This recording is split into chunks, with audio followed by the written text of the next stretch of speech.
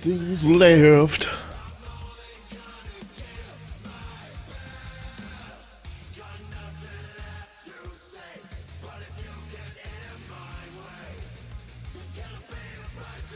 Yeah, you're gonna pay a price. Yeah. Ow. Ow.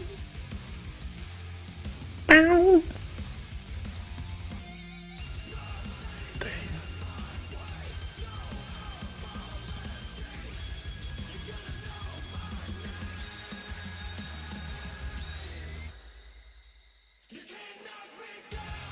Can't do it. You just can't. Can't knock this shit down. Yeah. Yeah. And fuck, my mic was on. What's going on, everybody? We are waiting for this live trial. I didn't realize my mic was on, but you know what? Who cares, right? Who cares? This isn't a recap of the Rittenhouse trial. This is day 8. Day 8 of the Rittenhouse trial. Let me do this and go day 8 of the Rittenhouse trial. We are waiting for them to begin. Bam, look at that. Update it. Right there in the graphic down below there. All right, guys, are you ready? I just got to find the feed. They haven't started the main courthouse feeds yet, so we're just waiting. Should be starting any minute here. It's 10:02 on the East Coast, which means it's 9:02 on the West Coast, and bada bing, bada boom. They're all starting now. Let me just find a good one. It doesn't have a bunch of no. Let's find a good one. Here it is. Found it. Got him. So we're just waiting for this trial to begin for the day. That's how you would say it with a French accent if you didn't know. To begin for the day. Because apparently I have energy, which is surprising. I only had 2 cups of coffee, but you know why? Like, this coffee really kicks your ass. All right? You know the coffee? Oh, did I get a super chat already? Who was that? Or stars? 530 stars to start off today, boy! Let's see if we can get a lot of super chats and all that stuff. You know, yesterday we raised $268, so I'm probably going to round that up to $500 and make a donation today for the X School for Boys, King Randall's project that he's doing down in Georgia, I believe it is. So we will... hold on, let me get this all queued up and ready just in case, you know. But yeah, King Randall is starting his own school because he doesn't believe, you know, he wants to teach boys how to be men. So they're calling it the X School for Boys.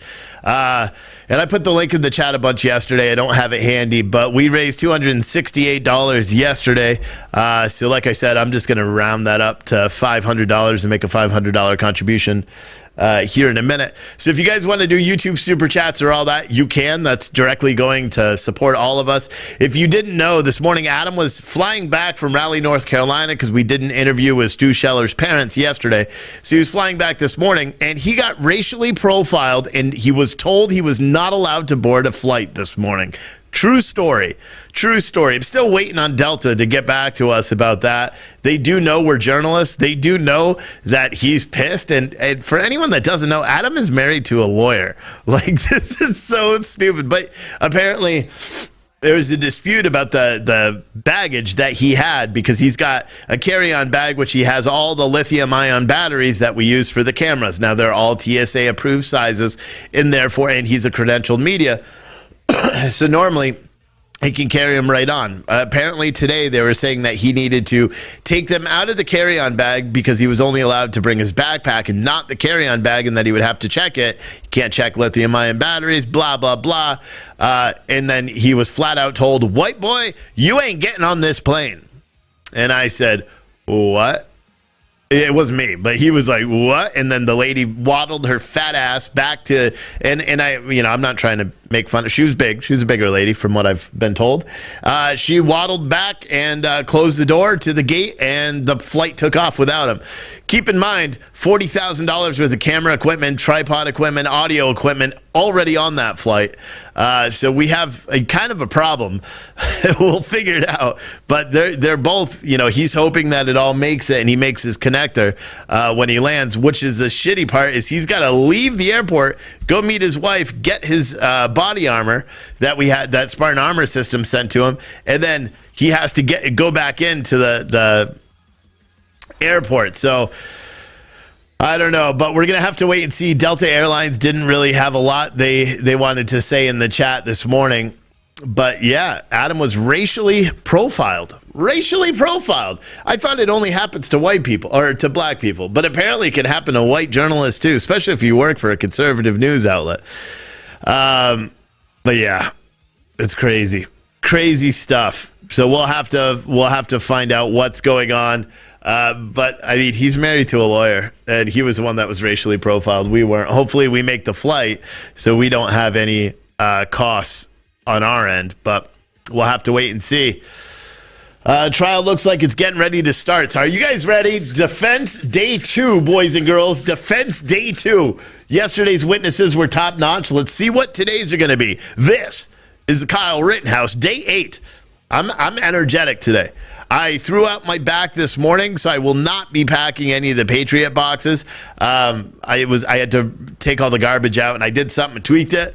I was supposed to start going back to the gym today after being sick all last week. I'm not going to, but I'm just going to it's okay. I just feel like a creek in it, so I'm not even messing around with anything. It's a problem with being a 300-pound powerlifter, is usually little things like that happen. Anyway, the trial is on now, so I'm going to switch it over. Enjoy, okay? Let's all celebrate this day of defense stuff.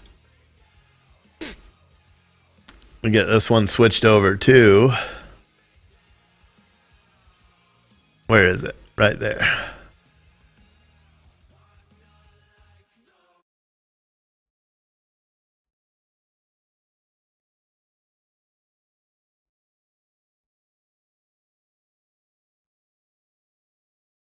And there's no sound right now because, well, they haven't sat. Because I know a bunch of you are going to be like, where's the sound, Steve? Oh my gosh, Steve, where's the sound? There's no sound yet. Mellow out, homeboys. Home skillets. Someone said reverse discrimination has been going on for a long time. Here's a newsflash, guys. It's not reverse discrimination. It's called discrimination. There's no reverse discrimination. That's not what it is. It's just flat out racist discrimination. Anyway.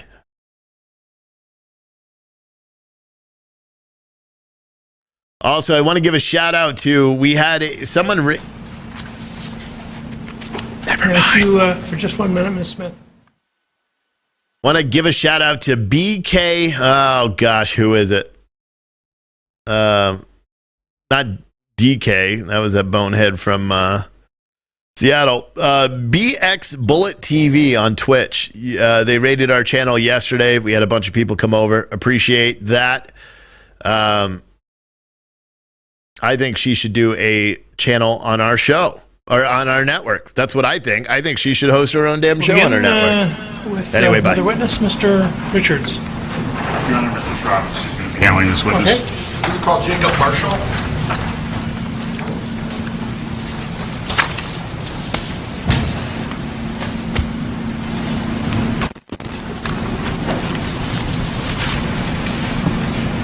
Stand, please. Raise your right hand. Do you solemnly swear the testimony you're about to give in this matter be the truth, the whole truth, and nothing but the truth, self regard? I do. You may be seated.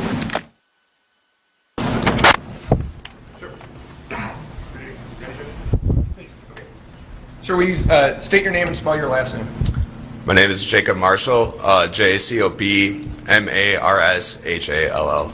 And Mr. Marshall, do you know Gage Grosskreutz? I do. Would you say that he's a friend of yours? I would. And has he been a roommate of yours in the past? Yes. Okay. And from what period of time to what period of time were you guys living as roommates?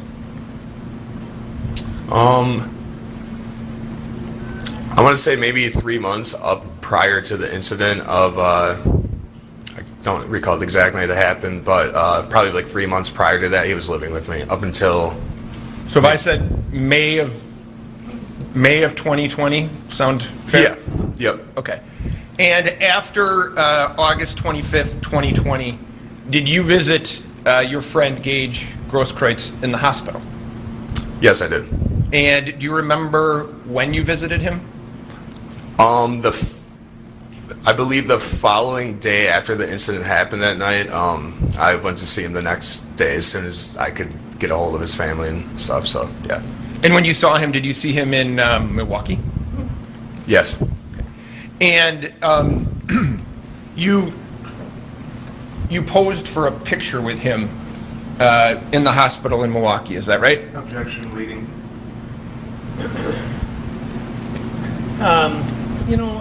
We've heard that objection quite a bit during the trial, and the suggestiveness is the offensive part of a leading question, and somehow I don't feel, from what we've heard already, that he's going to lead this witness into an answer.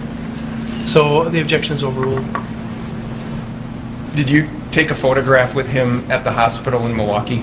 Yes, we did.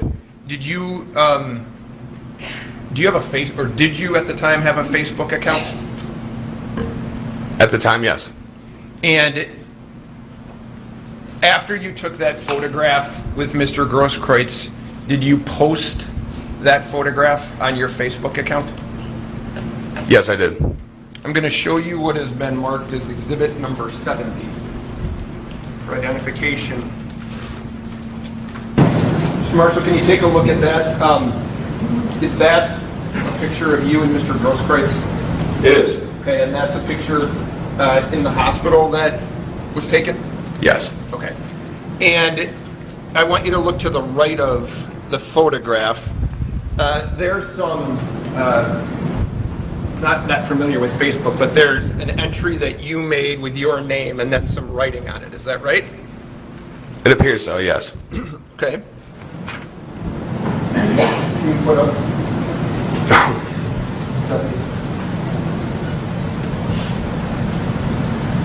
So this is the Facebook post we're talking about, and tell me if this is fair. It says, I just talked to Gage Grosskreutz, two. His only regret was not killing the kid and hesitating to pull the gun before emptying the entire mag into it. He said that to you, correct? No. He didn't say that to you? He never said that to me. You just posted something about your friend, your roommate, that was a lie? I did. Given the circumstances and all the threats I've received on the internet, I've never been put in a position like that. Addresses of ours were posted. My mother was getting inboxed. My sister. It was insane with everything going on at the time. I made a bad remark. I was trying to stick up for my friend at the time who, he didn't know any of this was going on. He didn't see the post or anything. You're not sticking up for him. You're saying what he said. No. Hold on. This post down here should have killed him right then and there. That's you saying that, right? That is me saying that, yes. Okay. This post right here is you equating something that Mr. Grosskreutz said to you. I lied. He never said that. Those words have never came out of his mouth. I'm going to object, Your Honor. This is asked and answered, argumentative, and leading. Overruled. So he never said that. You made it all up. 100% made it all up. Nothing else. Thank you. State. Mr. Marshall, after you learned that your roommate had been shot that night, what did you do? I actually went to Kenosha trying to figure out if he was alive. My sister was the one that notified me. She was watching his live stream, and I had to figure out if my friend was alive. Even at the time, I had no answers. So I drove from Milwaukee to Kenosha to the first hospital. They were transferring him to a secondary hospital, which then he got flight lifted back to Milwaukee. So I basically drove down to Kenosha to drive back to see him in Freighter. But I wasn't able to see him until the following day, at least, I don't know, like 12 hours at least, or plus after the incident happened. So As you came down to Kenosha, you first went to KMH or Freighter South looking for him, is that right? yes, it is. And you got there a few minutes after he'd been moved to another hospital in Kenosha, is that right? Yes, I don't know the exact second hospital. It's like St. Mary's or something along those lines, something like that. And then when you went to that second hospital, you got there a few minutes after the helicopter had flown him all the way back up to Milwaukee. Yeah, I actually was watching him get loaded into the Flight for Life. I kind of assumed it was him, and still I had no idea if he was going to make it. I didn't know the severity of things. And so then you drove back up to Milwaukee to Freighter there to try and see whether or not your roommate was alive. Well, yeah, that was a goal, but like I said, I wasn't able to get a hold of anyone. He was obviously anonymous at the hospital. I was just trying to get answers for his mom and his family to make sure, I wasn't sure if my friend was going to make it or not. So I was just, following him around trying to figure it out. But You were worried, you were scared. I've never been in that position in my life. It was very traumatic watching, my roommate, best friend get shot, and like I said, I thought he was dead from the second of how everything played out. So, I was very scared, very worried about everything. On top of being worried about his safety, you were also experiencing people putting his name on the internet, correct? Yes. And then all sorts of people who supported the defendant were making threats against him and you, correct? Yes, I actually believe one of the guys that was sending threats was with the defendant that night. His name is like Dustin Collette or something. He was sending pictures of guns to us. That was just a little things. Old addresses of ours got leaked out. I was in fear for my family and fear for my friends. It was pretty crazy. So this post where you're talking about emptying a magazine, was that your way of kind of trying to deter everybody from coming after you by letting them know that you guys are armed and ready to defend yourselves? That was 100% it. Gage has never said those words. I was trying to stick up for him more or less. That was, looking back, obviously not a good choice of words to say. I put in my emotions of, what I wish would have happened. I guess you could say it that way that night, but those words never came out of my friend's mouth. When I seen him the next day at the hospital, I cried. I was like, I'm so glad you're alive. Kind of let him know the severity of everything going on social media. It was pretty wild. So yeah.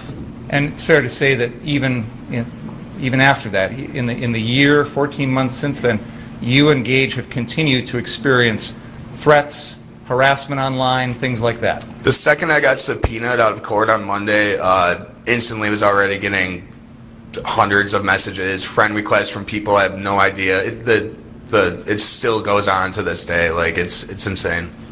Is your friend Gage the type of person who would take another life? No, and that's clearly shows of. The objection is sustained. Gage is a medic, He is a medic. a paramedic, and an EMT. Yes. Fair to say No, he's dedicated he's not. his life to Get preserving Get and them healing defense. He other is people. not. Yes, he cares about the wellness and safeties of others. Nothing further. Mr. Marshall, you took this post down, did you not? Please question that. After Please. getting all the harassment and stuff and instantly seeing that comment screenshot and knowing people are going to try to twist that right away, yeah, I took it down immediately. And you knew from this post, can you bring up the post again? You knew from the post, because the picture on the bottom shows Mr. Grosskreutz with a firearm, right? You see that? I do. Okay. So, you out of anger or frustration, you knew that if you said that if his only regret was not killing the kid, you knew that would hurt him, right? I did not at the time. Like I said, I was trying to stick up for my friend. It was a very hectic thing. I've never dealt with that situation like that. It was bad judgment. So your method of sticking up for your friend who you know is possessing a firearm is to lie about something he said. And like I said, bad. I don't have anything else. I was gonna say, like I said, it was gonna be bad. It was a bad judgment, bad call on my part of even wording something like that, and it was out of pure anger. That's really all I have. Judge, I moved 70. I have no other questions. Any objection? I have no objection to the exhibit, and I have no further questions. You may step down, sir. Received.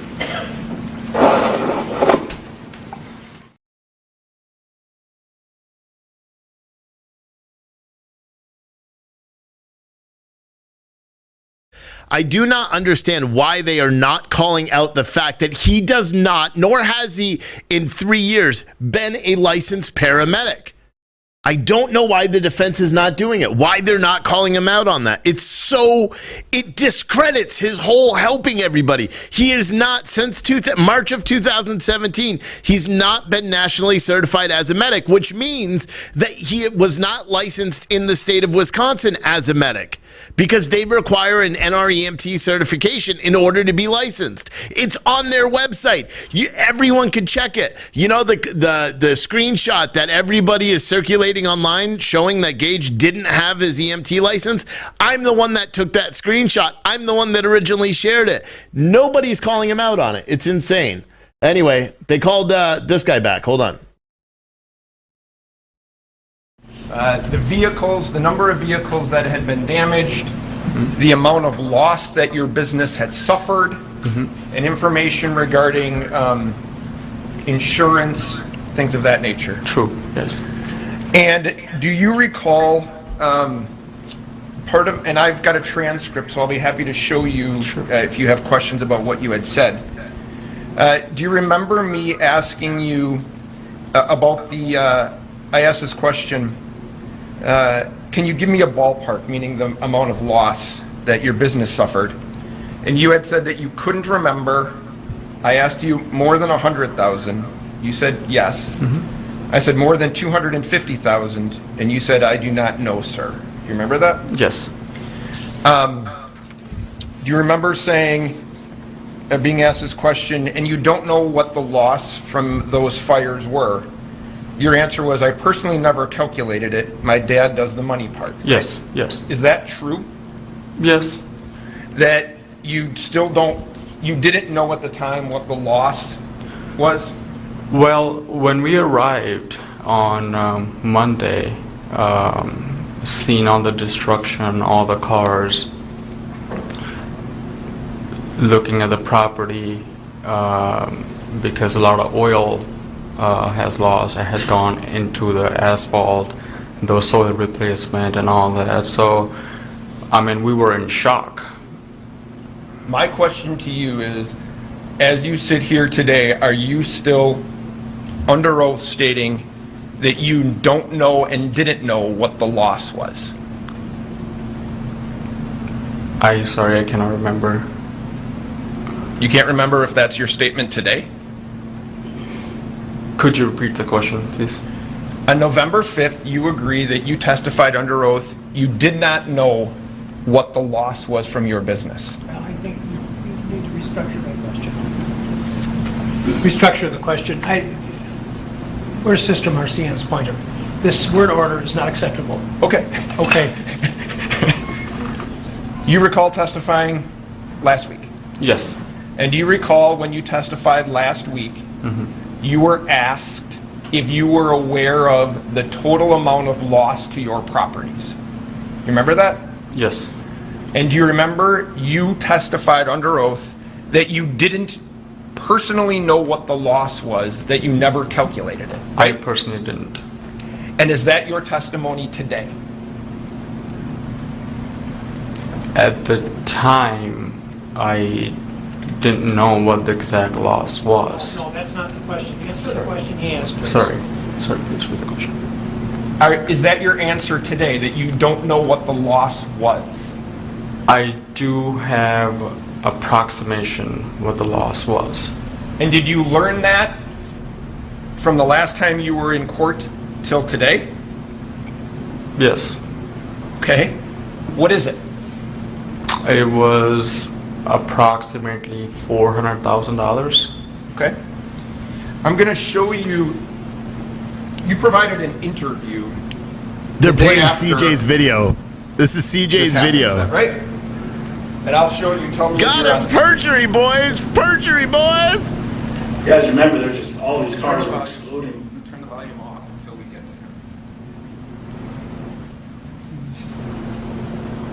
What? There's double bodies or double beds. At least I heard that go over.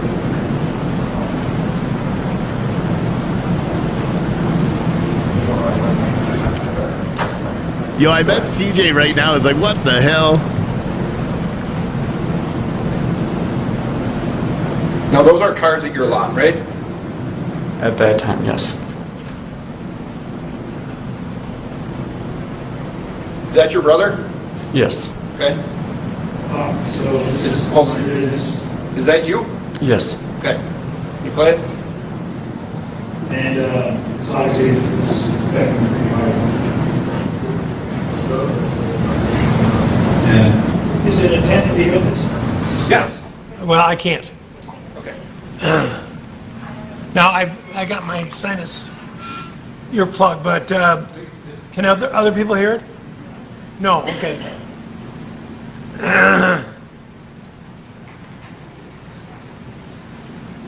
I wouldn't think that would control this.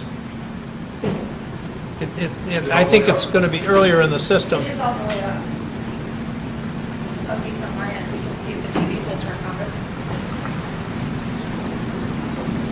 Because it should be coming, yeah. We'll just, they couldn't hear it, so if it stayed right there, here, I can't play it at too the loud. same time. I apologize if you can say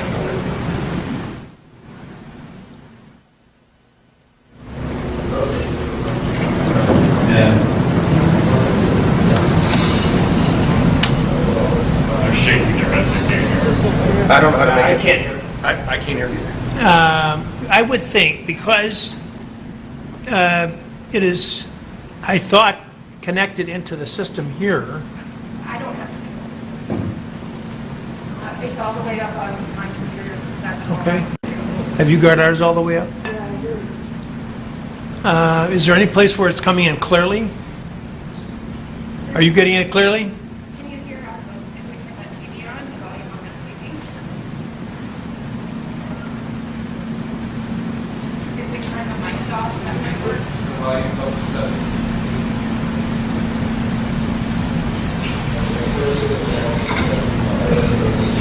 Is anyone getting it clearly?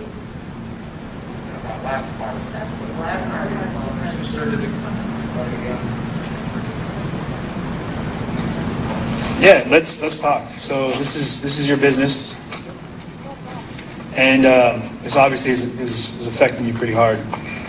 Big time. We built this place up from the ground up. Yeah. When we started this business back in 2013, we had about 5 to 7 cars. 7 cars. I counted. The first day we had only 7 cars. 7 cars. Yeah. Do you feel like right now with this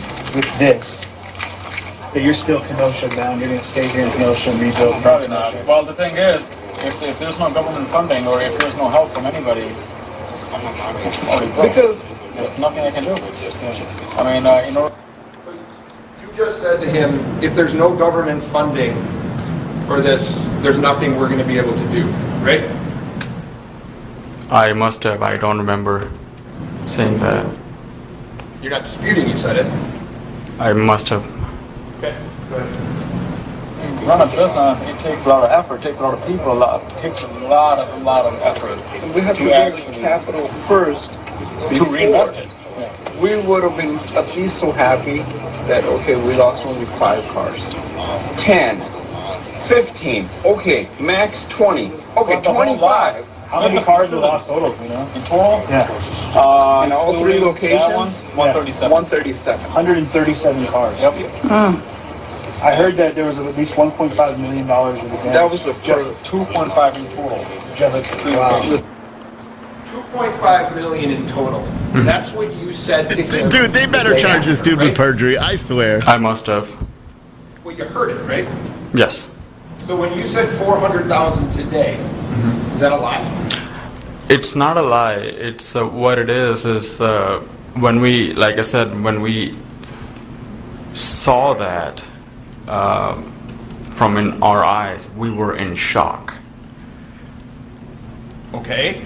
To be able to, I'm sorry, to be able to how to come back from it, we were taking everything in consideration in terms of all the oil, the gas has gone into the asphalt, the DOR. So we're basically putting everything in the consideration to get back on track. That's. Understand that, but I want you to answer my question. Go ahead. My question was, when you testified today under oath that your loss was $400,000. You'd agree that's not what you said on the tape, right? That is correct. So what you testified today under oath, that's a lie, right? It was a mistake. Today?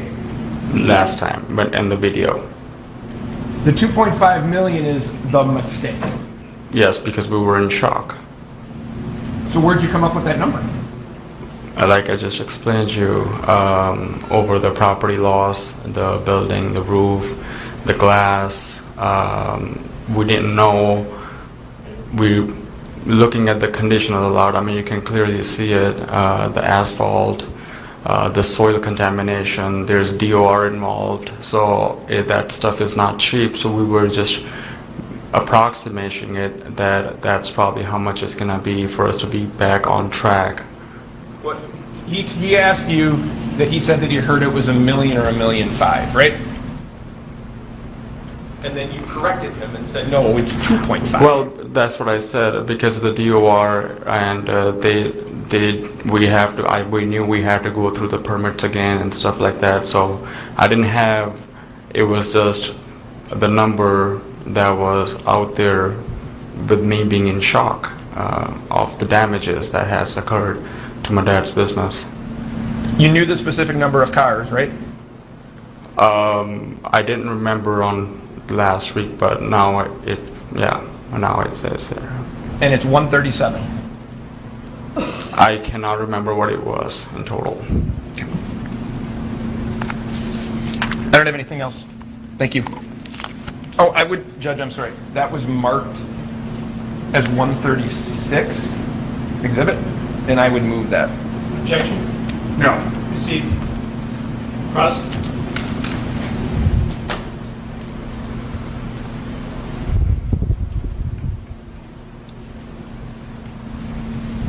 Mr. Kindry, the video that we just saw, do you remember what day that was?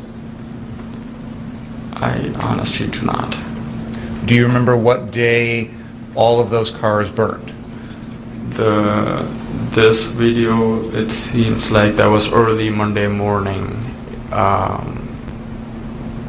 People said Sunday night the lot burned, but when we came to find out, it was Monday early morning, in between 12:30 2 o'clock.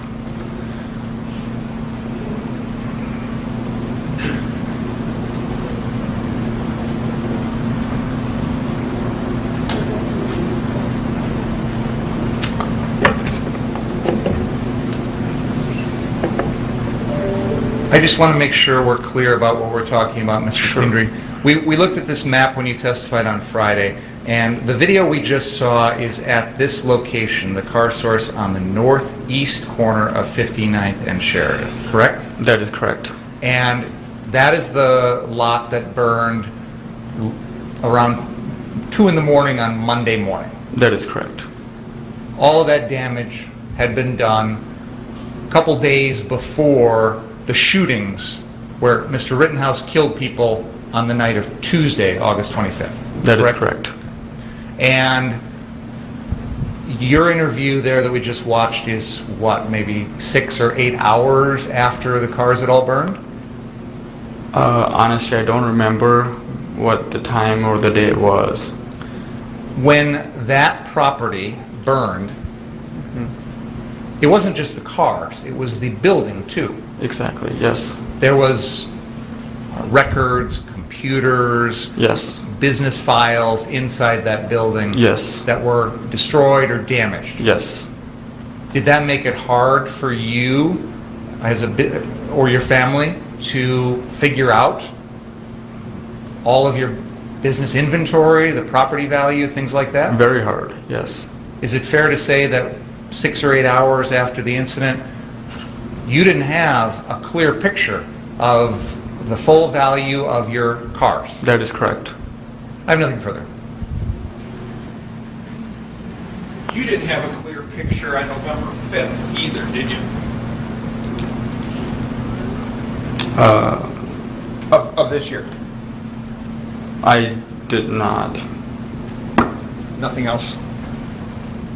Nothing further. Let me step down. That's called Kyle Rittenhouse. We need to do something to take about 5 minutes. Can you step out just into the library here for a sec? Anybody who wants to go upstairs may do so, but this will be less than 5 minutes, I'm expecting.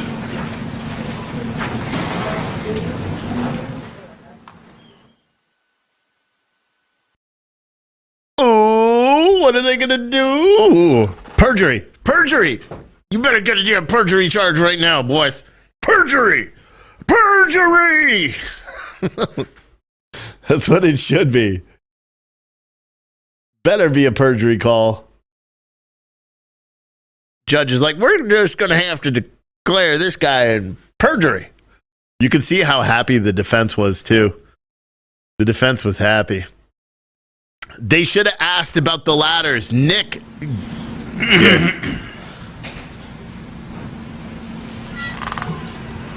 want me to swear him in, right? Yeah. Well, wait till the jury's here.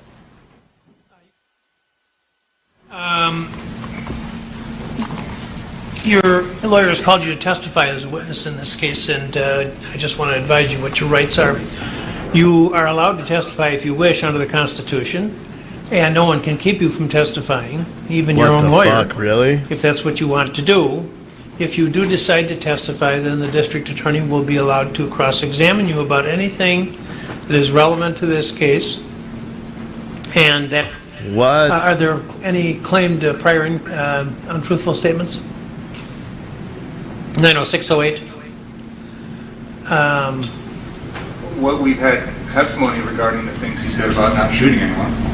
No. I'm talking about prior instance of dishonesty under 90608. No. Okay. So that's not an issue. The district attorney will also be allowed to ask you if you've got any criminal history or juvenile shit, he's adjudications gonna or take any the of that. stand? Not aware of any. Okay. And you could be asked about any other crimes, wrongs, or prior events that I think I've ruled on everything that's been presented to me. You have left the door open on some things, Your Honor. Yeah, and I've been thinking about it, and nothing, I've not heard anything in the case that would suggest to me that I would change any of those rulings. So unless there's something else on that, I don't need to cover that in terms of a possible inquiry. He will be able to ask you anything which is relevant to this case, germane, pertinent to this case, and you will have to answer those questions, even though it may ensnare you in some other criminal prosecution. Do you understand that? Yes, Your Honor. Any question about that at all? No, Your Honor. You also have a right not to testify if you don't wish to do so. And if you decide that you do not wish to testify, then no comment can be made on your silence by the district attorney. And I will not comment on your silence unless I am asked by your attorney to do so. And the only comment that I would make on it, if I were asked to do so, would be to instruct the jury that the defendant in a criminal case has the absolute constitutional right not to testify, and that your silence must not be considered by the jury in any manner in deliberation or in reaching their verdict. Do you understand that? Yes, Your Honor. So that'll be a choice that I would ask Mr. Sharofsky or Mr. Richards at a later point as to what you wanted to do if you decided not to testify, but that won't be an issue if you decide that you do want to testify, okay? Yes, Your Honor. Any question about this at all? No, Your Honor. Have you had enough time to discuss this matter with your lawyers? Yes, Your Honor. Have you had enough time to think about what you're doing? Yes, Your Honor. Do you think what you're doing is the best thing under all the circumstances? Yes, Your Honor. Has anybody threatened you or pressured you or forced you in any way with respect to this decision? No, Your Honor. Has anybody promised you anything in exchange for this? No, Your Honor. Is your mind clear today? Yes, Your Honor. Are you feeling all right? Yes, Your Honor. Have you had anything alcoholic to drink today? No, Your Honor. Have you had any drugs or controlled substances of any kind within the last 24 hours? No, Your Honor. Any reason I should not accept his waiver? No, Your Honor, this is consistent with advice of counsel. Okay. Any I'm not questions? aware of any reason. Okay, all right then. Anything else? May I just have a moment to run back to my office real quick? I'll be back in 2 minutes. Sure. Thank you.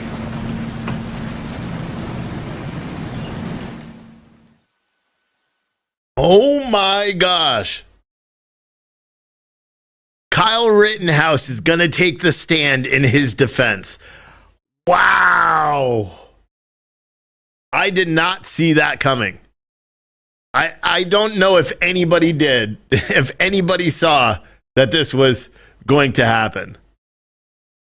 Kyle Rittenhouse is going to take the stand in his defense. Wow. Wow. Everybody's going to show it. They're going to break into national media. Fox News is showing it. Everybody's going to show it because this is huge. This is huge. He has no reason to take the stand at all. This case, I mean, from an outside perspective looking in right now, trying to pretend that you're neutral in this, we're not, because we believe that people have the right to defend themselves in this country. Well, most Americans think that. I would not think Kyle Rittenhouse would be taking the stand at all. Someone says it's to give the jury a look at Kyle. I get that. But my God, man, maybe, hopefully he's been trained. Hopefully he doesn't lose his cool. He doesn't seem like the kind of guy that would or kid that would lose his cool. But oh my God, I was going to go home and eat something. I can't do that now. I'm going to sit here feeling nauseous all day. Local Fox, just everyone. This is going to be national. I guarantee right now, everyone, will you do me a solid? Share out this video. Kyle Rittenhouse is going to be taking the stand in his defense. This is insane. This is insane. I don't know. Like, I would love to be watching the lawyers on YouTube and all that stuff, or have a lawyer commentator asking whether they think this is a good idea. And it's showing Kyle's mother, right now. She's in the crowd. I believe that's it. She kind of looks like him. She looked nervous too. I can't believe that they're putting him on. I don't know whether I think this is a good idea or a bad idea. I really don't. The defense, I mean, these are experienced trial lawyers. They must know. And they've probably been prepping him for months and months and months. Twisted Society with a $9 super chat. Thank you. Let's get those super chats in there. For every dollar sent, it means that you want Kyle to be free. I don't know. I don't want to use this to try to make money. Anyway, it's back on. Let me go back to it.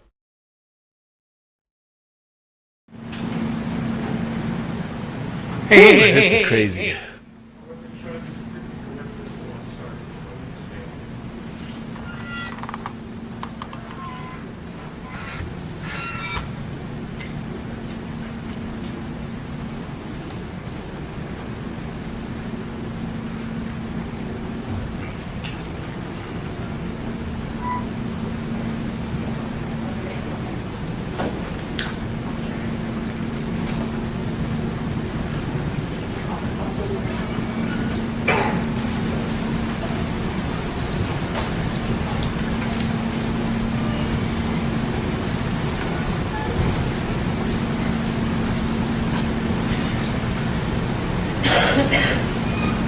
You may be seated. Swear the witness, please. Can I ask you to stand, please, and raise your right hand? Do you solemnly swear the testimony you're about to give in this matter be the truth, the whole truth, and nothing but the truth, so help you God? Yes. You may be seated.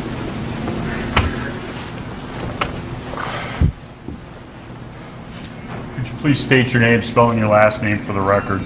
Kyle Rittenhouse, Rittenhouse, Kyle, where do you reside? Walworth County. How old are you? 18. On August 25th of 2020, did you come to downtown Kenosha to look for trouble? No. Would you have shot Joseph Rosenbaum if he hadn't chased you trying to take your firearm? Objection, leading. That sounds kind of leading. Would you I'll get to it. Are you a high school graduate? Yes. What high school? Penn Foster Online High School. Are you currently enrolled in any further studies? I'm a college student studying nursing at Arizona State University. Who do you currently live with? My mom and 2 sisters.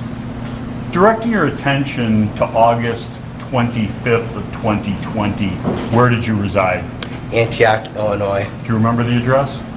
286 Anita Terrace, apartment 104, Antioch, Illinois. And who did you live with there? My mother and 2 sisters. What's your father's name? Michael Rittenhouse. Back on August 25th of 2020, where did he reside? He lived in Kenosha, in the city of Kenosha, in the apartments behind the Pick and Save on 50th. On 50. Do you have any other family that's from Kenosha? Yes. What? My grandmother, my aunt, my uncle, and cousins all live in the city of Kenosha. Okay. There's been testimony in this trial about the firearm in question, which has been marked. States 28. You've seen that gun? Yes. Before August 25th of 2020, had that gun ever left the state of Wisconsin? No. Now, before this event happened on August 25th of 2020, did you have any hobbies? Yes. Tell the jury what you like to do. I was a swimmer. I enjoyed working. I was a lifeguard. Hanging out with friends, going to the beach. Just normal teenage stuff. Were you a member of any groups, organized groups? Yes. What? I was a police explorer for Grays Lake Police Department, and I was a firefighter EMT cadet for Antioch Fire Department. Did you have any training in life-saving, anything like that? Yes. What? I was a certified lifeguard. I am a certified lifeguard and swim instructor. I am certified in Stop the Bleed, CPR, AED, automatic external defibrillator, and basic life support. Okay.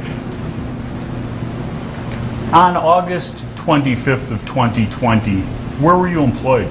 I was furloughed at the YMCA in Lindenhurst, Illinois because of the COVID-19 pandemic, and I was working at the Recplex in Pleasant Prairie. Okay. Recplex here in Kenosha County? Yes. Now, on the night of the 24th, did you come to downtown Kenosha? Not downtown, but I came to Kenosha for work. Okay. And after your shift at work completed, where did you go? I went to Dominic Black's stepfather's house. I believe his name is Scott Dickhart. It's been a while since I've seen him. Okay. And who is Dominic Black in relationship to you? Him and Dominic Black and my sister Mackenzie Rittenhouse used to date. Okay. And on the night of the 24th, were you aware of anything going on in Kenosha? I knew there was protests, demonstrations, and riots going on in the later evening. Okay. And how were you aware of that? I saw videos on social media, on Facebook live streams, TikTok of. I saw the Car Source lot being burned down. The Car Source 1, what we've been referring to. I saw a police officer get assaulted. He had a brick thrown at his head. And I saw the mattress store owner get knocked out, and I believe his jaw was broken and had to be wired shut or something. And you saw all of that on the 24th? Yes. Did you go to downtown Kenosha at that time and try and do anything about that? No, I did not. Directing your attention to the late morning of August 25th, 2020, did you have occasion to go downtown? Did go to downtown in the morning of August. Who did you go there with? I went there with Dominic Black, my sister Mackenzie Rittenhouse, and Ray Dickhart. And describe what you did. We walked around for a little bit, and then I believe at around 11:30 noon, we ended up at Ruther Central High School, where we ended up cleaning graffiti for about, I want to say, an hour and a half to 2 hours.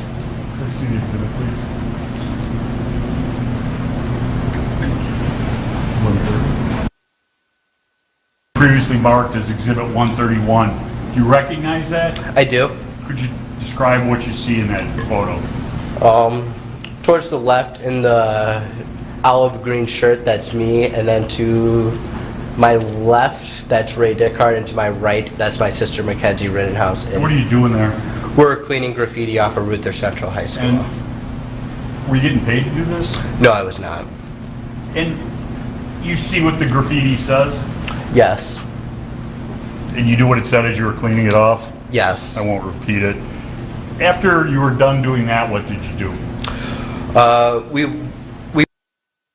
We went to the car source lot, the first location, and we were looking at the destruction of the burnt cars, and we saw the owner, Sam and Sal, I believe that's what they told us their names were.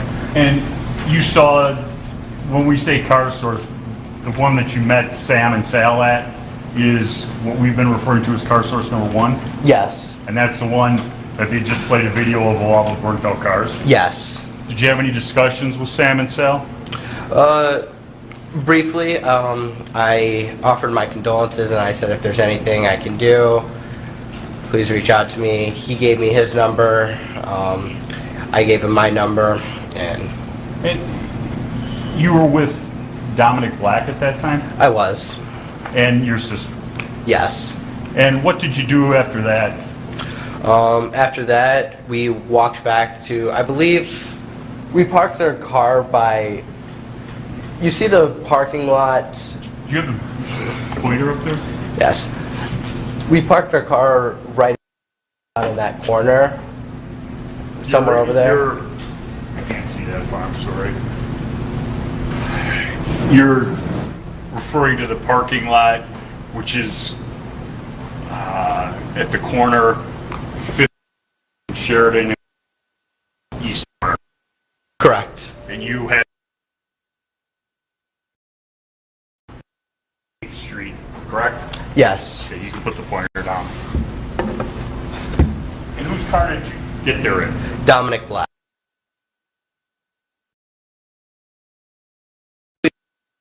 Parking lot. We went to Black's stepfather's house. I'm again, finding a and we hung different out there feed, for a guys. little Hold on. bit. Okay. And just in case. I bet all the feeds are doing this, but let me find one. Evening around 3:34, Nick Smith called me and Dominic. And when he called you, what was the nature of the call? At first, Nick Smith wanted us to drive him to Chicago by O'Hare Airport, the suburbs of Chicago, because he wanted to buy a bulletproof vest. And Dominic said, okay, we'll drive him. And then he said, okay, I need you to pick me up at like 3:30, 4 o'clock. Okay. Did you go and pick him up eventually? Yes. We actually, before we picked him up, we went to Jelensky's. Okay. What did you do at Jelensky's? We bought, Dominic wanted me to buy 2 rifle slings. And did you? I did. One was for what? One was for my rifle, and the other one was for Dominic's rifle. Okay. And why did you care about your rifles that evening? The reason for the slings were just so it's like a retainer, so if I'm helping somebody with first aid, I can just like dangle my rifle behind me and I don't have to worry about somebody just randomly going and picking it up off the ground, just as like an extra measure so it won't be taken from the ground. And what time did you go to Jelensky's? I want to say about 2:30, but I don't know exactly for sure. Okay. When did you first have contact with Nick Smith? 3:30. 3:15. Okay. 3:15, 3:30. And was there any discussion regarding car source at that time? Yes. What? Nick Smith, once we picked him up, he wanted to go to a bank to withdraw money. The bank was closed, and then he was like, hey, would you guys like to come with me and help watch over the car source, make sure there's no fires or anything? And Dominic said yes. I agreed. I said okay. And then I said, here, Nick, I don't really need my bulletproof vest. I'm going to be helping people with first aid, so I gave him my bulletproof vest. And by you giving him your bulletproof vest, did that stop the need to go to someplace by O'Hare Airport? Yes. Okay. And why does a 17-year-old kid have a bulletproof vest? It was issued to me by the Grays Lake Police Department. Okay. You didn't purchase it? No, I did not. And after you gave him your bulletproof vest, where did you go? We went back to Nick Smith's house where we parked Dominic Black's car. And then what did you do? We walked from Mr. Smith's house.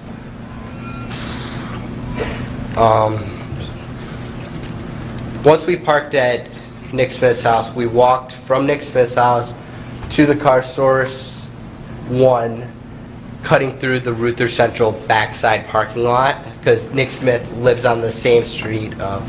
You don't have to say where Nick Smith Okay. lives. He lives within walking distance from here? Yes. Okay. And so you go to Car Source 1? Yes. And that's the burnt out one?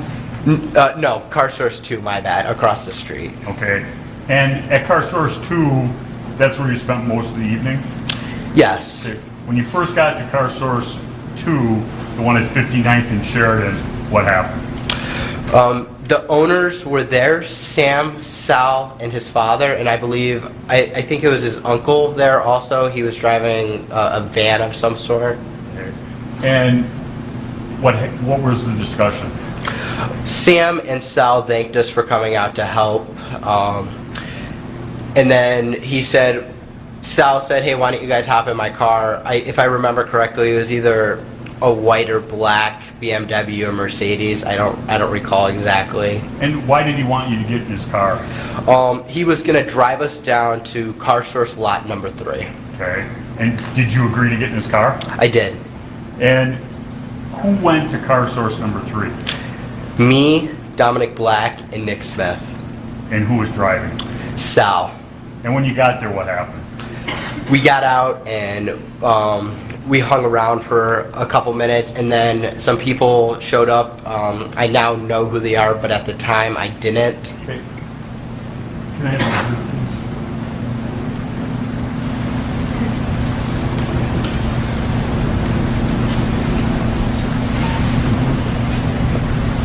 show it's been marked as Exhibit 3030. Do you recognize that exhibit? I do.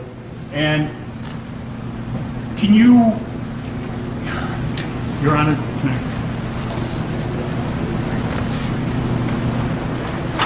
can you go up there, please, and point out,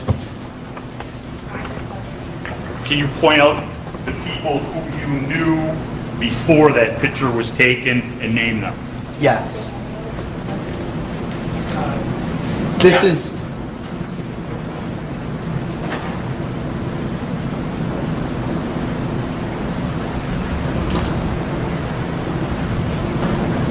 This is Sal, the owner. This is Ryan Balch. This is Joanne Fiedler. This is Justin Hamilton. This is Dustin Collet. This is Nicholas Smith. I don't recall his name. This is me, and this is Dominic Black. Okay. We've heard testimony. You can have a seat. We've heard testimony about you, Nick, and Dominic. You knew those individuals before August 25th of 2020? I knew Nicholas Smith and Dominic Black. Okay. You did not know the owner of Car Source previously? I did not. Was he being nice to you guys? Was he happy you were there? Was he mad at you for being there? Describe it. He was happy we were there. Okay. And you heard their testimony, the two owners. I believe that was Friday afternoon. I did. And did they give you permission to be there? They did. And the other individuals in this photograph, some of whom have testified in this trial, 10 minutes before this photograph was taken, did you know any of them? I did not. Had you ever spoken to any of them? No. And when you were there, what was the idea? Was there a plan? What was going to happen? Yes, the plan was to, I went down there to provide first aid. I brought my orange first aid kit, the fanny pack, and I also brought my Pelican box, which was filled with first aid stuff by my feet to provide first aid. The orange box by your feet you refer to as a Pelican box? Yes. Did you have that before the 25th? Yes. Was it stocked? Yes. With things that you had bought and brought? Yes. And do you go with that every day, or is that because of the situation? It was in the trunk of my car. Okay. And the fanny pack, what's the situation with that? It was my work bag. I brought it to work with me, and I would put it under my lifeguard booth. Okay. And that had first aid supplies? Yes. Now, after the meeting here at 63rd and Sheridan Road, what's been referred to as Car Source 3, what happened? After the photograph, I believe, I don't recall exactly, but there was about 2 or 3 vans that pulled up, like big vans with people inside of them. Okay. And what was their role in this evening? Well, they showed up and they wanted to protect the business, and I didn't really have a say in what everybody was doing. I was just there doing my first aid stuff, and then Ryan Balch said, hey, why don't you guys stay here, and we'll go down to the car source number 2. Okay. And so the people, a group of people was going to stay at car source 3, and the people depicted in this photograph were going to go where? Car source 2. And is that what happened? Yes. And so at that point then, Sam and Sal had coverage, for lack of a better word, at both of their businesses to protect the property, correct? Yes.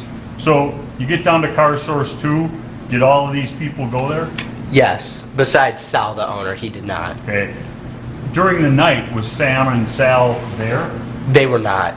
They left you guys there? Yes. I believe Nick Smith was in contact with them throughout the night. I'm not certain, but I believe they were. And you get down there, were you able to get in and out of the business? Yes. How? Sal, the owner, actually gave Nick Smith a set of keys. Did you personally see that? I did. Did he give you any other direction regarding any equipment or anything like that? He let us know where, like, the power washers and the fire, I think there was a single fire extinguisher in the building, and some hoses, the hose hookups, just in case there was any fires we needed to put out at the lot. Anything else about the roof?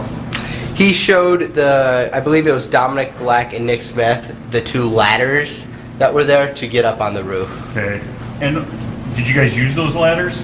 I didn't personally, but the people that were on the roof did. Okay. And you saw them use those ladders? I didn't see them, but that's how they got up there. Okay. Where were you predominantly at car source 2? I was in front of the car source 2.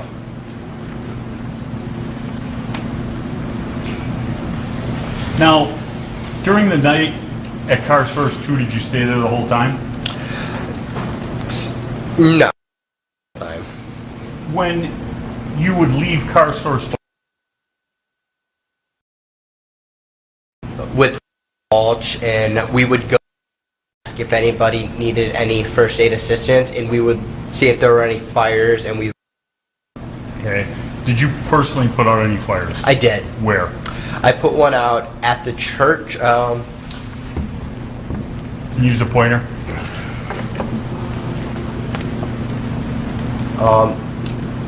So right here was where there was the demolishing. They were breaking some stuff down.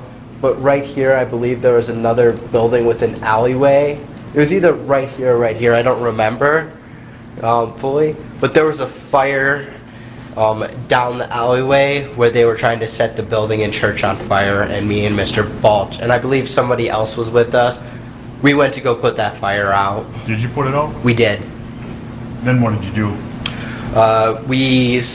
Around that time, we saw Ruther Central High School on fire, the front doors, and we were walking north down Sheridan Road to go put the fire out, and then somebody else put the fire out before we got to Ruther Central High School. When you say the front, is that right here on Civic Park? No, sorry, that's my mistake. You're walking north on Sheridan. It's the side of the building on Sheridan Road, towards the left when you're walking north. In the general area where you had tried to help remove graffiti earlier? Yes, in that photo to the right. Okay. And during the evening, was there any friction between your group and protesters slash rioters? No. The only type of stuff that happened was the person that attacked me first threatened to kill me twice. Okay.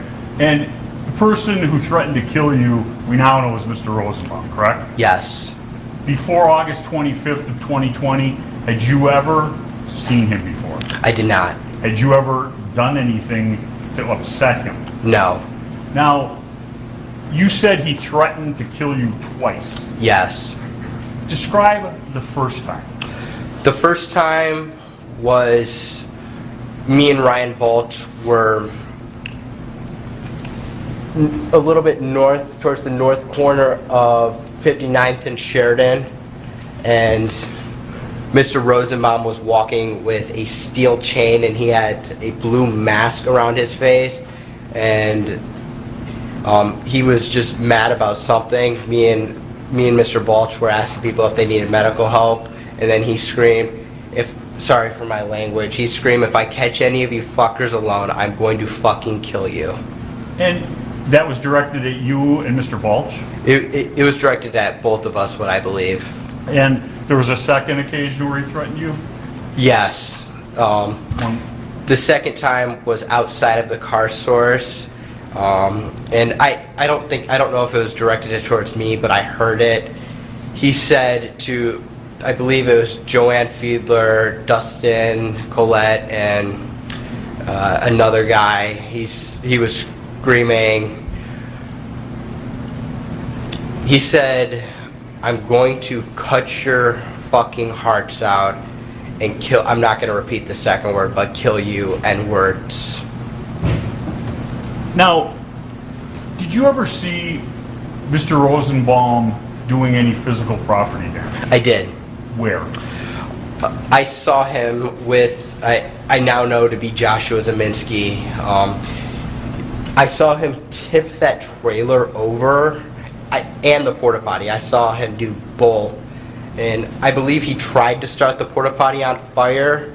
I don't know. I don't think he succeeded. But then I saw him with Mr. Zeminski. He was either helping start it or he was like throwing stuff on it. I don't know which one he was doing. Where did you originally see that trailer? That trailer was in the St. James Church parking lot. Sort of like right over here in like the backish corner, what I remember. And did you see how it got from there to where it was put on fire? It was pulled. By whom? It was several people that pulled it into the street, but I can't tell you definitely who pulled it into the street. And you went down there and saw them starting a fire? I didn't go down there. I was at the corner of the car source lot. Okay. And you referred to Mr. Zeminski. Before August 25th of 2020, had you ever met Mr. Zeminski? I have not. Did you ever meet him since? I have not.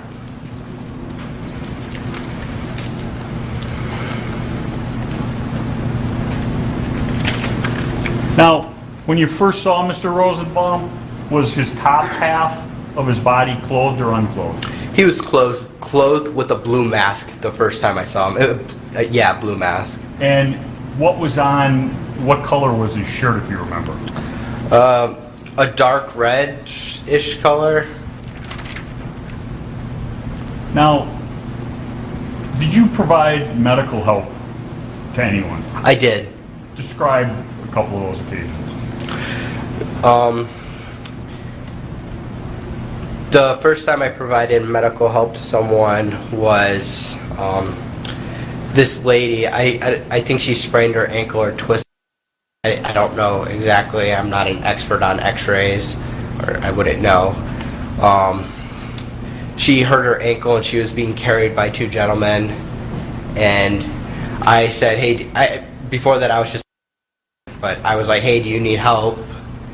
And she said yes, and I said, okay, let's go into the car source where I was. And I wrapped her ankle, and then she went on her way. And I let her know there was a hospital. I want to say southbound Sheridan, across the street from car source 3. hospital was over there and she should go get it. Anybody else? Yes. What? Somebody threw a chemical bomb, actually right after I heard "I'm gonna cut your hearts out" from Mr. Rosenbaum. I don't know who threw it, but somebody threw a chemical bomb. Hey guys, I'm going to switch this feed over to one that's not lagging. There's going to be a delay. Mr. Hold on. Balch with being able to breathe. Somebody threw a chemical bomb, actually right after I heard the "I'm gonna cut your hearts out" from Mr. Rosenbaum. I don't know who threw it, but somebody threw a chemical bomb, and Ryan Balch had some effects of it, so I helped Mr. Balch with being able to breathe, and I helped flush his eyes out and had him drink some water. Okay. You, in the answer to the question just before, you said something about being pepper sprayed? I did. And where did that happen? That happened at the car stores, I believe it's the first time a big crowd of people were over there. I was pepper sprayed by somebody that was in the crowd. I don't know why, but I was pepper sprayed. Did you do anything in retaliation? I did not. Now, directing your attention to later in the evening, did there come an occasion where you had contact with Mr. McGinnis? There was.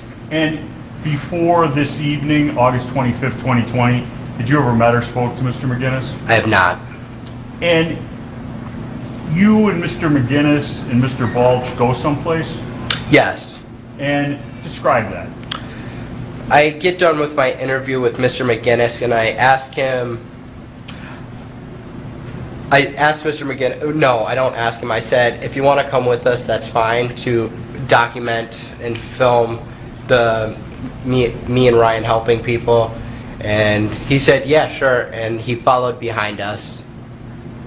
And in that tape from Mr. McGinnis, there's talk about you being an EMT, correct? Yes. Are you an EMT? I am not.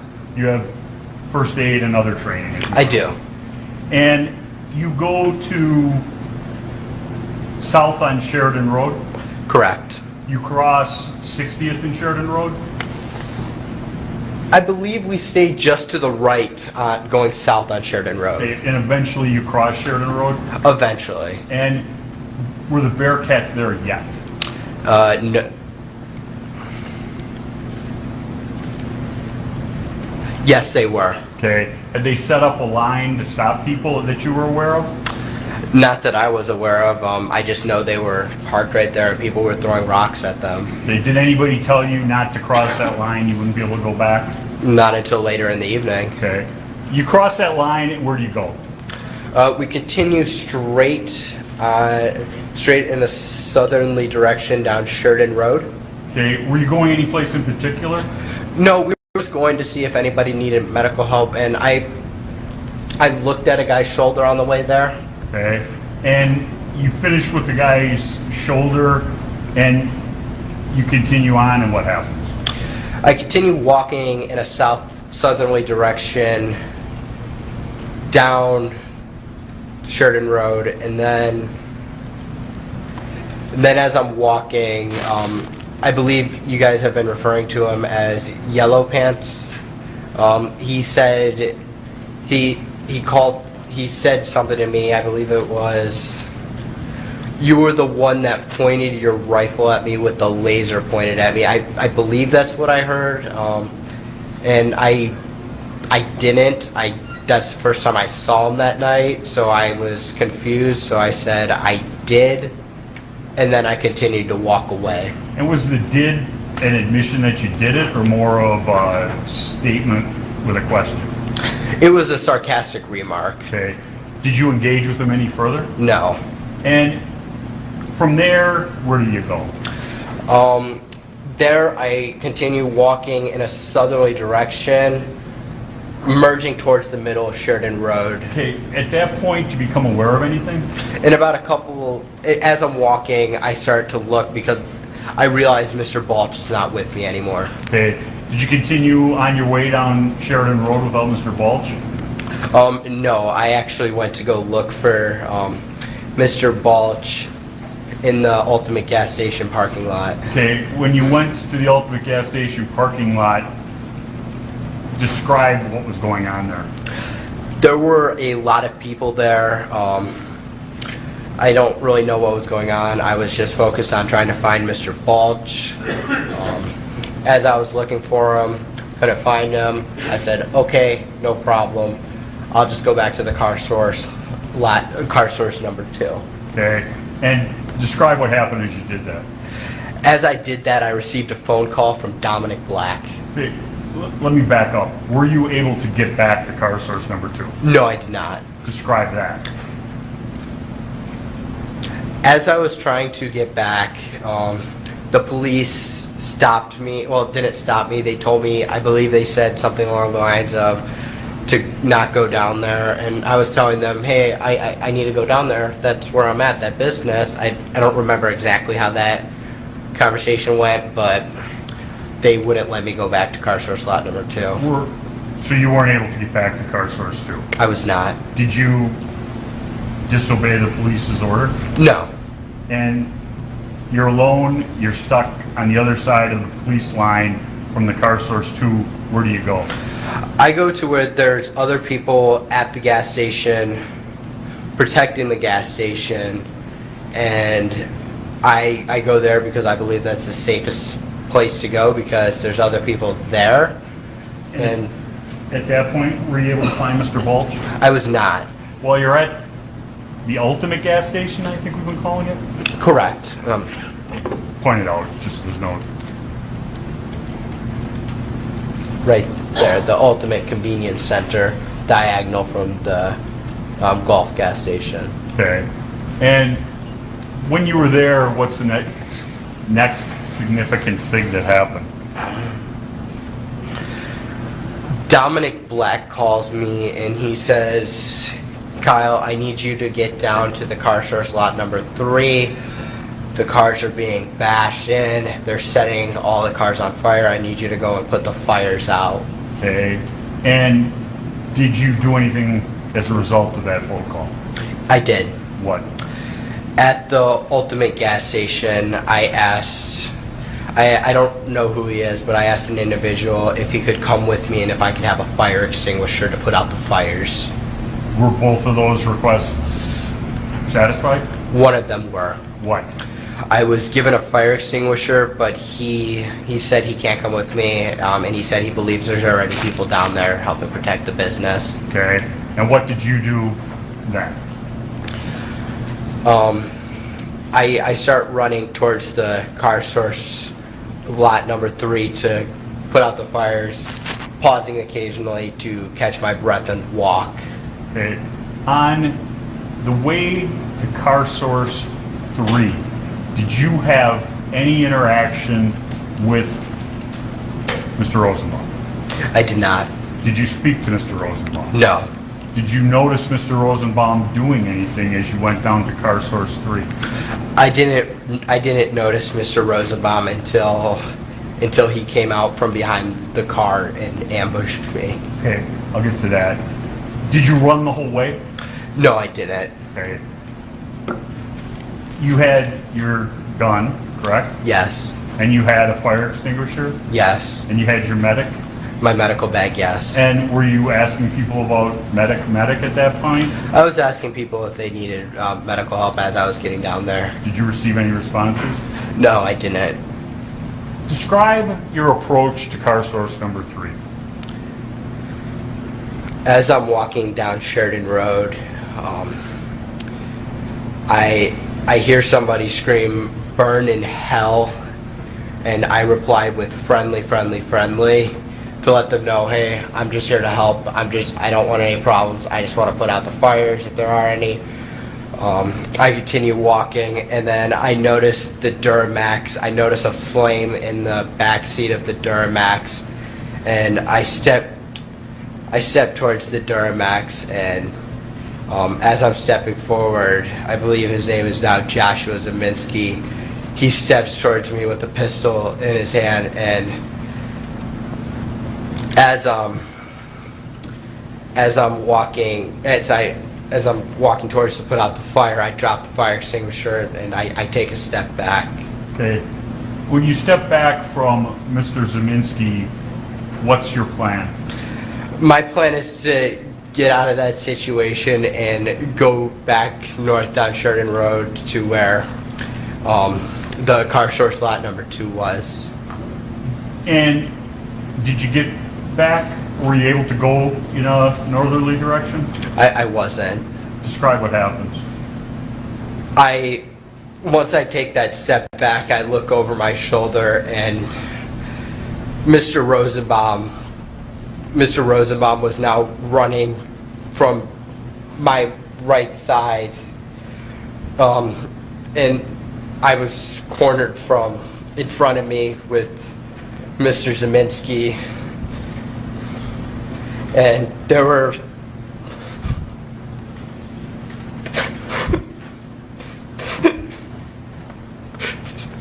there were 3 people right there. Take a deep breath, Kyle.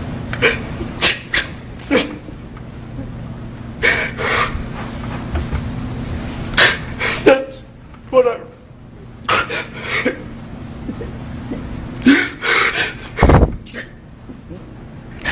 That's what I run. We're going to just take time for our break anyway. You can just relax for a minute, sir.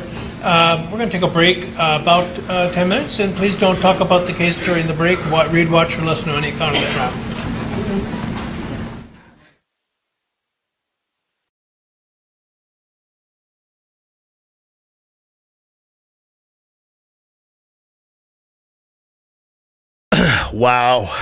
Wow, this case is... We've never... What this government is doing right now to this kid is insane. It's insane. He didn't even make it. Look at the judge. You can't see the judge's face. Look.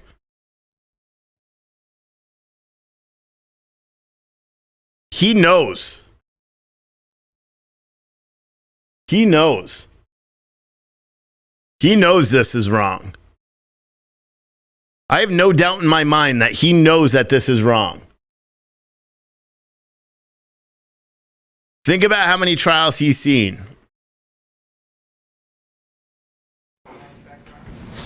Let's aim for 10 minutes, but it'll probably be a tad longer.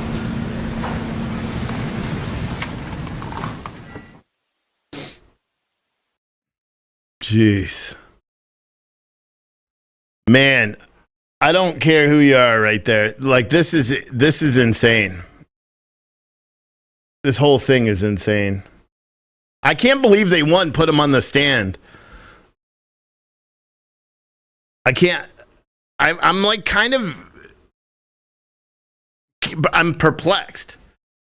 Someone said the chat's moving too quick. I can't even read it right now. There's a lot of people. Someone said it was tough to watch. He couldn't even get to it. He didn't even get to the shooting part yet. He was reliving it right then.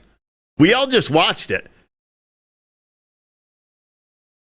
I mean, shame on this government, dude. Shame on these prosecutors and everybody for doing it. Because here's the thing: no matter what happens, that kid right there is going to have to live with that decision every day, every single day.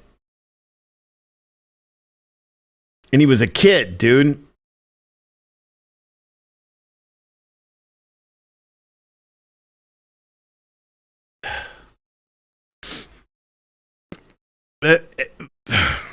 Should be ashamed. I mean, in all reality, everyone that's watching this, I feel ashamed that this is our country, that other people right now are watching this. We have, can you imagine if this was somewhere else? You have a war zone going on outside in your community, and you decide after, 17 years of trying to be an honest kid, police explorer, fire cadet, trying to do everything right, still is, mind you. The kid is still trying to do everything right. He's going to college for nursing right now. That was new to me. That's going to be done. You know how many, I guarantee you right now on social media, there are already people right now on social media that are calling for that school, which we're not mentioning. Do not type it in the chat. Calling for the school that he said he went to, trying to get him kicked out. I can almost guarantee right now there is feigned outrage from the left that this school is allowing him to be a student. Someone said that the criminals are running this country. Absolutely. Because here's the thing. Yesterday, let's talk about the whole trial. They're only taking a short break. So let's talk about this from the very beginning. Pretend you've never seen the video so you don't understand that he was defending himself, right? Let's just go off of the left's narrative, the mainstream media narrative that this kid traveled cross country or cross state lines, even though it's only 30 minutes. But let's just pretend like he drove for hours, right? That's the way the media portrayed. He was walking up and down the street with his gun that he had illegally, that he crossed state lines with, which is not true. Right? He was breaking curfew, such a violent crime, even though he appears to be the only one charged with violating curfew. Isn't that weird, considering all the riots and all the things that happened that night? Nobody else has been charged with it, and that's why the defense, early on, I was wondering why the defense was asking Gage and the photographers and everybody else, you weren't charged with being outside of curfew, and they're all like, no, and I couldn't understand why he was doing that until they dismissed that charge on Rittenhouse. That was the 7th charge he was facing. They threw it out yesterday, saying, like, listen, there was no willful order for him to actually not be there. In fact, police did the opposite, thanking him. But let's pretend you didn't know anything was going on about this case, right? The mainstream media, the way they portrayed it is they portrayed him as a white supremacist militia guy.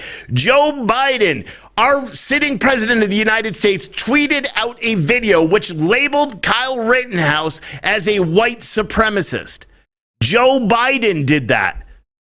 Politicians have called him a white supremacist. Mainstream media, MSNBC, CNN, all of these people, including probably Fox News. They probably had some libtard commentator that got on there.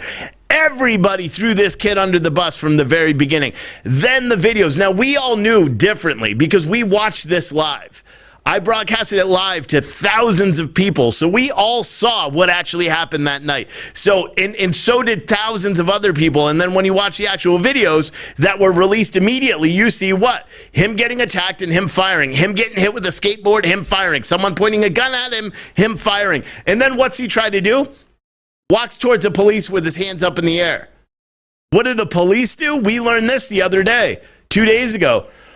You know what the police did when they got a guy surrendering to him, walking up? They pepper sprayed him and aimed handguns at him. They charged him with fleeing the state. He's got a current charge right now for leaving the state with the firearm. The police literally pointed handguns at him after he tried to surrender and pepper sprayed him. They testified to that. This kid has been railroaded and scapegoated since the beginning, and people have been taking advantages of him. You have lawyers that are now representing J6 defendants that there was some weird shit that happened with the money with this guy, right? There's so much weird stuff that's transpiring with this case and how many people right now. And as you got the one guy that gets up there before and says that he lied, that Gage Groysowitz didn't say that he wanted to kill, that he wished he emptied his bullets into Rittenhouse, which we know that that's false. This guy is a freaking Antifa and part of some, what the hell, rebellion group.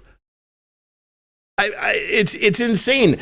The defense, and I still don't understand why the defense didn't they could have tore Gage up from the very beginning by just saying, hey, are you a licensed paramedic? Everyone keeps saying you are. Are you licensed? No. Oh, why did you lose your license? Why did you lose your license, sir? Oh, because you had a gun crime, which made you ineligible to be a paramedic. We heard testimony today that Gage is an active licensed paramedic. He is not. It is not true. Nobody cares about facts in this case, including the defense. Like you would think if you're trying to, discredit someone, how about the fact that they lied on the stand several times? They're not doing it for some reason. They didn't even go after the brothers, the Saul and Sam. They didn't even go after them for perjury. Maybe they will later. They said 137 cars were burned for $400,000 worth of damage. You know what value that puts all of those cars at? An average value of $2,300. Like, this is insane. What kind of dealership has 137 cars that are all $2,300? It's insane. It's insane. So for what if you're just joining us and you see me doing a rant, but you don't know why, Kyle Rittenhouse is currently taking the stand in his own defense. Now, they went on a break because he broke down on the stand, completely broke down. Because he's reliving, and I'll be honest with you. I'll tell you something about me that I didn't do, or that I didn't. I haven't said on this. I was a firefighter and an EMT for an extremely short time. Now let me give some explanation on what that means. Oh, just under 2 years, I believe. I was an EMT. We did medical calls all the time. I was on intra-facility transfers and all that stuff. We had a shit ton of patients die. Never affected me. Shit ton. And when I say, like, I've done CPR 22 times, and I think 18 of which were unsuccessful, and I watched them die in front of me. In less than, and that was like in a year of being an EMT. So that's pretty bad, right? When I was on the fire department, we had a call where a guy hit a tree doing 85 miles an hour in a 35. Lost his leg chopped off, arm chopped off. I remember I had to restrain a police, or actually physically pick up a police officer, move him, because he went into immediate shock. We did what's called a critical incident debriefing for that call, right? So that's where you sit everybody down. It's a state mandated thing. You sit everybody down, you talk about the call. I literally listened to everyone, including helicopter pilots, flight nurses, everybody, talk about how this case affected them. I sat there and I said, because I wasn't affected, I was like, this is what I trained for. I knew I was going to see bad calls. I knew we were going to see people picking up legs. There was a person at that call walking around with this dude's legs in shock going, what do I do with this? What do I do? It didn't get me. And then I had the call that did.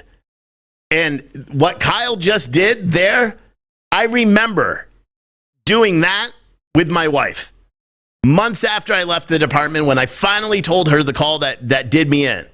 I was that same way. I couldn't even talk about it. We lost a kid on a fire call. Horrible call that we shouldn't even have took. My paramedic partner, jumped the call. We lost a baby. And it was right after my son. So literally when I was doing CPR on this kid, I was seeing my kid. I couldn't even look or hold my kid for months. So I got a job doing security so I could beat people up to make myself feel better. Finally, I broke down. And I broke down. I explained to my wife, because I quit the fire department in the middle of the night, right after a huge fire. I was like, fuck this, I'm done. And not honorable. Never, you never quit a job that way, because it kind of ruins it. But that's why. I remember having a moment just like Kyle did. I sat here and I was getting worked up myself, because I couldn't even tell my wife, my best friend, what the call was. I couldn't even tell her about it. And still to this day, she always would, like, when I get worked up, or I have nightmares, or, when I have the insomnia battles and all that stuff. That's one of the reasons why I started covering all the protests last year. Could never sleep because I had insomnia and PTSD and all that shit from the calls. Even now, she doesn't know the whole thing. The only thing she knows is that I was doing CPR on a little girl that looked exactly like my son, and she died. That's it. And I could talk about it now, but I can't, outside of that, just still won't even talk about all the specifics about it and everything that we did. And I mean, if you've ever done CPR, feeling ribs crack and shit on kids, it's fucking horrible. It's fucking horrible. What they're doing to this kid right now is horrible, because I saw when he just broke down, that's exactly how I felt so many times, because we saw tragedy. That's what happened. Granted, the tragedy in this case is at his own hands, but he had no choice. It's just, I'm ashamed. I'm ashamed of what this country is and the fact that this is even going on. I really am. Just as, and I'm a patriotic motherfucker. I mean, I got the American flag. I'm fucking patriotic as shit. But I'm ashamed at what this country has become. I had, last night, I almost came back and did a live show last night because I had a fucking 45-minute argument about they, them pronouns with my wife. No joke. Last night. Because anyone that doesn't know, my wife is a liberal. And she was saying, trying to rationalize some shit that she's doing with her kids in school. And I'm like, you can't do that. That's wrong. You're doing something wrong. And I literally tried to beat it into her head how wrong it is. And she kept giving examples. And I'm like, that's like calling peanut butter and jelly fucking gourmet food. It's not. You can't say that. It's not the same thing. I don't even know where I'm going. I'm pissed off. Wayne said you're off to trial. Watch the trial elsewhere. Good luck. It's on fucking recess, which is why I'm talking. It's so crazy. The break is not over. The break is still on. I've got it up. So the second it comes back, I'll put it back on.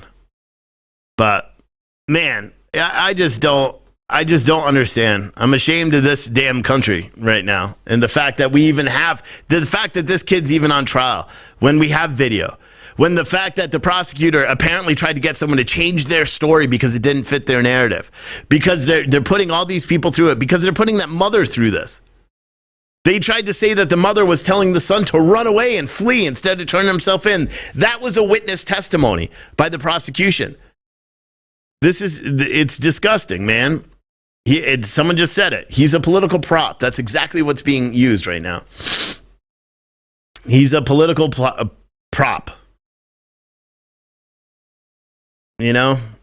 I think I did, Randy. I think one time I got drunk while making a show, and I think I talked about that call. And I deleted the video after. But some of you guys may have heard that anyway.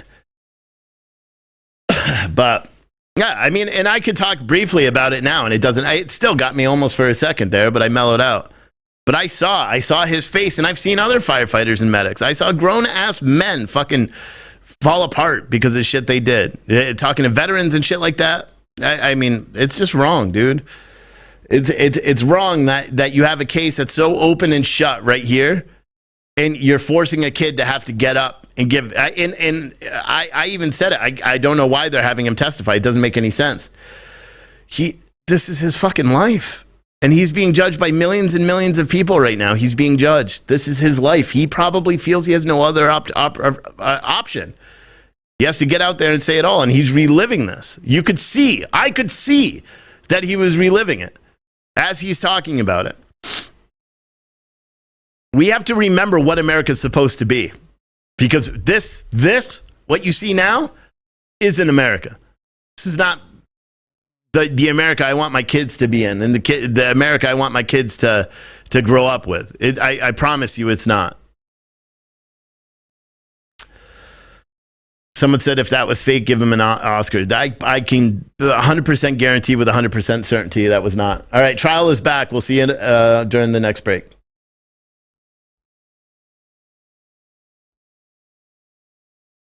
There's no sound yet, which is why there's no sound. Fuck, man.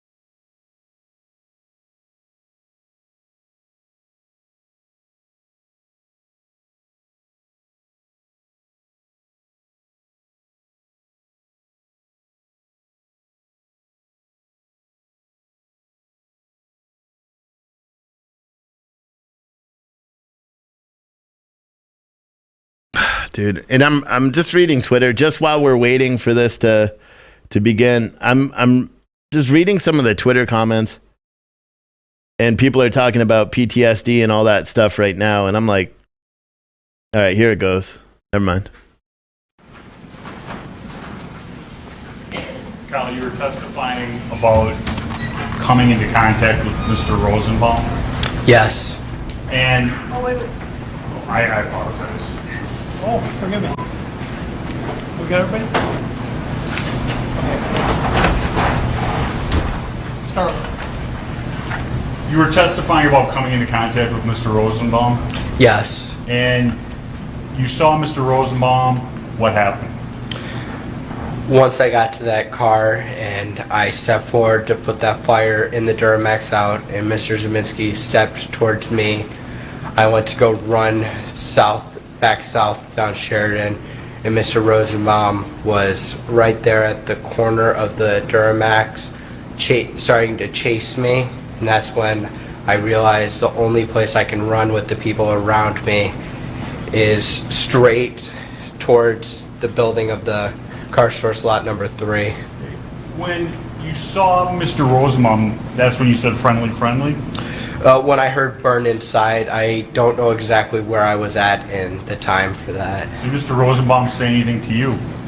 No, Mr. Zeminski instructed Mr. Rosenbaum to get him and kill him. That's what I heard.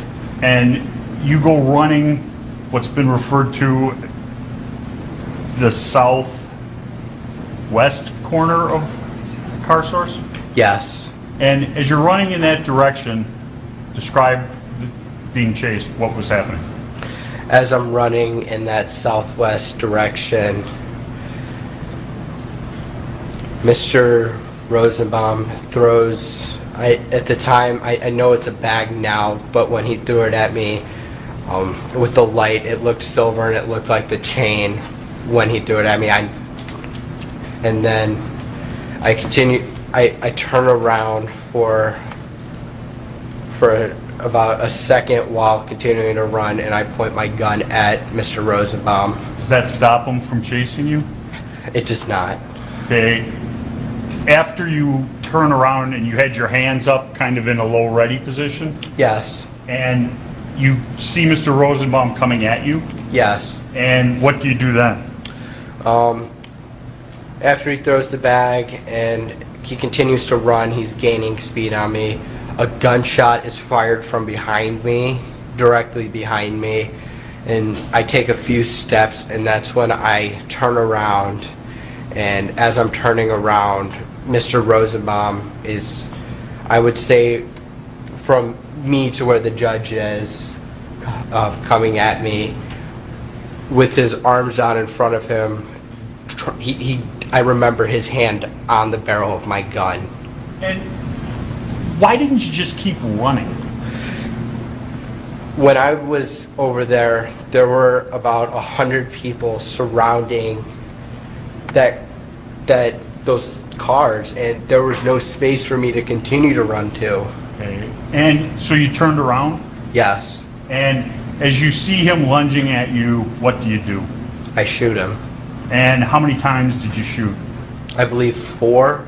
And after you shot him, what did you do? The people around the cars that were originally there were not there anymore. They moved away, and I ran around to see if I could help Mr. Rosenbaum. And when you got to Mr. Rosenbaum, what was happening? Mr. McGinnis was, he took off his helmet and slammed it on the ground and took off his shirt, and I don't remember what he said. I wasn't focused on that. I was in shock, sort of. Let me back up a second. Did you know Mr. McGinnis was even around? I didn't. Okay. And he says something to you, and what do you do? I pull out my phone and I call Dominic Black. And you call Dominic, and what do you say? I told him I just shot somebody. I had to shoot him. And what do you do then?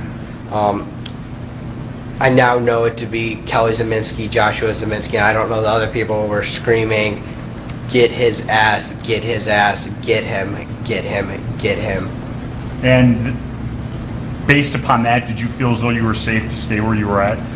I thought the safest option would be to go north down Sheridan to turn myself into the law enforcement down there. And as you head down Sheridan Road, describe what's going on.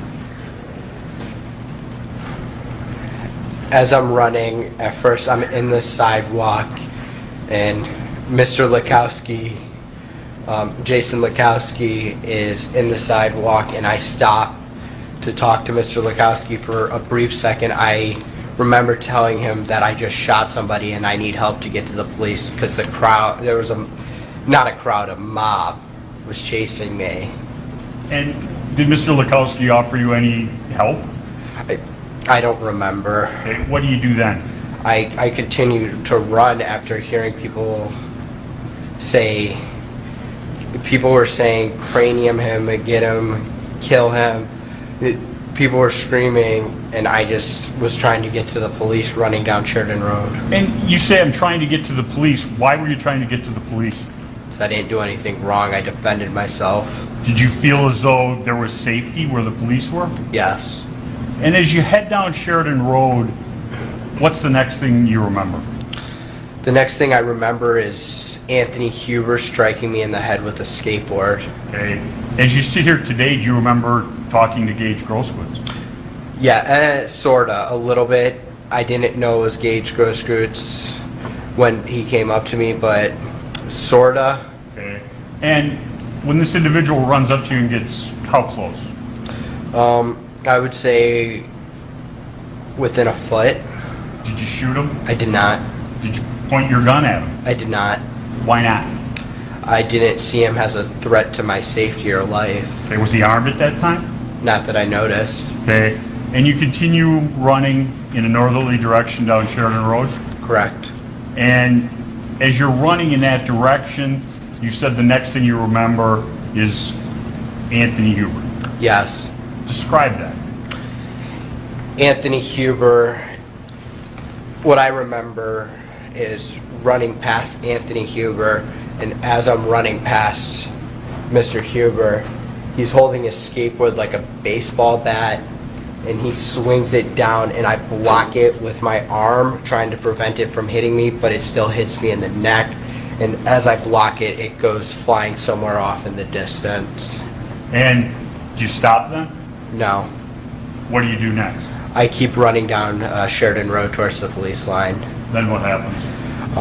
I get lightheaded, I almost pass out, and I stumble and hit the ground. Okay. Before you hit the ground, how many times were you struck? I believe twice. Okay. Do you remember anything about the other one? I remember the first one being a rock. I don't remember who did it, but I remember like the bumpiness of like a concrete rock hitting me in the back of the head. Okay. Now, after being struck with Mr. Huber's skateboard, you end up on the ground. Yes. You're on the ground. What's the first thing you remember?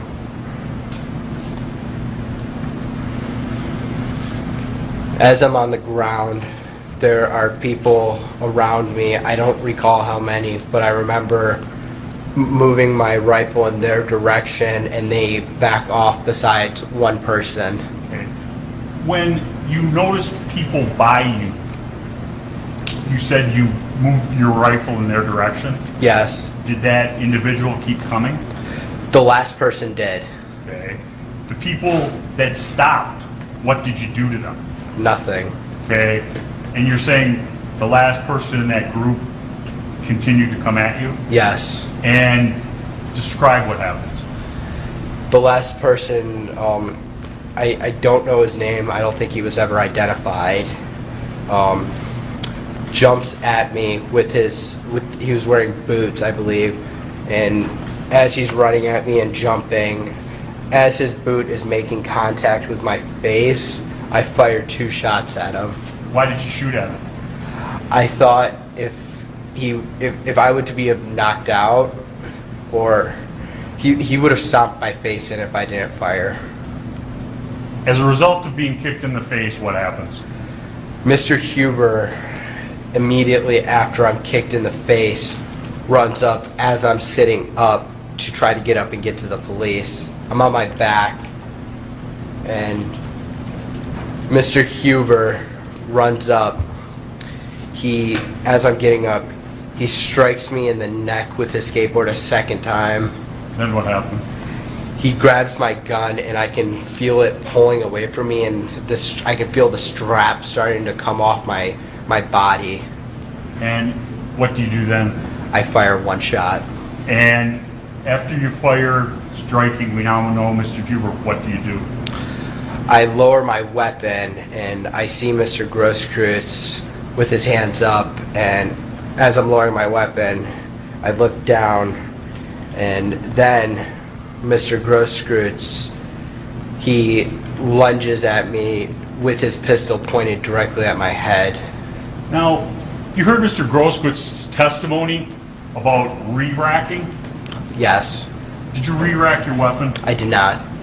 Could I have the exhibit, please? Make sure to see if you would.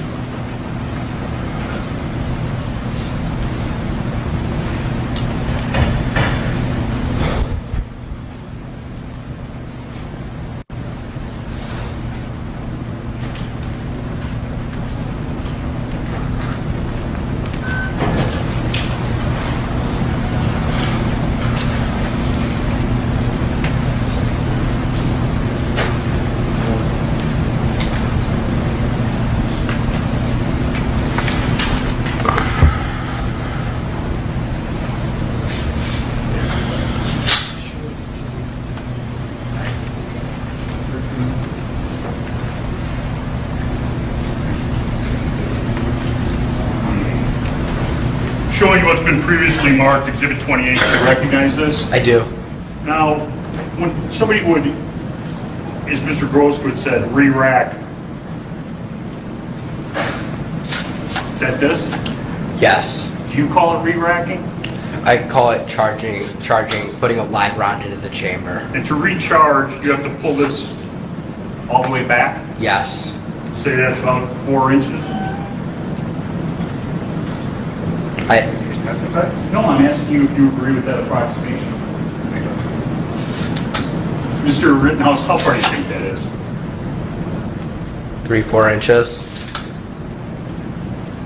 And if the weapon is loaded and you re-rack, what happens? If there's already a round in the chamber, when you re-rack the rifle, a live round would come out, chambering a new round into the chamber. Now, we got to the point where Mr. Grosskowitz is standing in front of you, has his hands up. Correct.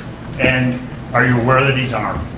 At that point, I do see a pistol in his hand. Is that the same or different from your first encounter with Mr. Grosskowitz? That is different.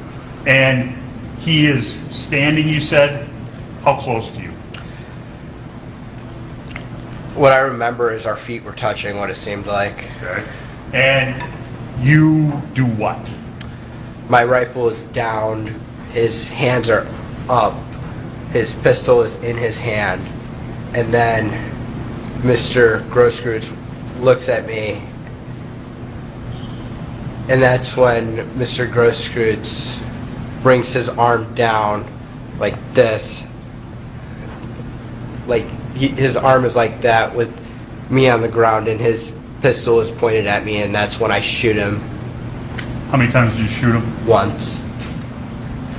And after you shoot Mr. Grosskowitz, do you know where you shot him? No. What happens after you shoot him? He's no longer a threat to me. There's only one person in front of me, and his hands are up. I briefly point my rifle at him, and I get onto one knee, getting up, and he backs up with his hands up, and I don't shoot him. Did you notice anybody to your sides?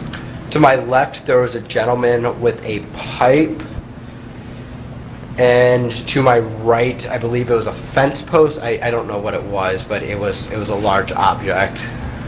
Once you're to your feet, what do you do? I start walking towards the police line to turn myself into the police. Describe, where is the police line? Is it still in the same place? It moved up a little bit. I was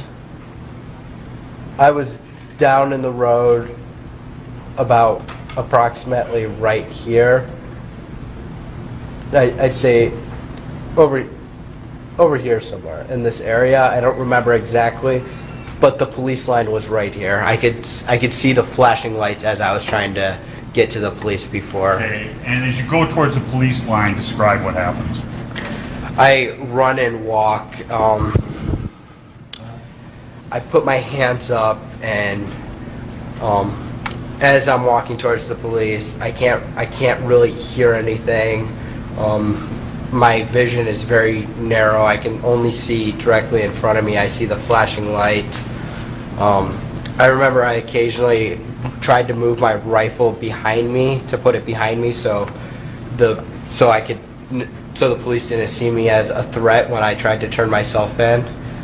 I continue to walk, and then I walk towards the window of the sedan, the police cruiser sedan, I don't know what they're called, and I tell the officer, I just shot somebody, and the officer says, get the fuck back or you're gonna get pepper sprayed, go home, go home, go home. And where do you go after you step back from the police car? I go to car source number 2. Okay, and now there wasn't a line there? They weren't stopping people from going in a northerly direction? No, they weren't. And you go to car source, what we refer to as car source number 2, and who do you see? I get there and I see, I think the first person I see is Joanne Fiedler. I don't remember exactly, but I believe that's who's outside at the door. They let me inside. The door was locked, so somebody had to get the key to unlock it. And then we go inside, and I'm in shock. I don't really remember what was happening in there. I was freaking out. I was just attacked. My head was spinning. And did you go and turn yourself into the Kenosha Police Department? I did not. Why not? The Kenosha Police Department was barricaded off with a fence, and I don't think they were accepting anybody to come to the police department at that time. What did you do then? I went to the nearest police department that I knew of, which was Antioch Police Department in Illinois by my house. Who took you there? My mother. Okay. How did you get to Antioch from downtown Kenosha? Dominic Black drove me. Okay. And then Dominic Black drives you where? He drives me to my house in Antioch, Illinois, where I meet with my mother and sisters, and I tell them what happened. I sort of tell them what happened. I was still in shock. My head was still spinning, and then we go to the Antioch Police Department where I turn myself in. Who drove you to the Antioch Police Department? My mother. And did anybody else go there with you? Not at first. Okay. And you get to the Antioch Police Department approximately what time? I would say about an hour after the shooting. Okay. And when you get there, are they looking for you? No. Did you have to explain to somebody? I had to tell them that I was just involved in a shooting in Kenosha and I needed Kenosha detectives. Okay. Did they take you into custody immediately? No. What did they do? They had me sit in the lobby of the police department. Were you handcuffed to a chair? I was not. Did you stay there? For about... I couldn't give you the exact time, but until Detective Howard and Detective Antaranium showed up. Okay. And were you having any physical discomfort as you waited there? I was vomiting and having panic attacks, and my head was spinning, and I couldn't think clearly at that point. I have nothing further. Question, Tim?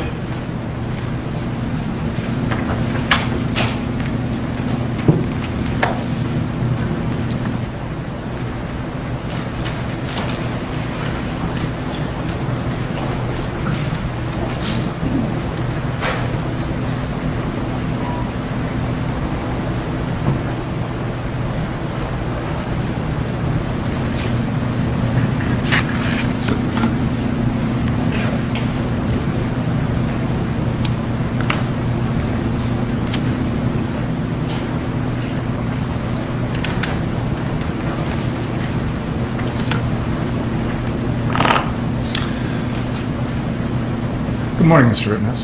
Good morning. Everybody that you shot at that night you intended to kill, correct? I didn't intend to kill them. I intended to stop the people who were attacking me. By killing them? I did what I had to do to stop the person who was attacking me. By killing them? 2 of them passed away, but I stopped the threat from attacking me. By using deadly force? I used deadly force. That you knew was going to kill? I didn't know if it was going to kill them, but I used deadly force to stop the threat that was attacking me. You intentionally used deadly force against Joseph Rosenbaum, correct? Yes. You intentionally used deadly force against the man who came and tried to kick you in the face, yes. Correct? You intentionally used deadly force against Anthony Huber, correct? Yes. You intentionally used deadly force against Gage Grosskreutz, correct? Yes. With regard to Joseph Rosenbaum, you fired 4 shots at him, correct? Yes. You intended to kill him, correct? I didn't intend to kill him. I intended to stop the person who was attacking me and trying to steal my gun.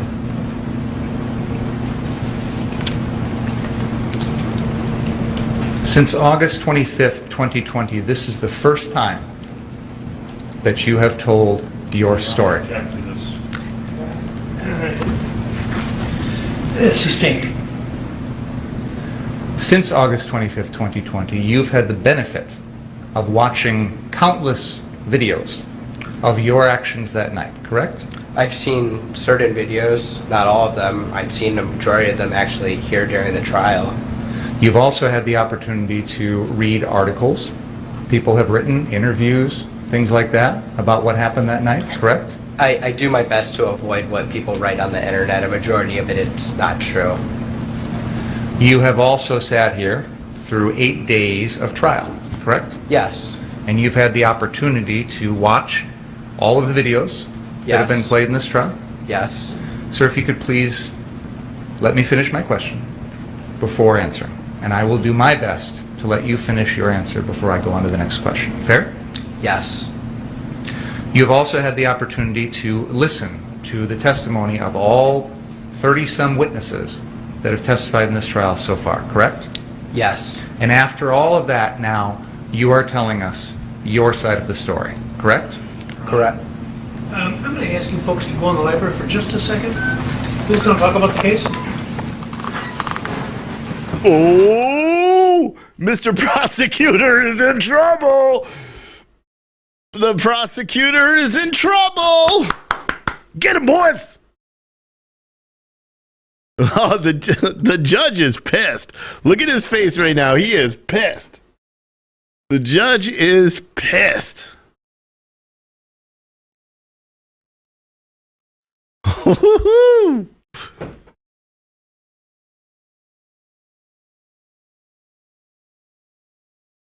Oh, I can't wait to hear what he's going to say.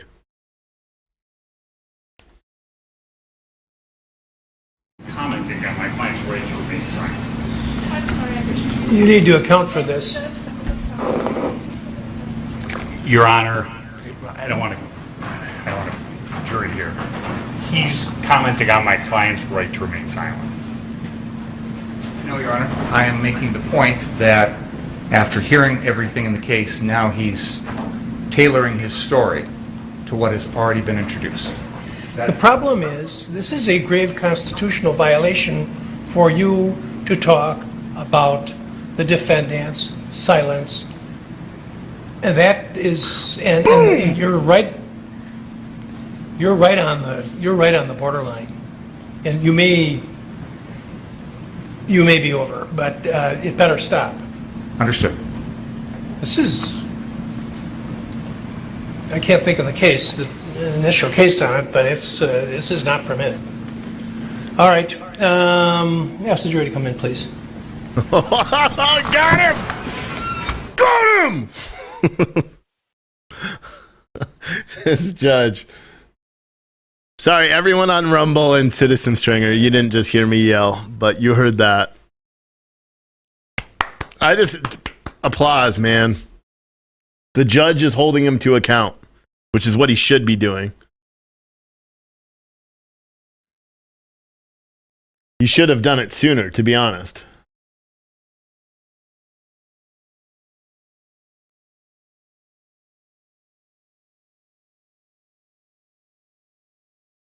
Oh, boy.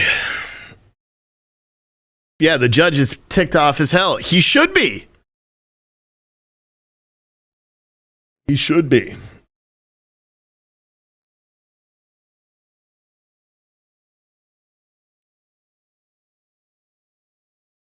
He could have. He could have just declared a mistrial right there. You are damn right. He could have.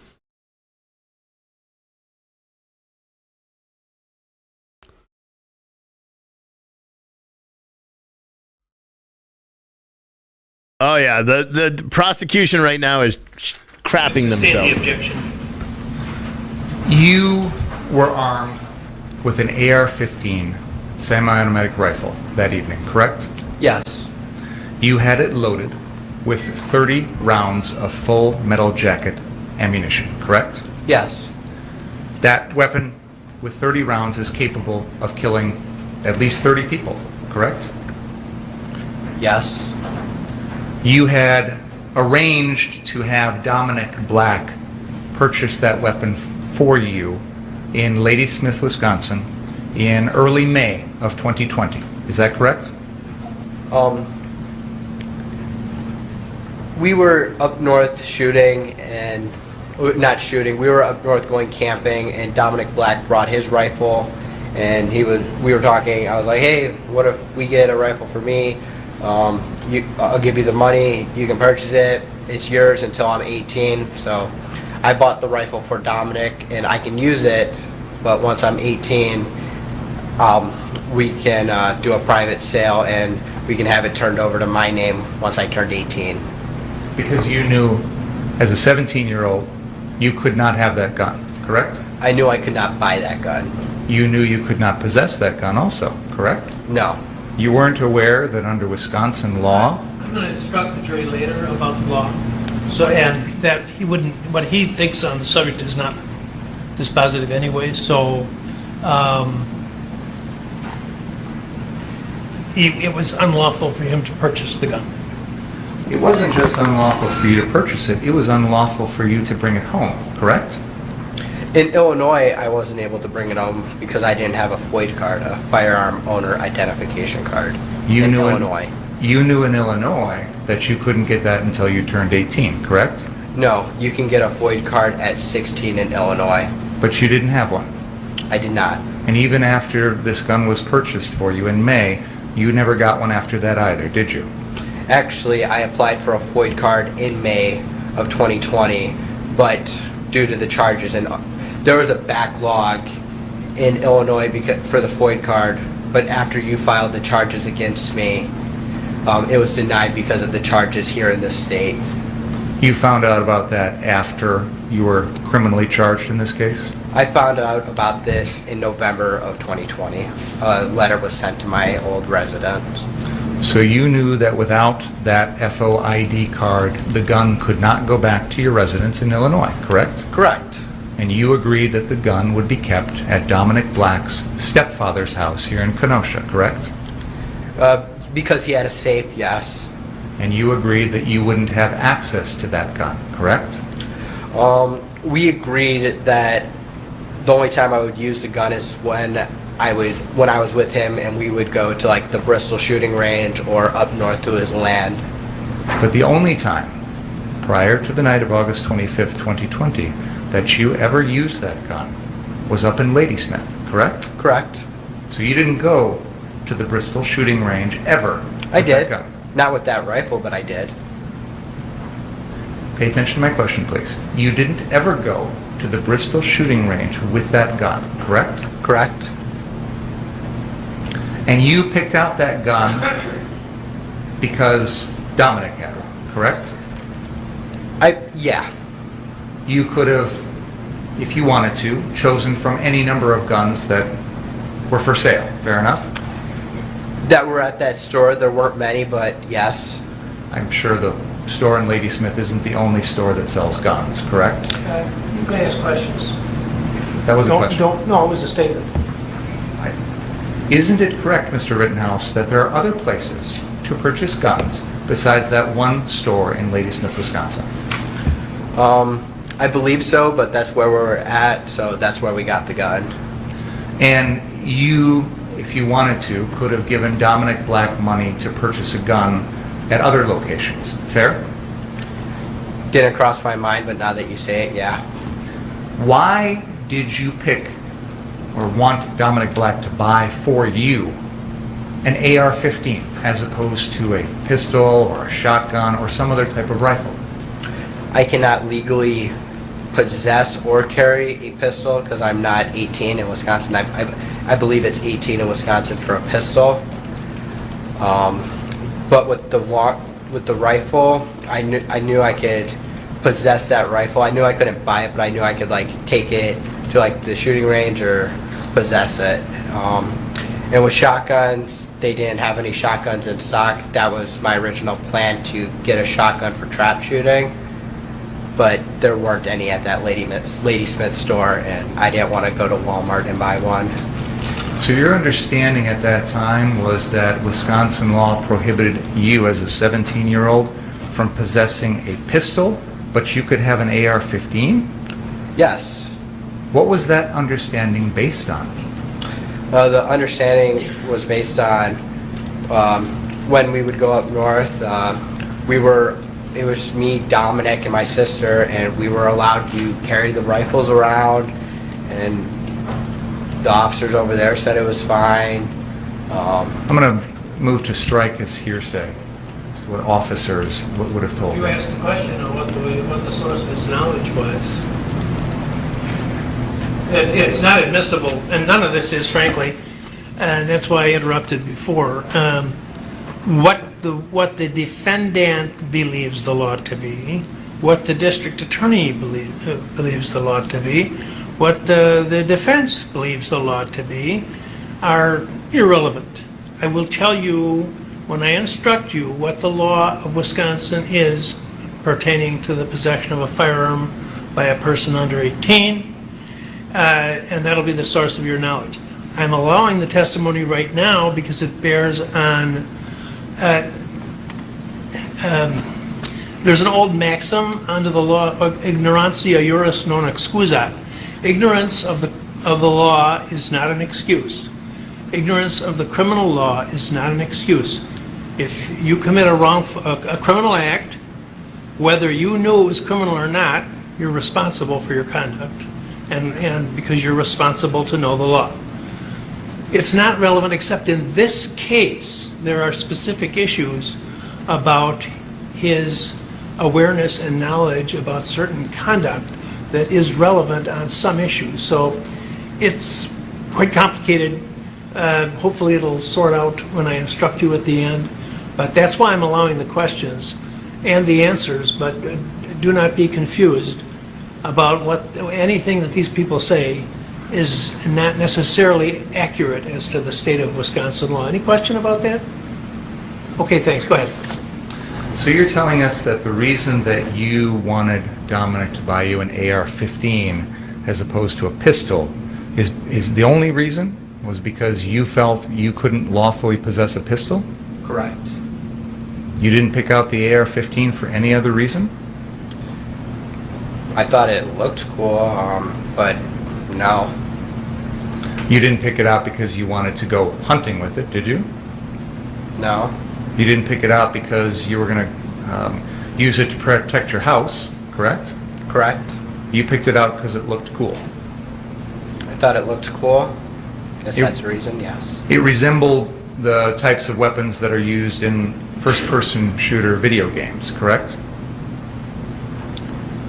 I don't really play first-person shooter video games. I have, but I believe there's a variety of guns, including shotguns, pistols. There's guns in video games that resemble all guns. Isn't it true when you would hang out with Dominic Black, you'd play Call of Duty and other first-person shooter video games? Sometimes. And those are games in which you use weapons like AR-15s to pretty much shoot anybody who comes at you, correct? It's a video game where two players are playing together. I don't really understand the meaning of your question, to be honest. Isn't one of the things people do in these video games try and kill everyone else with your guns?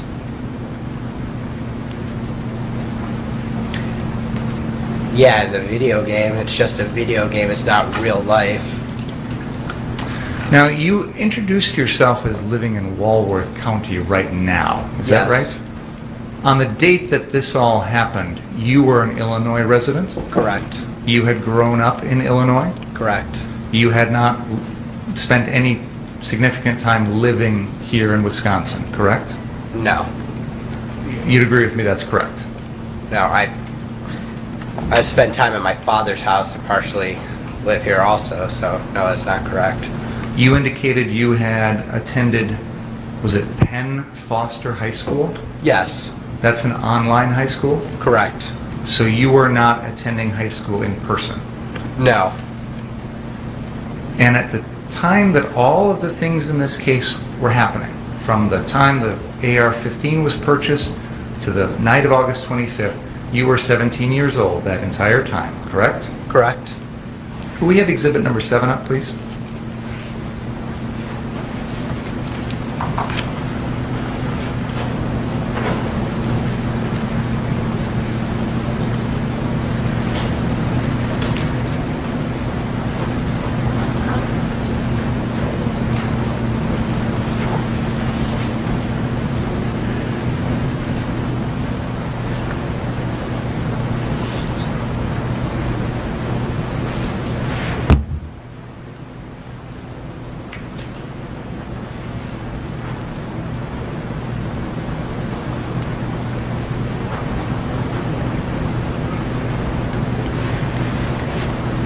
I have put exhibit number 7 up on the screen. Do you recognize that?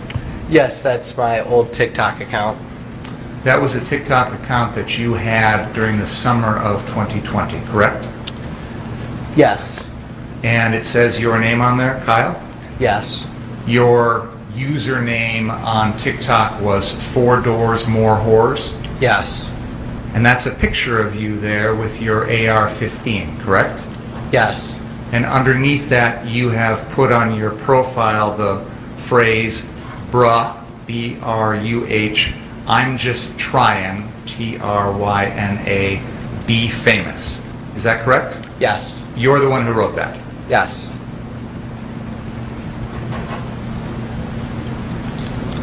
You testified that at some point you were involved in some sort of EMT cadet program. I was a firefighter EMT cadet at Antioch Fire Department. When was that?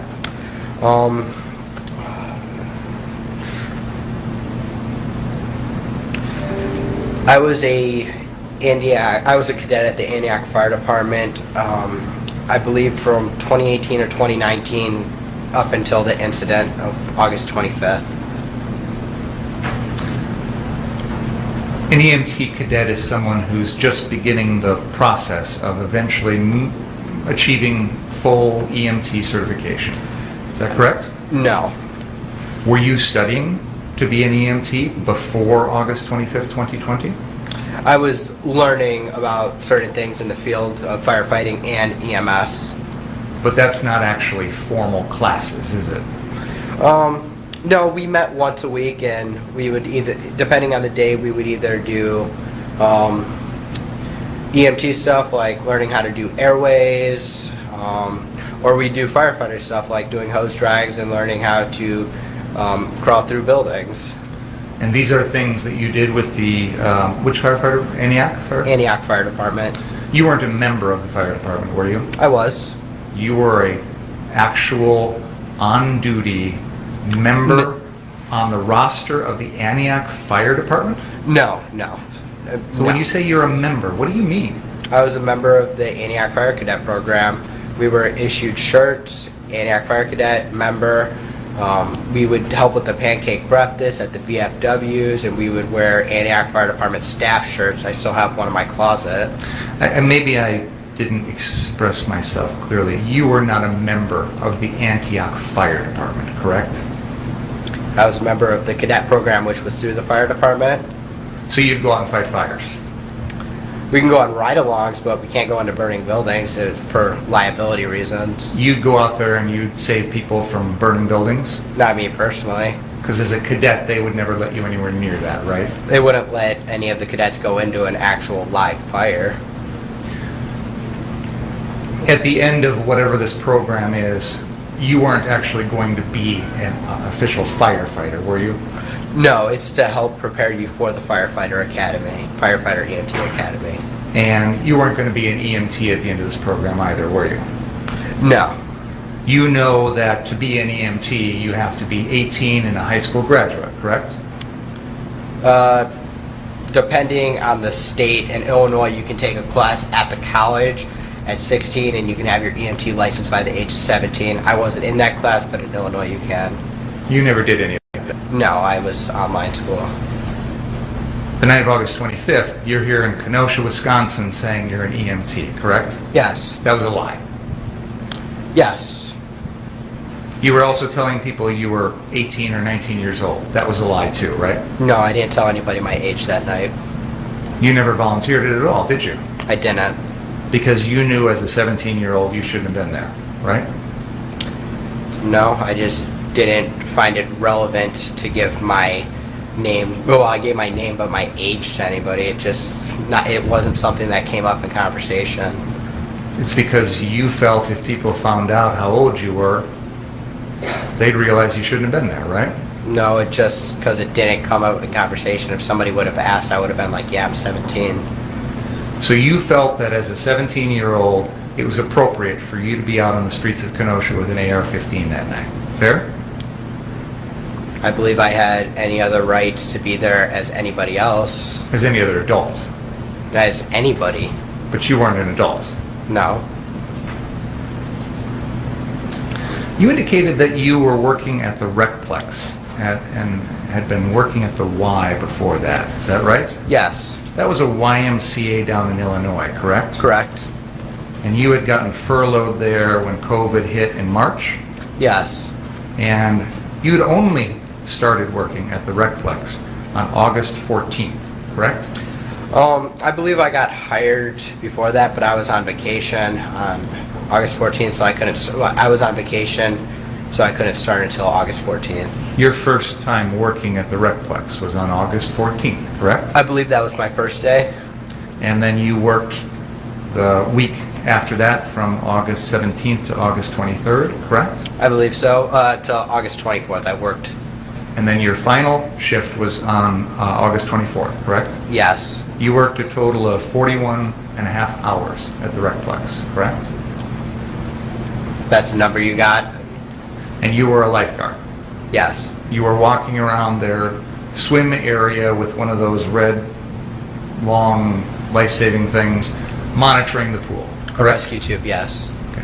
So, but that was at the indoor pool at the Recplex? It was at the indoor, it was at the, I don't know if you're familiar with the Recplex. I am. I guarded the water park area and the competition pool. Okay. So they've got a water park area with a slide and a zero-entry pool, is that right? Yes. And then next to that they've got a larger, almost Olympic-sized pool where swim meets happen.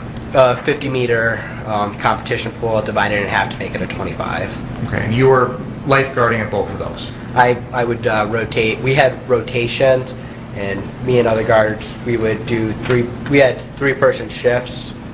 We would rotate out watching the different areas of our zones. You indicated that at no time did this gun, this AR-15, ever leave the state of Wisconsin. Is that right? Other than the night after, other than that. Before the shootings? Correct. There was a time, though, where you wanted to have it with you down in Illinois, isn't it? It wasn't there? I believe there was a time when me and Dominic were mad at each other. Yeah. You were mad at Dominic? Me and Dominic were mad over something. And you wanted to have the gun with you down there? I think I said something along those lines. You'd agree with me that... Let me back up for a second here. You have testified to this jury that you used deadly force against Joseph Rosenbaum, Anthony Huber, the man who attempted to kick you in the face, and Gage Grosskreutz on the night of August 25th, correct? Yes. And you did that because you felt that your life was in danger from those four people, correct? Yes. And you are telling this jury that it was, in your mind, justified to use deadly force to protect your own life, correct? Yes. You'd agree with me that you were not allowed to use deadly force to protect that CarSource building, correct? Well, I wasn't using deadly force to protect the property. I used deadly force to protect myself, so... Please listen to my question and answer my question if you can. You'd agree with me that you were not allowed to use deadly force to protect that CarSource building, correct? Yes. You'd agree with me that you were not allowed to use deadly force to stop someone from smashing the windows of an unoccupied parked car, correct? I don't think you could use deadly force for that. You'd agree with me that you can't use deadly force to stop someone from lighting a metal dumpster on fire, correct? Correct. You'd agree with me that you can't use deadly force to stop someone from tipping over a porta potty, correct? Correct. You'd agree with me that you can't use deadly force to stop someone from lighting a flatbed trailer on fire, correct? Correct. You'd agree with me that you can't use deadly force to stop someone who is about to start an unoccupied car on fire, correct? Correct. You'd agree with me that you can't use deadly force to stop someone from lighting some traffic cones in the middle of the street on fire, correct? Correct. So you understand that there's a difference between using deadly force to protect yourself and using it to protect property, correct? Yes. And you'd agree with me that you're not allowed to use deadly force to protect property, correct? Yes. But yet you have previously indicated that you wished you had your AR-15 to protect someone's property, correct? I'm going to ask you to go into the library again for a moment, please. Please don't talk about the case. All right, he's done. He's done. This was a ruling before. They were not allowed to introduce that. This was a ruling before. They ruled on this before the court actually started. There was a motion hearing like 2 weeks before where this was not allowed to be introduced. The judge should, at this point, I don't know, refer him. They're get him, Judge.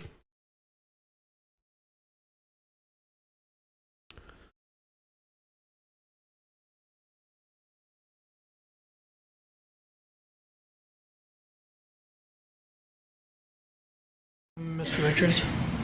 Your Honor, Mr. Binger is either forgetting the court's rulings or attempting to provoke a mistrial in this matter.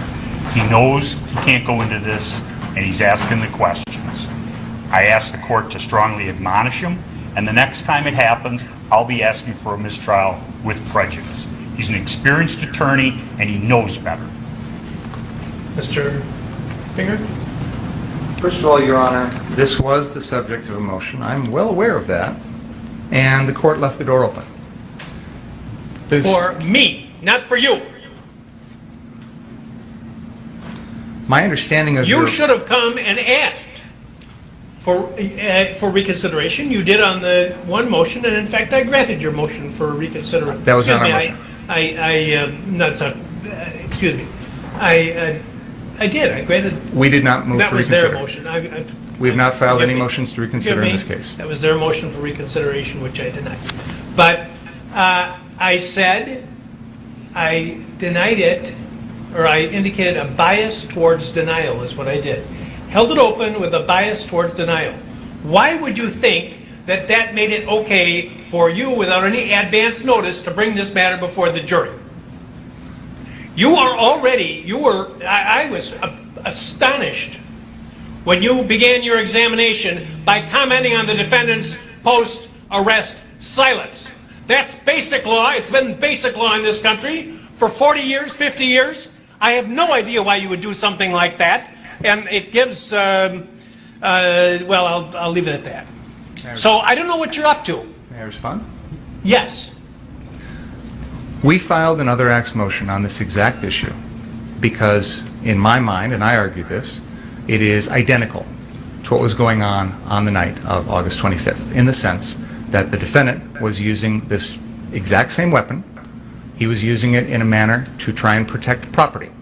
No, he wasn't. Your Honor, with all due respect... I'm not going to rehash the motion. That's absolutely untrue. No. Your argument's of record. My comments are of record, and why I ruled as I did is of record. There's nothing that I heard in this trial to suggest anything's changed. Even if you're correct in your assumption that you know more than I did at the time, you should have come to the court and say, I want to go into this. Why you would think that you could go into it without any advance notice to the court, I don't understand that. And as the defense is pointing out, you're an experienced trial lawyer, and this should not have been gone into. Your Honor, there have been things in this case, testimony in this case, that I believe opens the door to this. For example, the defense has introduced evidence that the defendant pointed a gun at a man wearing yellow pants because that person was on a car on the car source lot. Now, there's no justification that I can think of why the defendant would point that gun at someone. The defendant has just testified this morning that he agreed with that person in the yellow pants, that he pointed the gun at him. He said, I was joking when I said that to the guy in the yellow pants, but he said, he's acknowledged that he told the person in the yellow pants, yeah, you're right. I did point a gun at you when you were sitting on a car. He said, I did. That's what he Exactly. testified. So he's agreeing. May I finish, please? I'd like to have a chance to make a record if I could, without being interrupted, if that's okay. He has mentioned that he's acknowledged that he's used this gun to protect property. He's also just acknowledged that he knows he can't do that. I am attempting to impeach him now with the prior August 10th incident, 15 days prior, involving the same gun, where he is threatening to use that gun to protect property. It goes... He had the gun with him.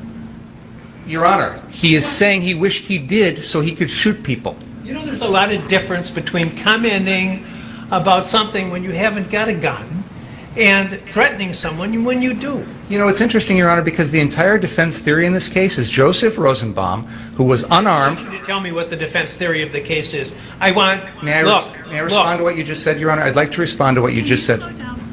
I apologize, Madam Court Reporter, but I'd like to try and make a record without anyone interrupting me, if that's okay. I believe that there is a central part of this case that Mr. Rosenbaum is making threats that he has no ability to carry out. So, to your point, Your Honor, you're arguing that this August 10th incident, one aspect of why you don't believe it's relevant is the defendant didn't have the gun with him. This case is about someone who didn't have a weapon, and yet the jury is being told because of those threats, that means the defendant has to defend himself. So, with all due respect, Your Honor, mere verbal threats have already been shown to this jury and used as a basis for someone's subsequent actions. I am attempting, with the defendant, to use his mere verbal threat on August 10th, 15 days prior, that he's going to shoot shoplifters with his AR-15 to impeach the defendant in a murder trial. I would ask the court's forbearance to do that. I apologize, Your Honor. You're right. I probably should have brought this to your attention earlier. I may have misunderstood your ruling, because I thought your ruling was if the evidence in this case made that more relevant, you would admit it or at least consider it an admittance. I believe, based on the evidence that we've heard, and more specifically exactly what the defendant said earlier about admitting pointing a gun at someone who was merely jumping or sitting on a car, that the door is open now to this testimony. And I continue to believe that his state of mind, his intent, his belief as to self-defense is the core of this case. That was the basis for my motion. You were strongly inclined against it. I understand that. But now we're in the middle of trial, and there's been a lot of evidence that's come in that I think makes this relevant. So I'm attempting to impeach the defendant on his beliefs. I believe I'm entitled to impeach the defendant on his beliefs and on his statements. I'm going to interrupt you now because you're talking about his beliefs. I think that's what they call... His statements too, Your Honor. Because he just said, can't use deadly force, can't threaten to use deadly force to protect property. So now I'm impeaching him on that. Your Honor, the court has seen no reason to change its ruling. And just so this record is clear, in spite of the lengthy statement by Mr. Binger, before we started today, the court specifically stated in Mr. Binger's presence, there's been nothing to have me change any of my rulings. There have been numerous occasions during this trial where they've opened the door. The one time when they're going into Mr. Rosenbaum's the reason he doesn't like guns. And I said something, I whispered in Mr. Krause's ear, it's because of the prior convictions. Please stop. And he did. He knows if you're going to go into something that's been excluded in a pretrial order, you better ask the court, you better get permission. This is ridiculous. It wasn't excluded, Your Honor. You know why it was excluded in the first place? Because it was propensity evidence. That is exactly what 90404 is designed to prevent. You're talking about his attitudes. His attitude is he wants to shoot people. Now, I've admitted that kind of evidence in other trials when it's been appropriate. I didn't admit it in this case because, to me, what I've heard in this trial, and by the way, Mr. Richards absolutely correctly points out that just hours ago, I said I had heard nothing in this trial to change any of my rulings. So why? Testimony, Your Honor. Pardon me? That was before the defense Don't testimony. get brazen with me. You knew very well. You know very well that an attorney can't go into these types of areas when the judge has already ruled without asking outside the presence of the jury to do so. So don't give me that. That's number one. Number two, this is propensity evidence. I said at the time that I made my ruling, and I'll repeat again now for you, I see no similarity between talking about wishing you had your AR gun, which you don't have, so that you could take fire rounds at these thought to be shoplifters, and the incidents in these cases, which are not, there's nothing in your case that suggests the defendant was lying in wait to shoot at somebody or reflecting upon the shooting for a vast amount of time. Every one of the incidents involves matters that involve seconds in time. So I commented at the time, I don't see the similarity, and I don't see the similarity now. If it's not similar, that's the whole rule. Those are all the exceptions to 90404. Check the authorities. Wigmore and evidence.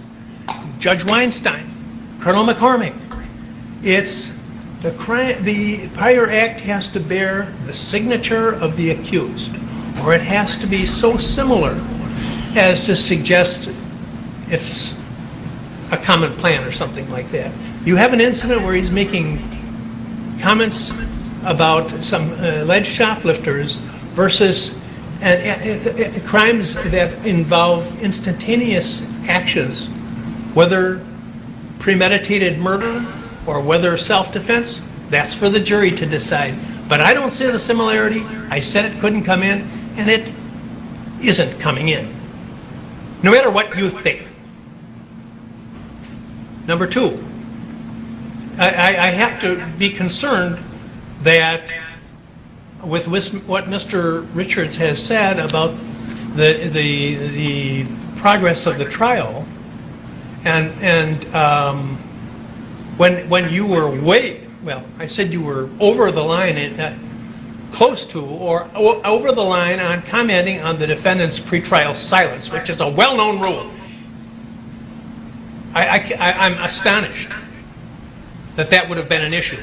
So I don't want to have another issue as long as this case continues. Is that clear? It is. Thank you. Ask the jury to come back in, please.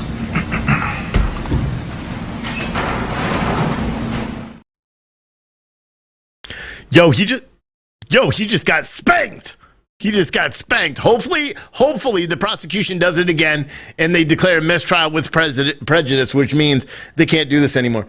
That judge or that prosecutor deliberately did this. I keep referencing all those lawyers on YouTube. I bet they went nuts at that precise moment because the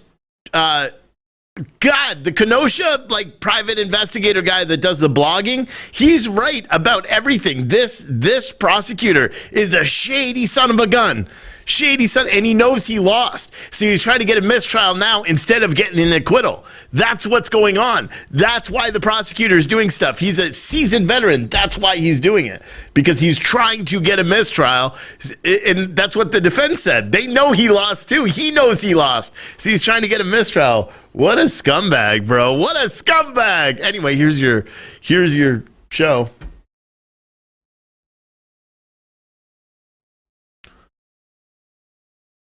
Folks, the objection has been sustained. Go ahead, Mr. Thank you, Judge.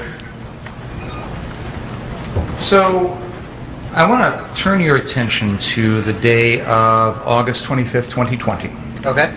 You had spent the night at Dominic Black's house, is that right? Yes. And you indicated that you had worked at the Recplex the night before, is that right? The 24th, correct. Okay. And you worked until about 7 p.m.? I couldn't give you the exact time, but I'd say I got off around between 6 and 7. I don't recall. It's been a while. And then you drove your car over to Dominic's house? Yes. Okay, so The rest of the time, it seems like you're being driven around in Mr. Black's car. Is that fair to say? Yeah.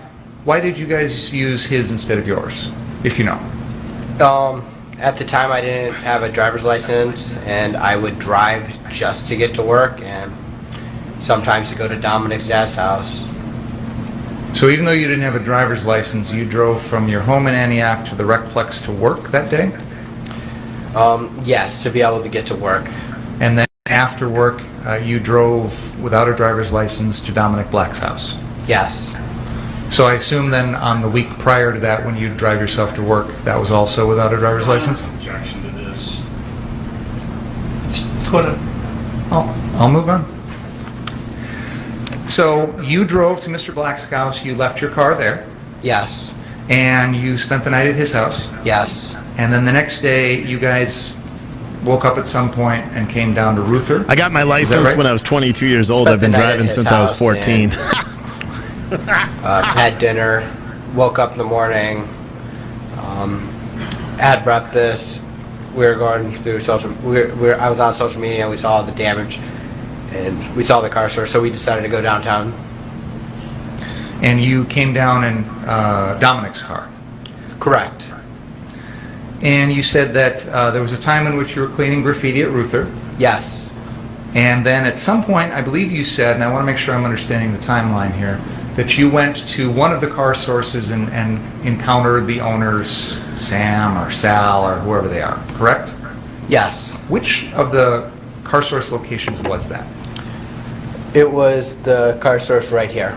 And that's the one at the northeast corner of 59th and Sheridan? Correct. And that's the one that had gotten totally burned out on one of the previous nights? Yes, that was the one where everything was destroyed. The other car sources still had cars there, so. Really? Now before Why that, is it so heavy? had you ever worked at Car Source before?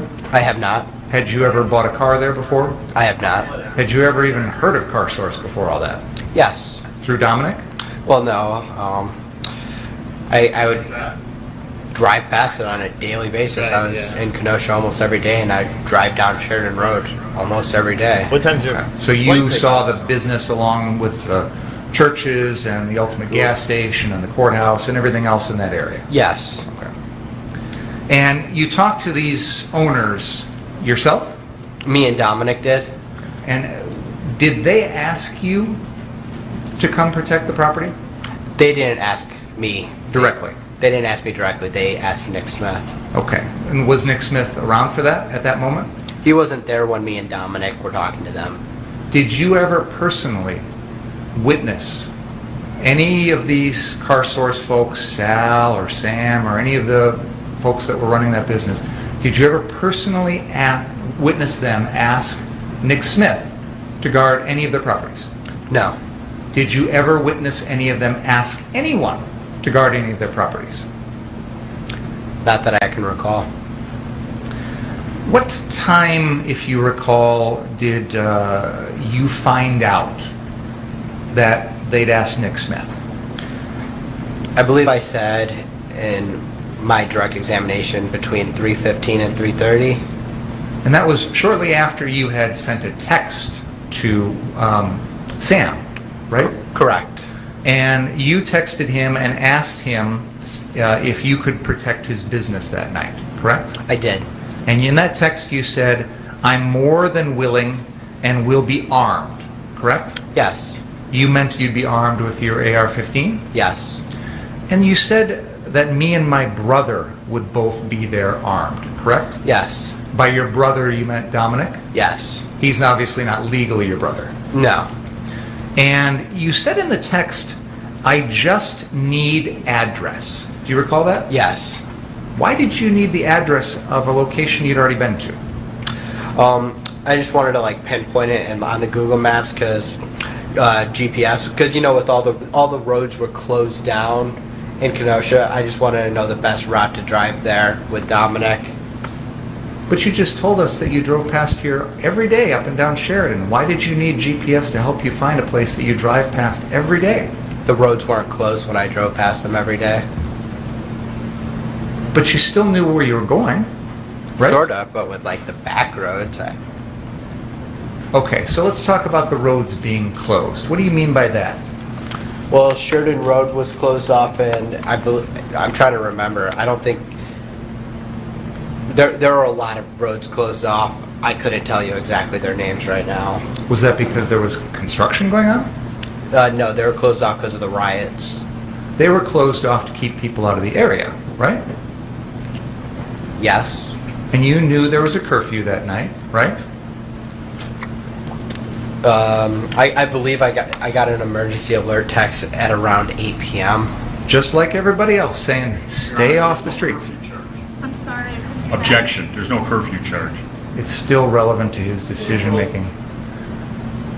Just like everybody else, you got a message saying, get off the streets at 8 o'clock that night, right? Yes. And despite that message, you came down, correct? I was already in Kenosha, downtown, when I got that message. Once you got that message, you didn't decide, I'm going to leave and go home like I'm supposed to, correct? I stayed at the car source. And you knew that there was this curfew in place that meant you shouldn't be there anymore, correct? There were, I'd say, hundreds, if not thousands of other people there that night that also got the same message. So if they're all breaking the law, you can too?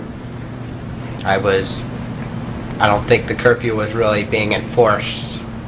So if the law is not being enforced, you can disregard it? Your Honor. It's argumentative.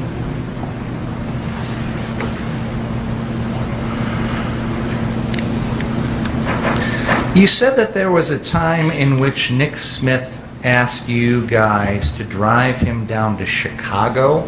Correct. To buy a piece of body armor? Correct. Down by O'Hare.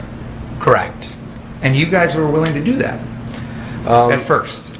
Dominic was willing to do it. It was more of Dominic's thing because Nick Smith was going to throw in like $20 to Dominic when he bought it for like gas. So Nick Smith was going to pay $20 for the gas to drive down to O'Hare where Nick Smith was planning on buying this body armor. Yes. And he needed that body, or the idea was the body armor would be used that night, correct? I believe so. That's why there was some urgency about going down right away, right? Yeah. This was part of the plan to come down to downtown that night, right? He wanted to go to O'Hare to buy the body armor, so yes. Do you understand my question? Can you rephrase Sure, it? absolutely. The urgency to get that body armor that day was because he needed it for that night, right? Well, I wouldn't say he needed it, but he wanted it. And instead of making the drive, you gave that your own body armor to Nicholas Smith. Correct. You had it along with you. Yes. You brought it along with you that day because you thought you might need it yourself that night, correct? No, I kept it in my trunk of the car. I always had it. You drive around with body armor in the trunk of your car regularly? Well, it was just in the back of my trunk. I never really took it out. And you said at some point that day you went to Jelinski's. That's the hunting goods, fishing store out on Highway 31 and 52nd Street to buy a couple of slings. Is that right? That's correct. And this was one sling for you and one for Dominic, right? Yes. And you bought two of the identical type of sling, correct? Yes, the cheapest ones they had. And that's a single point sling, meaning it attaches to the gun in one location, correct? Yes. And then it wraps around your body, correct? Yes. And it's designed to help you retain possession of that weapon, correct? You'd probably know more about them than I do. I just got it to hold the rifle, so when I'm doing medical aid, I don't have to sit on the ground and have to worry about it being stolen. Because you realize that you couldn't have that gun on you while you're doing any sort of medical aid, correct? I knew that I couldn't, without a sling, have it on me. That's why I got the sling, so I could have my hands free. But even when you had the sling, there was a time in which you took off your entire gun apparatus and handed it to Joanne Fiedler because it was in the way of you trying to treat someone, right? At that instance, yes, because it was hitting the ground. The rifle was hitting the ground. When I bought it That was the purpose of it. I don't think it really worked, now that I think of it. This big, long AR-15 really got in the way whenever you tried to help someone, right? Sometimes.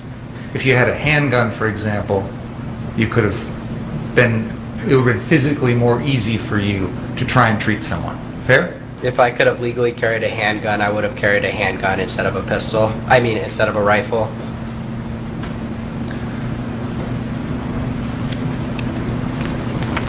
You grabbed some medical supplies from Dominic Black's house before you came downtown that night, correct? I grabbed extra gauze, but that's about it.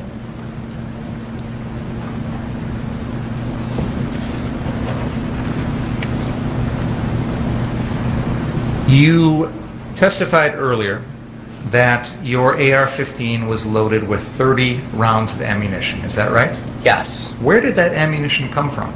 That was from our last trip up north, from May, the time we took it up north. So when the gun was left at Dominic Black's house, it had that ammunition with it? Yeah, the ammo was in a box, magazine, I don't really know.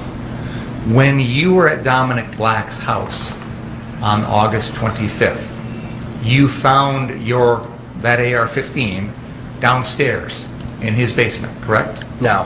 Where did you find it at? It was downstairs in the basement, but I was told by Dominic Black, hey, go downstairs, grab that rifle, grab your rifle. So you knew up until that point that rifle was being stored in a gun safe in the garage, correct? Correct. And you didn't have the code or any access to that gun safe, correct? I did not. It just happened that on this particular day, Dominic Black's stepfather had moved that gun into the house, correct? Yes. You didn't know that beforehand? I didn't. You didn't know that it had been taken out of the safe? No. And so you went downstairs and grabbed it? After instructed to do so by Dominic, I did. And it had that magazine? After I was instructed to do so. After I was instructed to do so by Dominic, I did go downstairs and grab it. And it had the magazine already inserted in the rifle? It did. And the magazine was already loaded with 30 rounds? I believe so. When did you chamber a round? I don't know if I ever did. Well, you had to have to fire the gun, right? Yeah, I think it was already chambered when I got it. That's what I remember. I don't remember racking it at all that night. Because the way this type of gun works is that you have to have a magazine with ammo in it. You have to insert the magazine into the gun, and then you have to rack it to load one of those rounds into the chamber, correct? Yes. And you were familiar with how to do all of that, correct? Yes. And it can't discharge a bullet unless a bullet is racked into the chamber, correct? Correct. And so your testimony here, as best you can recall, is that you never had to do the initial racking because the bullet was already in the chamber when you took possession of it that day. Is that fair to say? I believe so. I believe that it was already racked. And the ammunition that was in that was full metal jacket ammunition, correct? .223 full metal jacket. .223 being the caliber. Yes. And full metal jacket being the type of casing, correct? Yes. Full metal jacket is the bullet type. The bullet type. Okay, I apologize. And you're aware there are different types of bullets, like hollow point bullets, correct? Yes. Yes. And when you were in the process of purchasing this gun, well, let me back up for a second. You said that the 30 rounds of ammo were left over from previous. I assume you mean when you were up in Ladysmith? Yes. And you were practicing with the gun up there? Yes. And Dominic Black's family has some sort of firing range or shooting range up there, is that right? They have a gravel pit where it's safe to shoot. And you and Dominic would practice with your AR-15s shooting at targets in that gravel pit, correct? Correct. And you would shoot at targets as far as, what, 75 yards away? No. How close were the targets?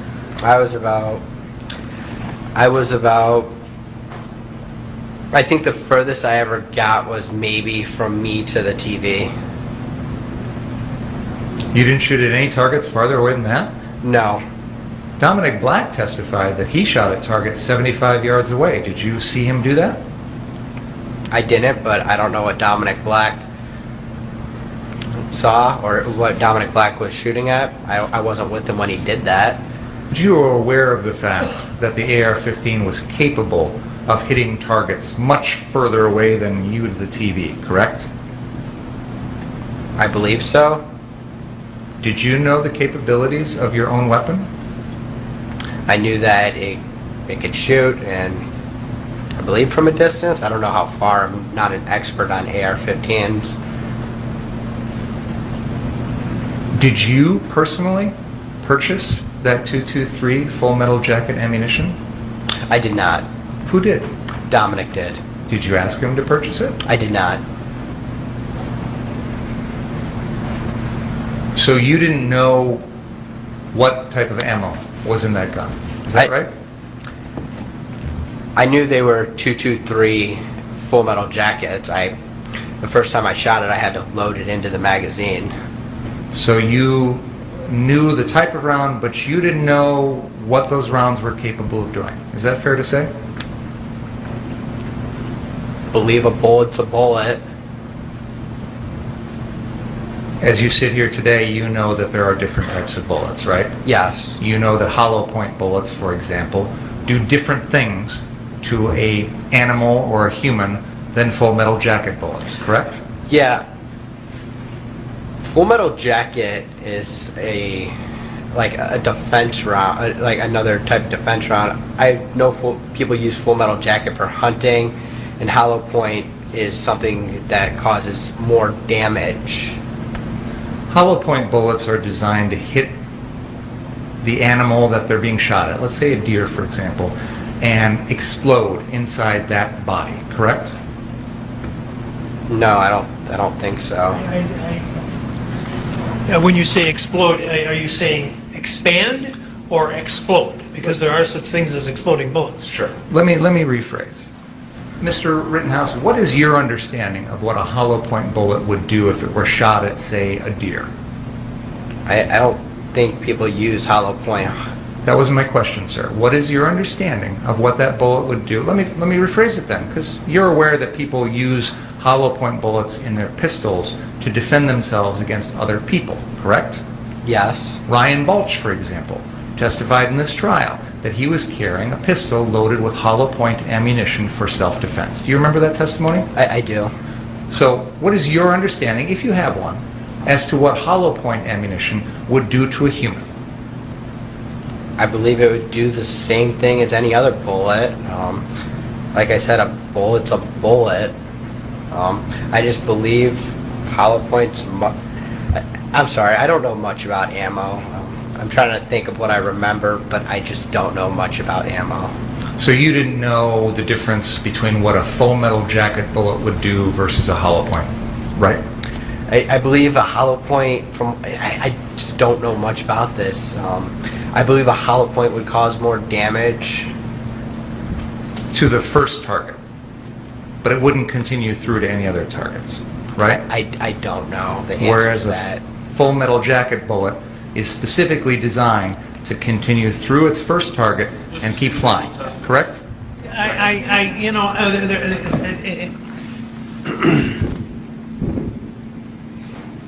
First of all, the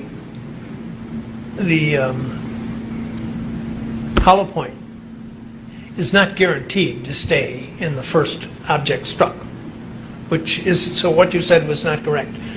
Secondly, there's no testimony on that, Your Honor. no, but you've been testifying, and that's what Mr. We're going to take a break for lunch. Please don't talk about the case. Read, watch, or listen to any count of the trial. We'll see you.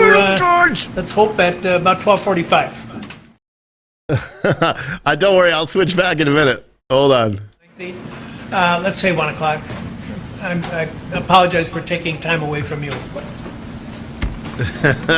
Get him, Judge. He's got to. Oh, dude, this prosecutor's trying so bad. All right, All right, so I'm just gonna, as soon as the audio comes on, I'll cut it so we don't have duplicate audio. I'm also waiting for a sandwich to be delivered, so I may have to jump up when they do that. They're supposed to call because the front of my store right now is locked up. But I'm going to keep him on the screen because I want to hear this, because he should chew into this prosecutor. If you go on social media right now, you have long, well-known lawyers that are ripping into this prosecutor, saying he needs to lose his license because apparently the infraction that he did, violated Kyle's constitutional rights by his Fifth Amendment, and to his right to not say anything. So that was a violation of the Constitution. But then, to take it a step further, but okay, thank you. Hold on. Oh wait, I thought they were going to say something. I let's hope he admonish him. Hold on. Come on, they're still going to talk about stuff. They better not shut off this audio feed. It's going to tick me off if they do. Holy shit! Where's my food?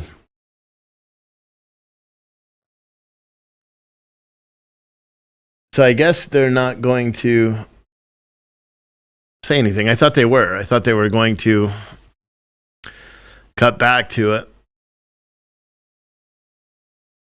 Man, I am hungry. I've been sitting here this whole day. I haven't been able to do anything else because we've been covering this damn trial. Man, you guys see the news from YouTube? YouTube just issued new guidance saying that the dislike button on videos is no longer going to be visible. Why do you think that's going to be? Why do you think they're going to turn off the dislike video or the dislike button on YouTube videos? They say it's to help out small creators. Do you think it's for small creators, or do you think it's because of the White House? Like, for example, I just loaded a video from November 10th, press briefing, the COVID-19 press briefing from today, actually. It's got 463 downvotes and 29 upvotes. This is purely for the White House. I guarantee I wouldn't be surprised if the White House actually contacted YouTube and was like, hey, you got to do this. Oh my goodness. Where's my food, man? I'm waiting to hear if the judge comes back, and then I'll mute my double audio. He's got to say something, right? Because you just heard all sorts of false testimony about Full Metal Jackets and blah, blah, blah. And I'll be honest, I carry every day. And I don't carry hollow points. I carry Full Metal Jackets. Why? Because I want to. Because that's my choice. Used to carry. It depends what gun. My 9mm, I carry Full Metal Jackets. The Glock 40, I carry. Here's my food. Yellow. Yeah.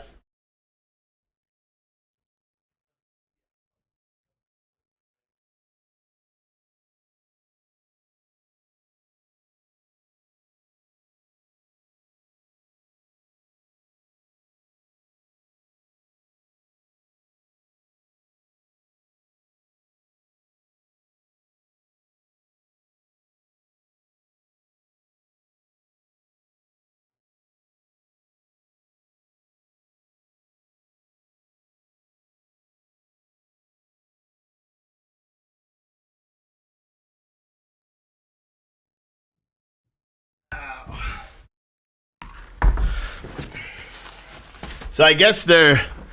Fuck, dude. This is a cold sandwich, and it's in a fucking warm thing. What the fuck? Shit, they eat my sandwich. These son of a bitches. I mean, you have one fucking job. Right? You got one job. They fucked up my sandwich. Looks good, though, right? You guys can't see it. Yeah. Italian sub. My wife actually texted me and she's like, hey, honey, it's lunchtime. You got to go eat lunch, because she reminds me to eat every day, especially now that I don't work from home. I work from the store. She's like, you got to go and eat. And I said, I can't do it because, well, we have this trial thing going on, this little thing called a trial. And yeah. So Adam has made his flight. He is now in Georgia on path to the next location. He's picked up the body armor, and he'll be live somewhere else. Or he won't be live. Well, maybe he'll come live tomorrow night. I don't know. But we'll have to wait and see. I was really hoping that they were going to talk about this, and I'm going to have to eat my sandwich.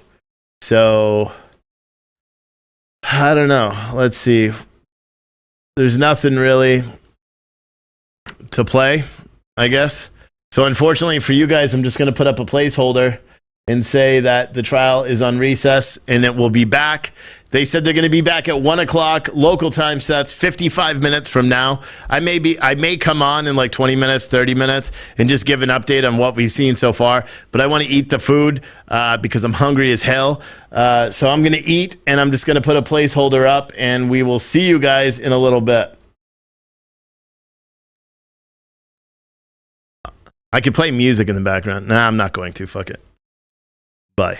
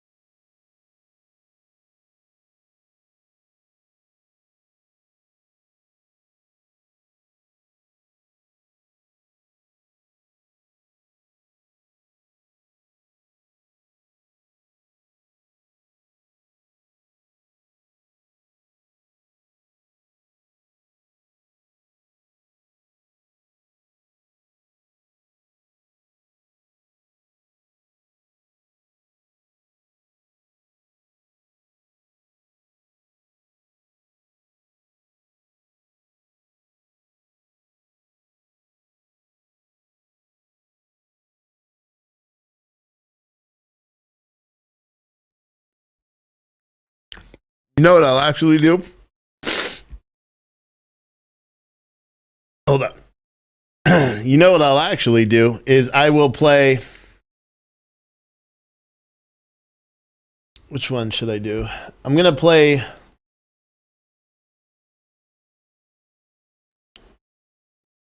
think I'm just going to play some Kyle's previous testimony. Right?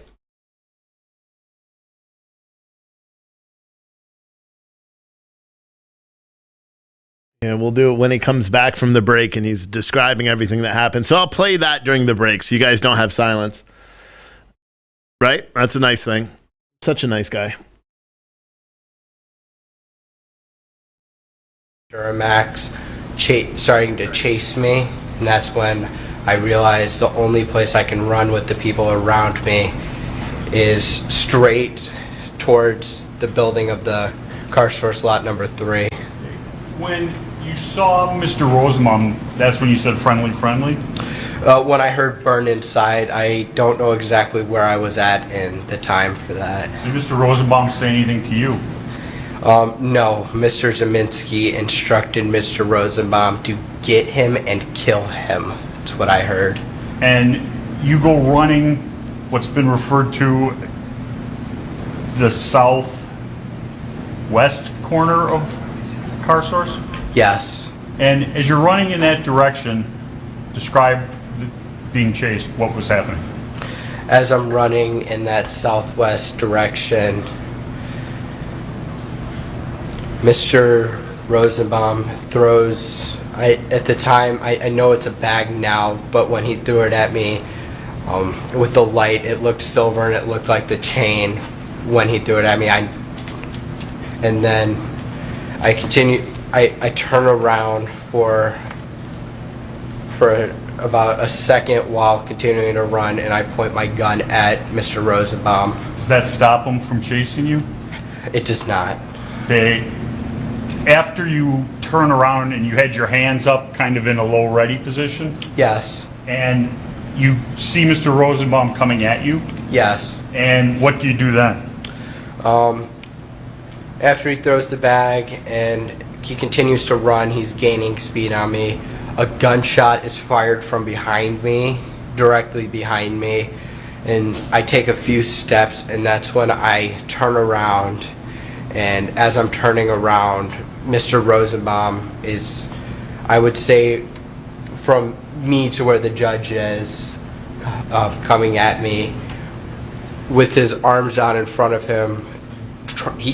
I remember his hand on the barrel of my gun. And why didn't you just keep running?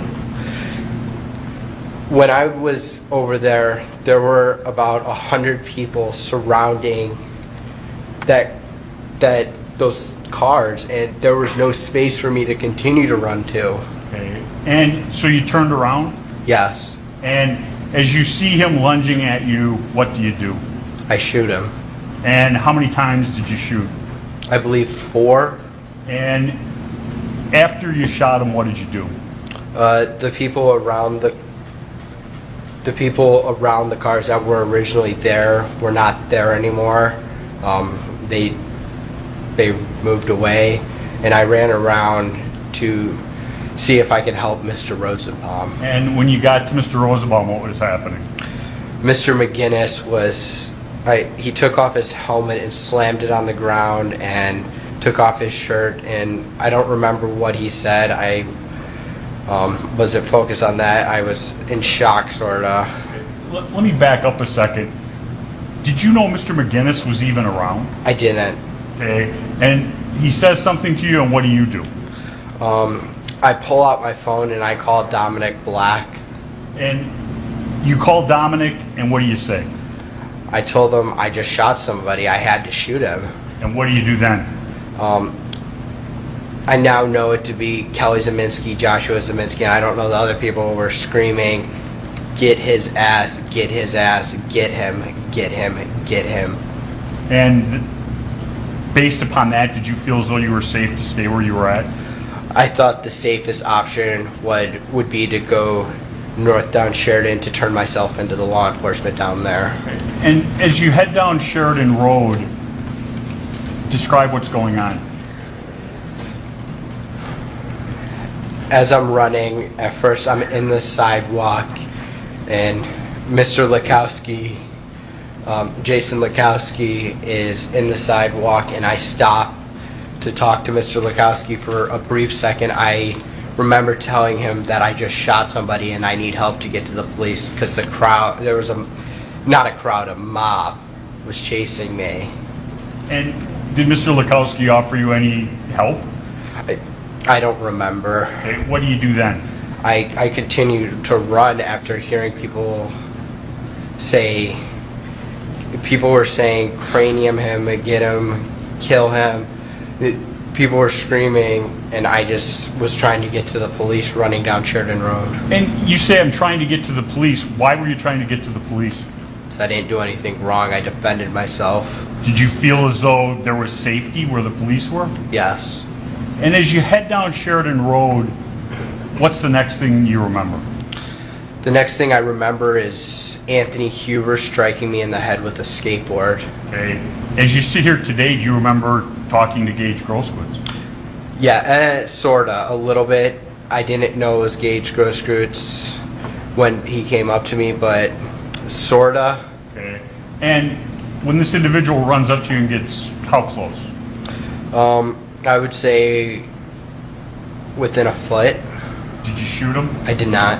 Did you point your gun at him? I did not. Why not? I didn't see him as a threat to my safety or life. Okay, was he armed at that time? Not that I noticed. Okay. And you continue running in a northerly direction down Sheridan Road? Correct. And as you're running in that direction, you said the next thing you remember is Anthony Huber. Yes. Describe that. Anthony Huber, what I remember is running past Anthony Huber, and as I'm running past Mr. Huber, he's holding his skateboard like a baseball bat, and he swings it down, and I block it with my arm, trying to prevent it from hitting me, but it still hits me in the neck, and as I block it, it goes flying somewhere off in the distance. And do you stop then? No. What do you do next? I keep running down Sheridan Road towards the police line. Then what happens? I get lightheaded, I almost pass out, and I stumble and hit the ground. Okay. Before you hit the ground, how many times were you struck? I believe twice. Okay. Do you remember anything about the other one? I remember the first one being a rock. I don't remember who did it, but I remember like the bumpiness of like a concrete rock hitting me in the back of the head. Okay. Now, after being struck with Mr. Huber's skateboard, you end up on the ground. Yes. You're on the ground. What's the first thing you remember?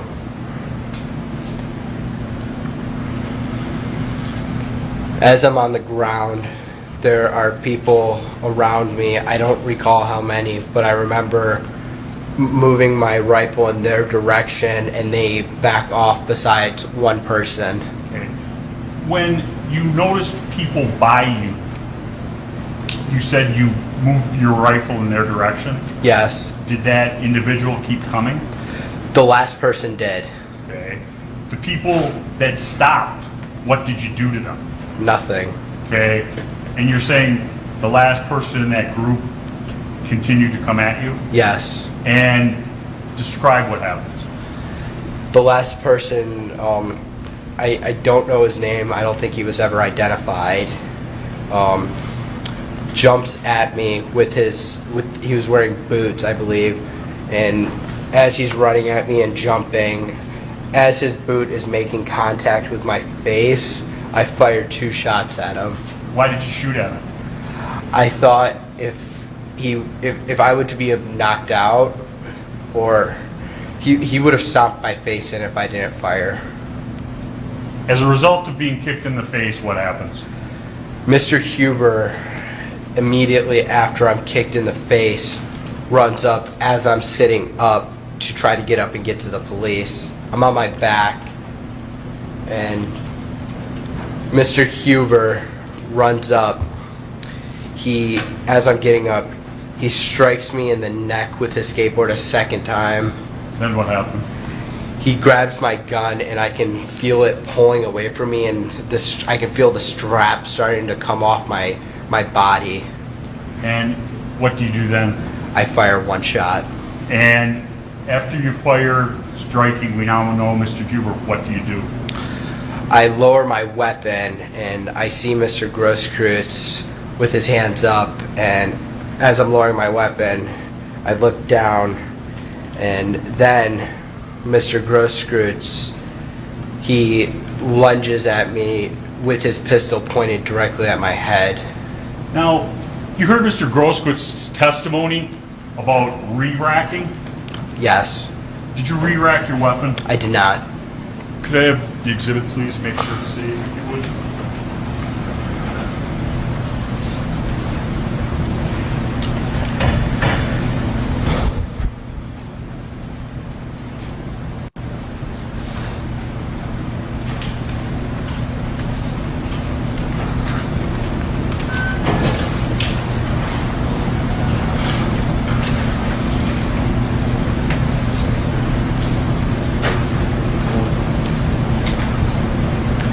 I don't care who you are. All right, yeah, you know what? I'm done here. I don't care who you are. Really don't. I got a public service announcement. If you ever find yourself out in my neck of the woods, Woodstock, Virginia, it's pretty rural, right? And you want to have the best damn sandwich you've ever had, order an Italian sub from Italian Touch. It's like a gas station that has a restaurant in it. Holy cow. I've never had such a good sandwich ever. It is my favorite place to have a sandwich, and their steak fries are very good. That's been your public service announcement from me. I'll put it back on. I'll put him back up. And we have what? Another, what is it? 20, so 42 minutes before they come back. 42 minutes.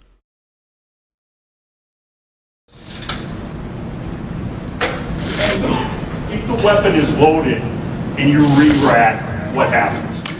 If there is already a round in the chamber, when you re-rack the rifle, a live round would come out chambering a new round into the chamber. Now, we got to the point where Mr. Grosskreutz is standing in front of you, has his hands up. Correct. And are you aware that he's armed? At that point, I do see a pistol in his hand. Is that the same or different from your first encounter with Mr. Grosskreutz? That is different. And he is standing, you said? Hold on. Public service announcement. I know you guys love it when I do this. I have to call out a troll that we have on social media. Now, I don't normally do this that much, but I have to. I'm gonna put it out there. What is it? DJ Chris Tucker with your fake name. You're watching on Facebook. How you doing, bud? You're accusing Kyle of murder, just like the prosecution. Well, let me ask you a question, okay? Have you watched every single video? Were you watching live? Let's start there, DJ Chris Tucker shitbag. Were you watching live on the night of August 25th, 2020, while you saw a violent mob attacking a community and then attacking this guy before he shot? My guess is you weren't. Do you typically watch CNN and that's where you get your bullshit, way of thinking? I bet that's it. But here's an offense. DJ Chris Tucker with your fake name. Just imagine that you're driving down the road, right? This is the kind of person I think you would be, right? I'm just guessing. You're driving down the road, you see an old man getting robbed by 3 people. You would probably just drive right by because you're afraid of those people. Kyle Rittenhouse, on the other hand, wouldn't. Most Americans wouldn't. They would stop and they would help the old person. This case, out of all cases of self-defense, this is probably by far the clearest. There's so many videos of self-defense. Kyle Rittenhouse did what every other American has an obligation, a constitutional duty to do. He saw that his town, the town of Kenosha, the police department wasn't able to handle it. They had law enforcement and SWAT teams coming in from far away to protect their town. Kyle and all the other patriots that went out there that day, Americans, I don't even like saying patriot. I want to say Americans because that's what they were. They went out and protected their community. And guess what? You know what happened the night before, right? On August 24th, they burnt down the place. They burnt down car dealerships. They attacked, buildings. They attacked a 70-plus-year-old man, breaking his jaw and his orbital bone. These people went out there and stopped that from happening. So I don't want, negative Nancy's in my chat right now. Okay? It's not good for you because I'll call you guys out. Okay? Go watch CNN. I'm sure they're having a cry fest right now over this trial because it's not working out for them. It is a Facebook troll. And it's not even a troll. See, and maybe it's not. Maybe you firmly believe he's guilty of murder. And then the only thing I would suggest that you actually do is, please, sir, go have your eyes checked. Because there's so many videos that show him viciously getting attacked before he fires. Even if you want to say that he shouldn't have fired with Rosenbaum, right? He should have just let Rosenbaum beat the shit out of him while a crowd of 100 people that were destroying cars with baseball bats and metal objects and wooden 2x4s, allow them to take his life. Is that your way of thinking, you shitbird? I just don't understand people. I really don't understand that. Liberal mindset is a mental disorder. You know what a mental disorder is? My wife and I got into a huge argument last night about they, them pronouns. And when I say argument, it was not a discussion, it was an argument. My personal belief is that if a child under the age of 18 wants to identify himself or themselves as they, them, they have a mental illness. That is my firm belief. And my liberal wife, and bless her heart, I love her to death, she doesn't feel the same way.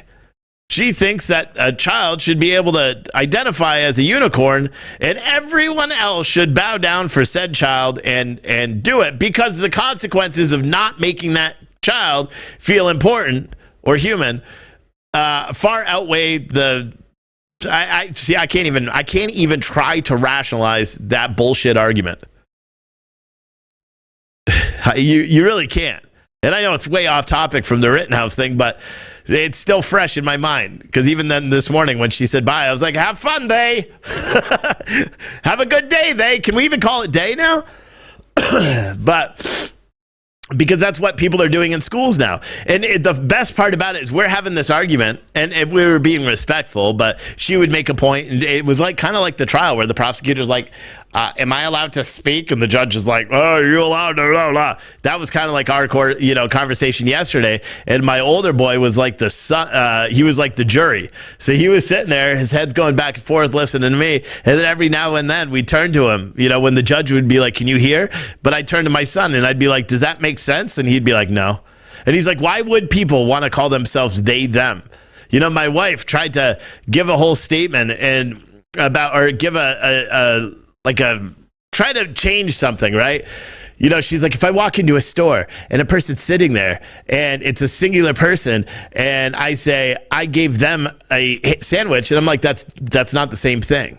And even if it was, you wouldn't say I gave them a sandwich, because that would signify that there's more than one person sitting at the table. And she's like, you're missing the point. And I'm like, no, you're literally trying to make a point that doesn't exist. That's like saying, okay, guess what? I'm going to bang my head against the wall. Why? Because I can. And nobody's going to stop me. She's like, that's different because it causes that causes harm to someone. I was like, how does acknowledging or allowing children to call themselves they, them over him or her, or whatever, because I don't care if a dude wants to identify as a girl. It doesn't fucking bother me. It doesn't affect me. Do I think it's a little odd sometimes? Sure, but it doesn't bother me.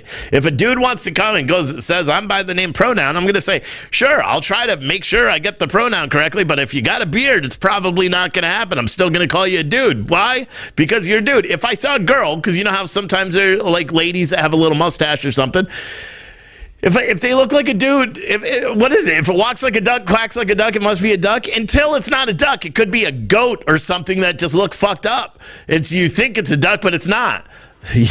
People can make mistakes. I don't even know where I'm going with this one. I'm so annoyed. But she was trying to say, like, gender isn't specific. And I'm like, the fuck it isn't. You got a him or her. That's it. You got a guy and a girl. That's it. Look at how chromosomes and all that shit. That's what it is. Guy, girl. She's like, well, there's some, like, the Philippines have a third gender. I'm like, good for them. We don't live in the Philippines. We live in the United States of good old fucking America, where we have him, her, and if a dude wants to kiss another dude, who fucking cares? It doesn't affect me. It doesn't bother me. I don't care. If a chick wants to make out with another chick, good for them. I don't care. It doesn't affect me. If a dude wants to dress up as a furry, I don't give a shit, as long as it's not in my house. That's like, you know what I mean? It doesn't make any sense. So many people are trying to do it. And now with the they, them, there was this stupid ass TikTok video where a guy's like, he dressed a girl and she's like, I go by this, them. And he's like, oh, I go by this. And she's like, cool. And I'm like, that's so fucking dumb. It's so dumb.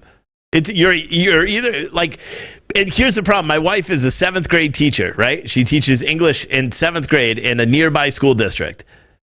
She literally has students that don't know, or that they know, but for some reason they have it in their head that it's acceptable in the 7th grade to tell other people that they are they, them pronouns, which doesn't make any fucking sense. You got people that are like they, them, and then you got people that are using weird fucking combinations of pronouns and going by dudes' names when they're chicks, or going by other chick names when they're chicks. It doesn't make any sense. And the teachers in these schools are all saying it's all acceptable. Like, it's okay. It's okay. She's like, well, what happens if you walk into a store and you have a guy's section and a girl's section? Don't you think it's wrong? It's going to make the kid feel bad if he wants to play with dolls. I'm like, so what? Do you know what ends up happening? They take down the sides. You're still here, and this is the analogy I gave. If you take down all the shit in the store, all right, so you take down the boys section, the girls section, you just have all the toys, or even worse, you make them all gender neutral, right? So it's just like, blobs of toys.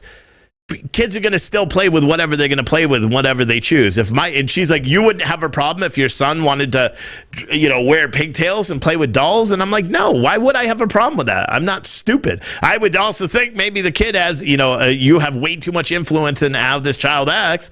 But if my son right now, they play with trolls and shit like that, Legos.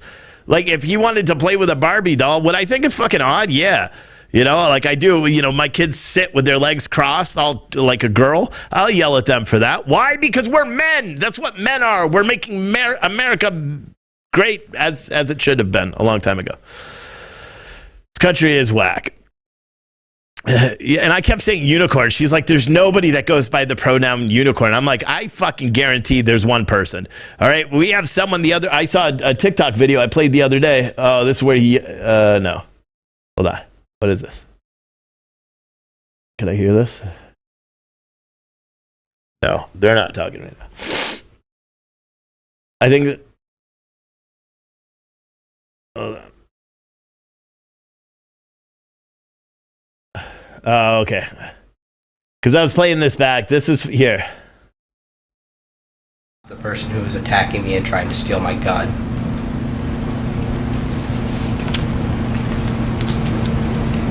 Since August 25th, 2020, this is the first time that you have told your story. Object to this. Sustained. Since August 25th, 2020. All right, well, we've already played that. So for anyone that doesn't understand what that was about, because we watched that live, so the prosecutor was trying to bring up the fact that Kyle Rittenhouse exercised his Fifth Amendment and his right to keep silent several times previously. And then today, during the trial, he came up. Now, this prosecutor was trying to impeach him based on the fact that he chose to keep his Fifth Amendment silent, and that's why everybody was reacting. But anyway, I don't know. What else? Someone said we all have to walk around with name tags so we can identify everyone, right? Yeah, I know. Someone said I just told my girls the same thing Steve just said, almost to the word. LM. Yeah, I don't know. But here, and the funny thing is we're having this discussion, in front of my son yesterday, my older boy. He's 11. He's very smart, though. He's in advanced, math and reading and all that shit. Very smart kid. Probably going to skip a grade or two because he's got my genes, right? And we're sitting there, and every now and then I just kept throwing him in. I'm like, does that make any sense to you? And he's like, no. Why would a kid want to go by they, them pronouns? And my wife is like, because it makes them feel comfortable. And he's like, what? It doesn't make any sense. It doesn't make any sense. The they, them pronoun thing is the most obnoxious thing I think out there. It's literally, it serves no purpose. Like, how could you say you feel better when people refer to you instead of him or her, you refer to him as them or they? That doesn't make any sense. And I don't get into these topics that much because they're just stupid and I try to avoid them, but I have some time to kill until this trial comes back, so I figured out what the fuck. I might as well rant for a little bit about all this to try to make sense. Someone said I need my shirts that say Arnor/Mole. Ooh, new shirt coming. Nor? My pronouns are Nor and Mole. Normal. Ha! I get it. That's a good one. Using alternate pronouns is a form of rebellion. Now, I think it's a form of mental illness. I'll be completely honest with you. That's my firm belief in it. I think if you want to identify as they, them, then my wife said it was rebellion too. She said it was rebellious. They're rebelling against the system. They're sticking it to the man. I'm like, how? Like, if you really want to draw, attention to yourself, because that's all it is. It's an attention thing. But it's screwing kids up because my wife, even, again, she teaches English. She had to try to put they, them in a sentence of giving them a sandwich, speaking about a singular guy. And I'm like, it doesn't work. Because you're speaking about a solo person. You're not going to say, I gave them a sandwich. You would say, I gave him a sandwich, or I gave her a sandwich, or I gave it a sandwich. You wouldn't say, I gave them a sandwich, because that would imply that there are two people, or two or more people, which would cause a lot of confusion. And guess what? It's causing a lot of confusion. Children now are growing up and they don't understand what the hell is going on. And then you have people that are probably millennials like DJ Chris Tucker on Facebook, you ass, that literally come in here thinking that Kyle Rittenhouse is guilty of murder because you're so stupid you can't even watch a damn video and make up your own mind. Instead, you will watch a video, you won't know what you saw because the school system has told you that what you're really seeing is not true and that you have to do all this other shit to actually figure it out. So you give up and you turn on CNN. CNN says he's guilty, and then you go, well, guess what? That's what he is. He's guilty. I'm so tired of this woke bullshit. And I don't even know if you could call that woke. I consider it, I consider it mental illness. I think it is on the cusp of becoming a certifiable, mental illness. I think I went far enough there, didn't I? I went pretty far. My wife would be really pissed off if she heard me talking about all this stuff. But, I don't know. What do you guys think? What is your opinion? Do you think, because here's the thing, I don't think they, them, or someone that, if an 18-year-old wants to identify as they, them, and tell people that his pronouns or her pronouns are they, them, good. More power to you. You know what I mean? Doesn't mean I'm going to do that. It's like if a dude wears a dress, I'm not going to judge that person other than saying, that's a little odd. But I'm not going to be like, you can't wear that dress, or that I need to wear a dress now because that person does. Because that's essentially what saying they, them does. Oh, here's another one. My wife tried to say that the they, them pronoun is the same thing as someone dyeing their hair. And I'm like, no, it's not. It's the same thing as someone cutting their face off. You know what I mean? Because you still have hair. You know what I mean? Like, so she said, well, if I dye my hair blonde, that's the same thing. I'm just changing my pronoun and to make myself feel better. And I'm like, that's not the same. Because when you dye your hair blonde, you're not telling everyone else that they need to now dye their hair blonde. Because that's what the they, them is. Because when you have to identify yourself as they, them, and you have to correct everybody who comes up and he's like, how you doing today, lady? And then they're like, I'm not a lady. I identify as they, them. And then you're like, well, fuck, what do I say there? She tried to say, well, if you dye your hair, it's the same thing. It's just so you could fit in or feel good about yourself. And I'm like, how?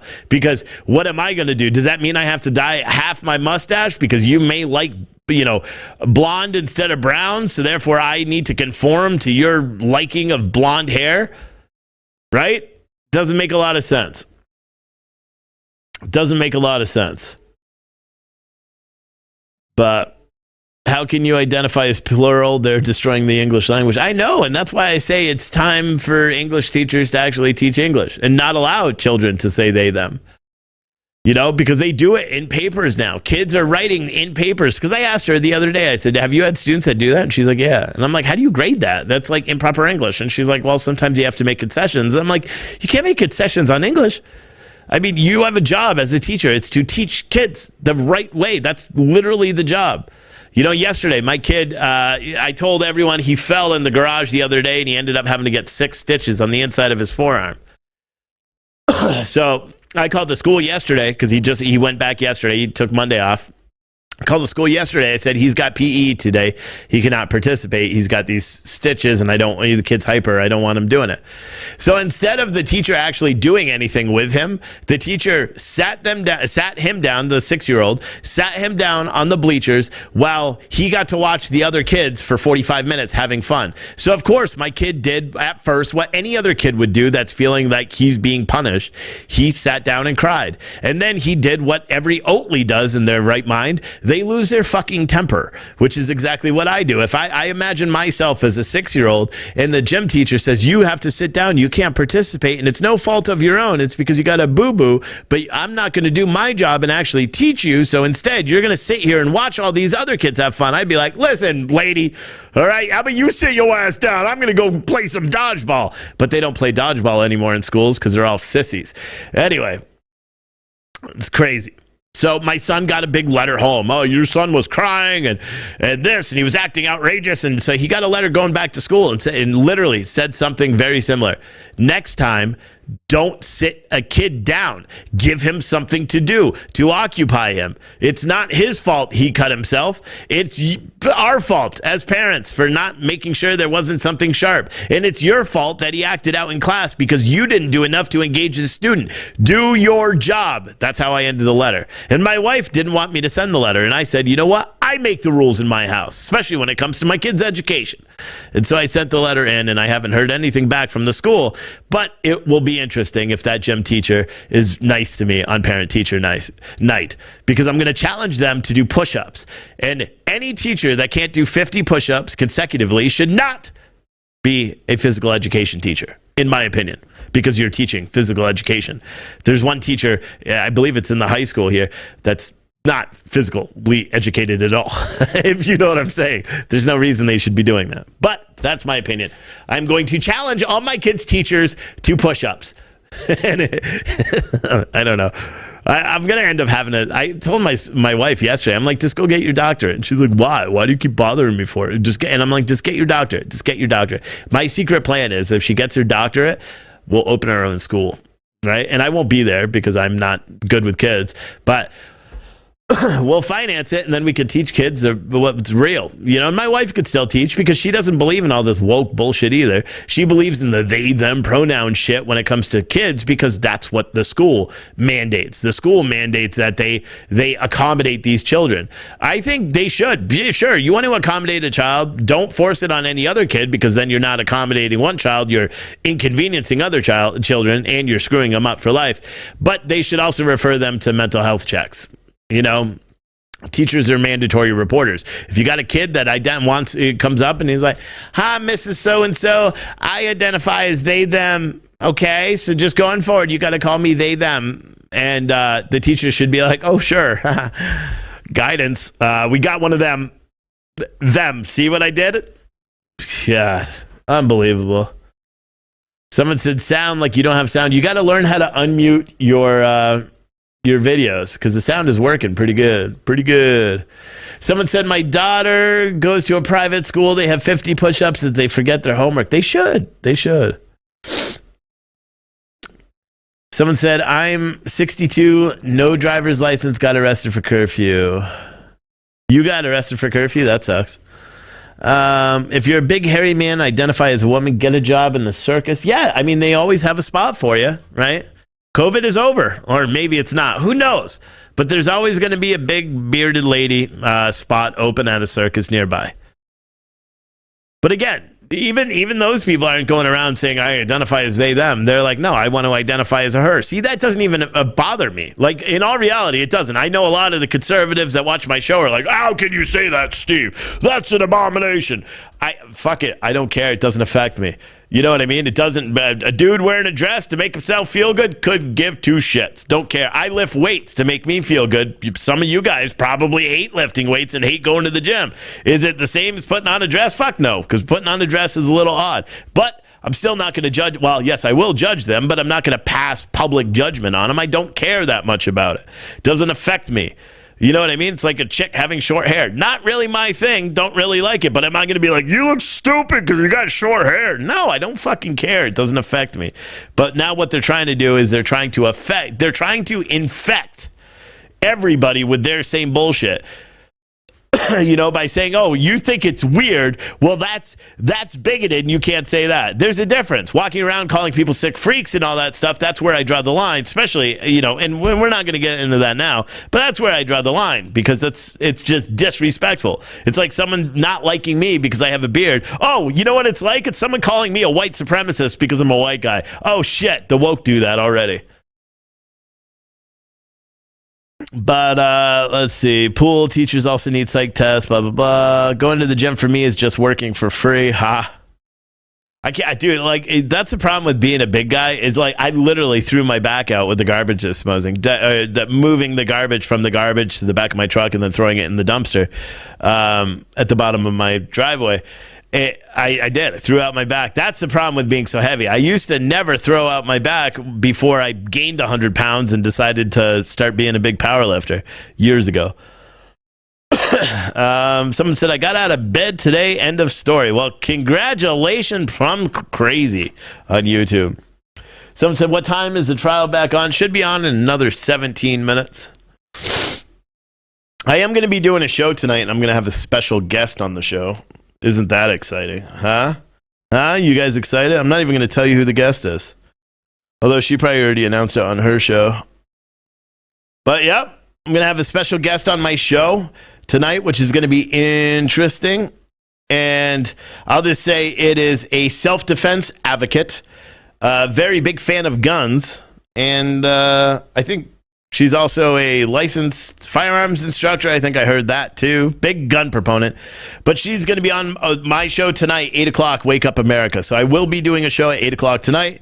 And we are going to have the BX Bullet on our show. For anyone that doesn't know, it's a Twitch streamer. She's been covering the trial and all that. She actually raided our channel yesterday and then reached out. And I reached out back and I was like, yo, come on my show tonight, explain all the self-defense shit.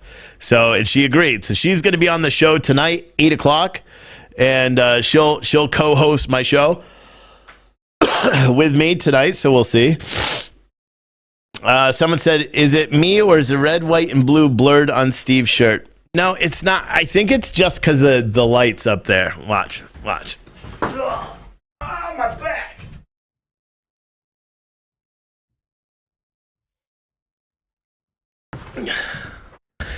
No, I don't know what it is. It's not blurred because they're just red and white lines. They just move around a lot when I do that. It's very odd. Very odd stuff. But someone said you guys are trying to guess who it is. I already said it. It's BX Bullet. I think our Twitch is BX Bullet TV. But she's going to be on the show 8 o'clock tonight. She's going to talk about everything that's going on. And everything that's going on with this trial and just to see what's going on. So make sure you tune in tonight because that should be fun. And then what else? Let me go back to the chat.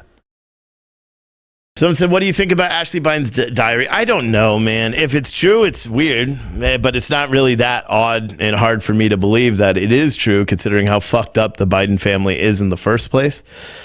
I think it's incredibly wrong that Biden is using the Department of Justice and the FBI to go after independent journalists and serve search warrants on their homes and raid their homes, multiple journalists, all within the same news organization. And you would think that like CNN, MSNBC, NBC, Fox News, all of them, Fox News has talked about it, but you would think everybody would be talking about the fact that the FBI raided journalists' homes in search of this stolen Bible. It's the same thing, or stolen diary. It's the same thing as what's going on with the Hunter Biden laptop. And you may say, Steve, what's going on with the Hunter Biden laptop? Nothing. That's the exact problem. We know crimes were committed. We know there's a bunch of weird shit in there, and nothing's happening. Why? Because the guy who controls the Department of Justice in the FBI and who's the subject of a lot of these issues, including this diary by his daughter, he's in charge of them. He's not going to. He's in charge of the FBI. He's in charge of the Department of Justice. He is militarizing our country. And, yeah. Scary, the sources, the contacts with the FBI now. Yeah, I mean, Project Veritas probably just lost anybody who's trying to give them tips, and tips into news stories and stuff, because no one's going to reach out to it. Because if they don't keep their data secure, you know what I mean? He said he has his phones. He's got all these tipsters. He's got donor information on his phones. It's one of the whole premises of Project Veritas, right? Is to be like, secret about shit. And if the FBI grabbed 2 phones and now they have all donor information and confidential informants and all that stuff, well, maybe that was the plan. Maybe that was the plan, was just to shut it all down by just, having James go out and identify what happened. I have no idea. But Lady Liberty no longer has a blindfold on. This is proof. Yeah. Someone said they got bad reporting.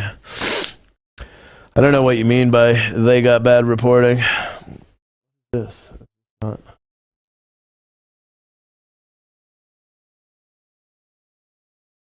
Wait for it.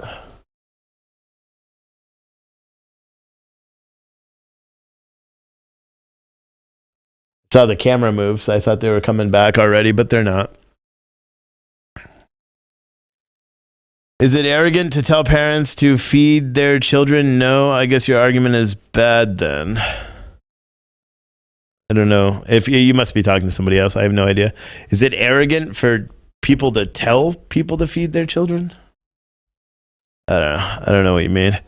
Anyone else see that Howard Stern is considering running for president? Okay. That's not going to happen. Someone said you need an Xbox there. No, what I need is a PlayStation 5. I'm going to try to find one by Christmas because my son wants one, and we've been saying we're going to get him one, but we can't find one anywhere. Last year, the diary was left in a hotel, and the manager turned it in because they didn't know whose it was. Someone else visited her at the hotel, supposedly picked it up for her. That's the story last year anyway. Never heard any more until now. Yeah. Yeah, I don't know. And here's the thing, because James O'Keefe and his lawyer went on Sean Hannity the other day. Sean Hannity kept asking questions. Did you give it to the police? When you decided you weren't going to publish, did you give it to the police? Now, John Keefe, whatever his name is, thank you. Someone said, Genius by Birth with a $50 super chat said, you have to be pretty low down to try to cause a mistrial. Yeah, I know. I mean, if that's not a testament to how bad the prosecution feels about this case right now, I don't know. Low down to try to cause a mistrial. Yeah, you do. You really do. Let's see if we can get, how many people do we have watching on YouTube right now? Let's see if we can make what this show cost me to run for the day on YouTube. We never do the super chats, YouTube super chats. You know, YouTube gets a big portion of it, but if you guys want to send YouTube super chats right now, for every $5 super chat you send, Antifa cries. It's scientifically proven to work. They literally pick themselves up from their meth-induced sleep, and then, you know, they pull open the bushes that they sleep under every day. They look out, they see in the sky, it's like, you know, like when Batman has a thing, they put up the thing for Batman and say, need it. So every time you guys donate $5 in super chats, it shows up and it says, so-and-so donated $5 to Steve. And then the Antifa cry, and then they go back into their little meth-induced slumber in Portland, Oregon. Every day. It's true. It's real. Scientifically proven not to be true. But how many of you guys watched all the protests and all that stuff with me last year and saw that?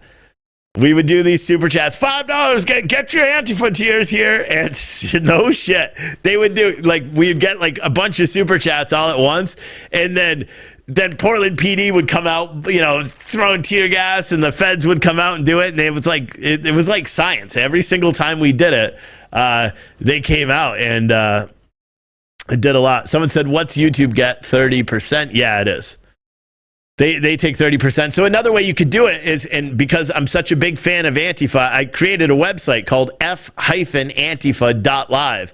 That's f-, which is next to the plus symbol, sort of, on your keyboard, Antifa. So, and F stands for fuck Antifa, .live. And you can watch my live streams going there now. And you can also send in donations and or the contributions, and it'll show. Look at that.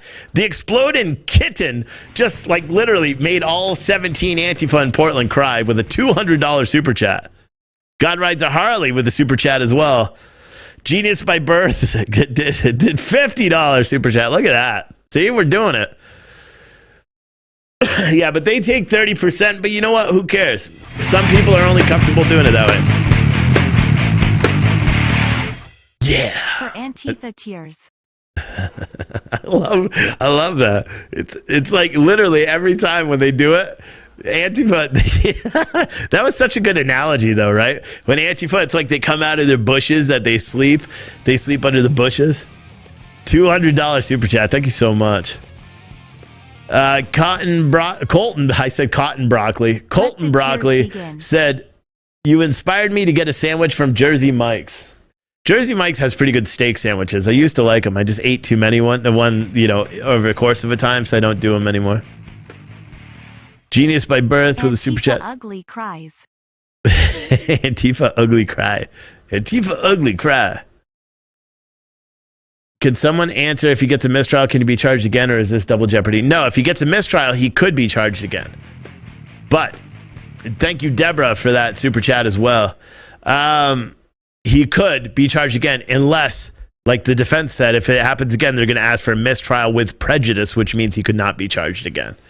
So if you have a regular mistrial, he could be charged again because that just means that something happened in the trial, which would skew it one way or the other, which I believe has already happened. I believe that it should be declared a mistrial because the prosecutor was a scumbag. But yeah. Someone said, you want to cue the run music? Is this it? Oh, wait. No. I still have it. Hold on. I got this one. Come on, man. Come on, man. That's, oh, remember that? That's how I started my show when we would do the riots with the live PD theme song. Or then I used to do this.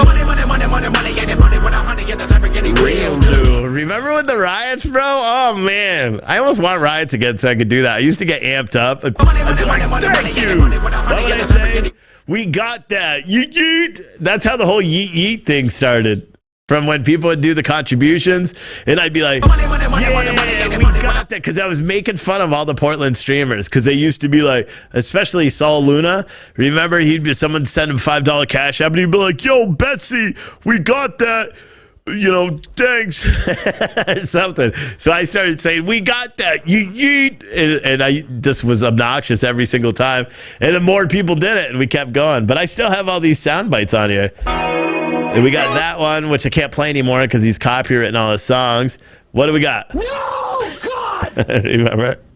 No, God! That was a good one, too. You are not Man, my timing was so good during the riots because I'd play this like right after someone got smashed, or when the police would come out, like as they're marching out and all the streamers are freaking out and putting on their gas masks. I play that. So good.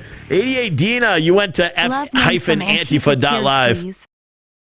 I talked through your message. Sorry, missed it. But thank you for that $25.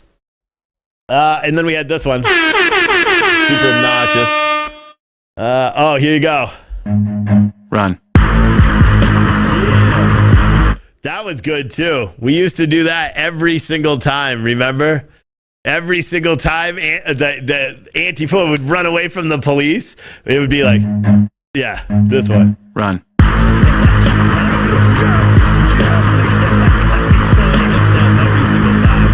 Oh, man. Oh, those were the days. M5 News with a $300 super chat. Holy cow. Thank you, bro. Someone said, you need a sound of the judge. Don't get brazen with me. I know. Someone said, bring back the riots. No, let's not have the riots. But thank you for that $300, man. And Ethel with a Ethel. Ether. But thank you. Goat. tell your wife your pronouns, or let's go brand. Here's the best part. So our subscriptions are renewing. So we get a lot of people that are canceling their memberships, even, which I'm fine with. Like, here's the thing. You signed up for Citizen Stringer a year ago. You may have forgotten about it. You don't know. That's fine. You cancel your membership. It's cool. At least you're still taking care of us for the next year, so we don't have to do it. But yesterday I got a text message from someone before I changed my phone number on the credit card form because it was showing my phone number. So they texted me, and they're like, I was just charged this. You need to immediately refund it. And I'm like, listen, you have to actually give me some information. Is it going to read a couple things for a few months, and it has been that long since I have watched or supported you, bud. Well, thank you. But wow, 5,000 stars, many on the Facebook with the stars. Those are big too. And you guys may, if anyone's watching on Facebook on the Citizen Stringer news page, if you go down and click on stars, you may actually have free stars because Facebook does that occasionally. I had one person yesterday say, I sent you 200 stars and I can't afford it and I don't know how it happened. Can you send me those stars back? I have no idea how much money that is. And I said, it's $2. And no, I can't because I don't know how to do that. But what else was I talking about before I so rudely interrupted myself again? Shelly, you sent $50 Cash App. Thank you so much. Fuck was that? Probably Antifa. Do I worry about them doing something to my storefront here? Probably. But you know what? They'll probably get shot. Not by me either. I mean, I'm in a really red area. Plus the police station's right there, like literally behind this. I wave to him every day when I leave. It's where I park my truck. Steve, do you guys have a discount code for Bald Eagle Juice? No, we do not. You can talk through my message anytime. Thank you for the $25 tip again. Thank you. What was this? Someone said you have a lead on a PS5. Yeah, let me know. Send me an email.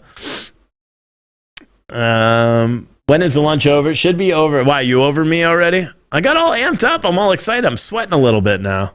Right? Yeah, not really. I'm not sweating. It's still kind of chilly in here. It should be over in 2 minutes. I do have it up on this screen, which you guys can't see. Can you? No, that's this one. That's that camera. And then, there's a wide view. There's where you can see the production area of the show. And then you have the wall. Let's see what the wall is. Oh, God. Ow. Oh.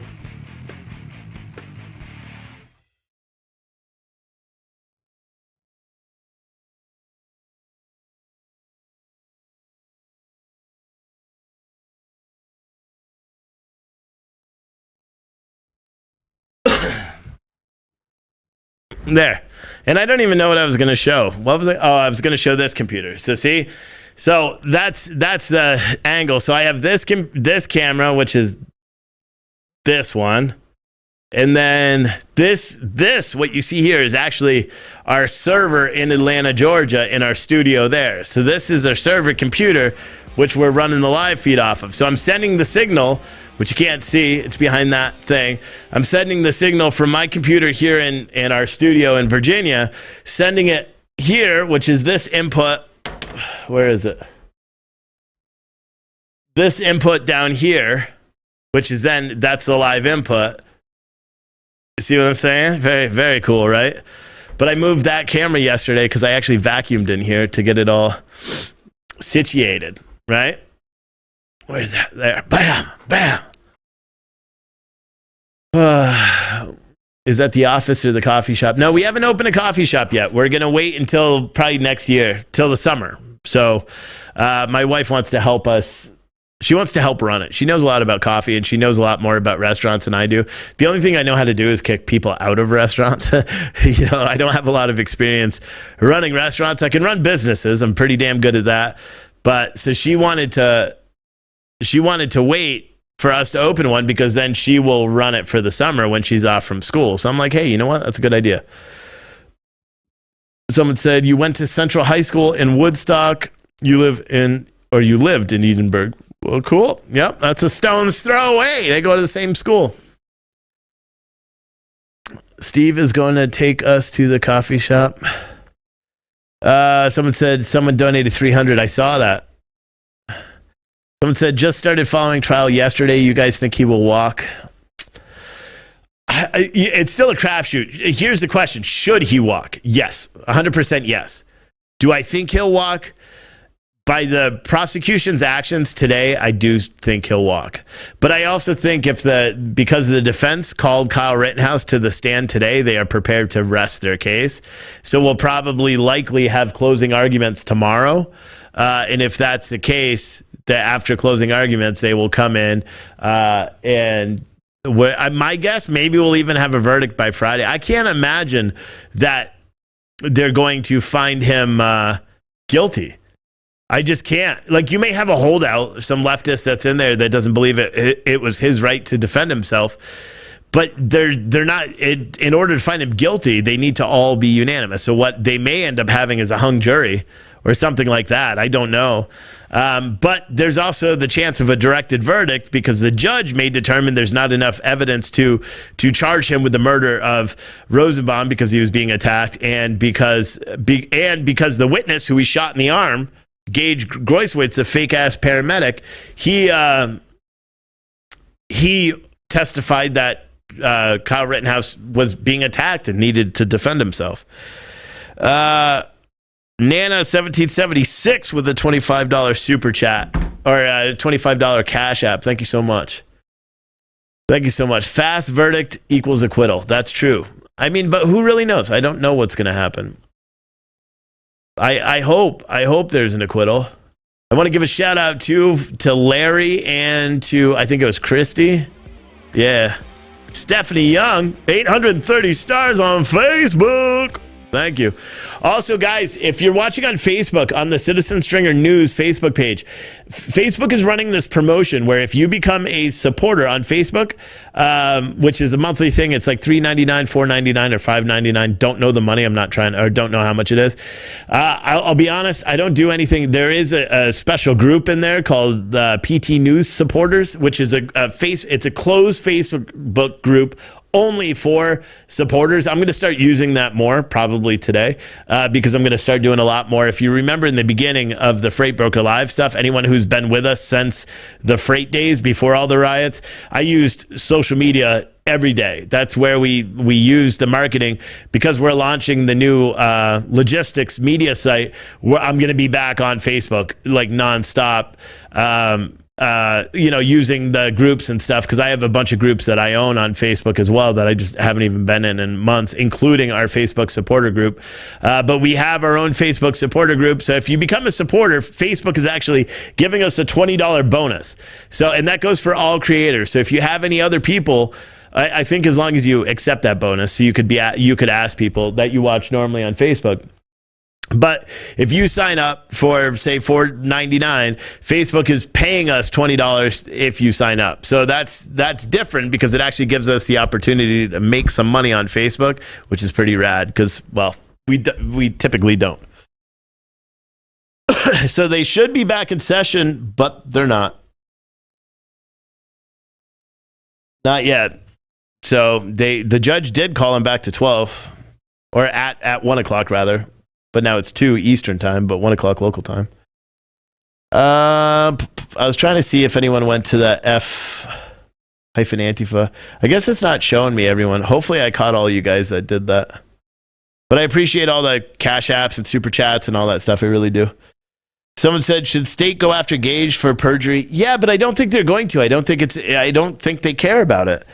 You know, the state charged Kyle Rittenhouse with the curfew violation, but they didn't charge anybody else. Not a single person that was called to the stand. That's why the defense commented on it every single time.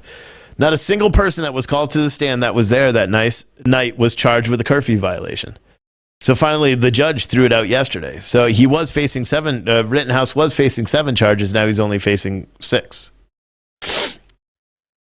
Someone said no CCW. Yeah, and he lied under oath saying that his CCW was expired. His CCW didn't expire until 2023. His CCW was revoked. There's a huge difference. Bionic Mima dropped 2,760 bits on Twitch. That's huge, Bionic. You, Bionic, are amazing. Thank you so much. Study shows electric cars were worse for the environment than petrol. Yeah, I mean, that's the same thing as everything. When you actually figure out what is, I don't even know where I was going there. Everything is worse than originally thought when you first think about it, or when you actually look back. Almost everything. And just in life, look at vaccines. And that's all I'm saying there. Look at what's going on now. Look up all these football players, not real football, soccer football. Look at all those football players. That's all I'm going to say. I can't talk on about social media, about COVID and all that stuff on social media anymore.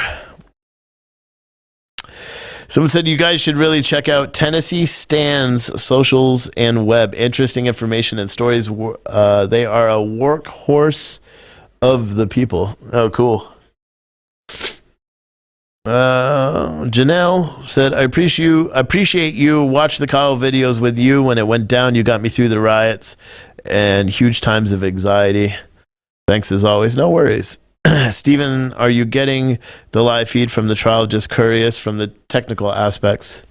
Well, there's a couple of ways. One, we're either ripping it off of social media because the way that Court TV ran these live feeds, because we got the emails from Court TV to do it, the way they're running these live feeds in Kenosha is you have to go, you need to have a technician there on the ground just to tap into these same feeds that everybody has. It's so stupid, and you got to pay the court $200. So I think they said it was $200 a day. So basically, right now there's a room inside this courthouse that has dozens and dozens and dozens of these. Here, I'll show you.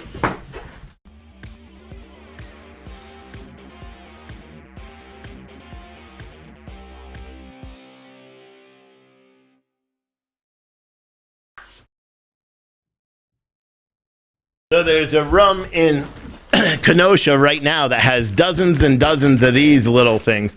These are called LiveView LU600s. They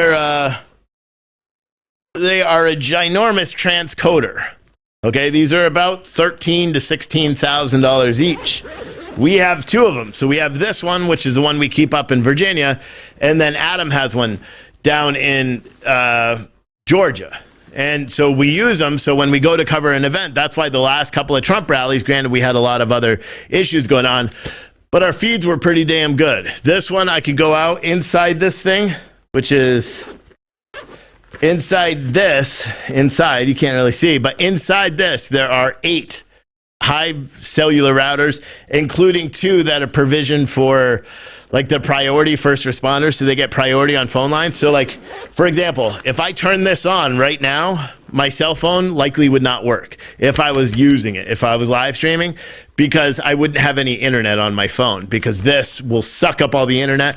These are the backpacks that all the streamers last year, they complained about. These are them. This is what they hate, because it takes all the signal from everybody else.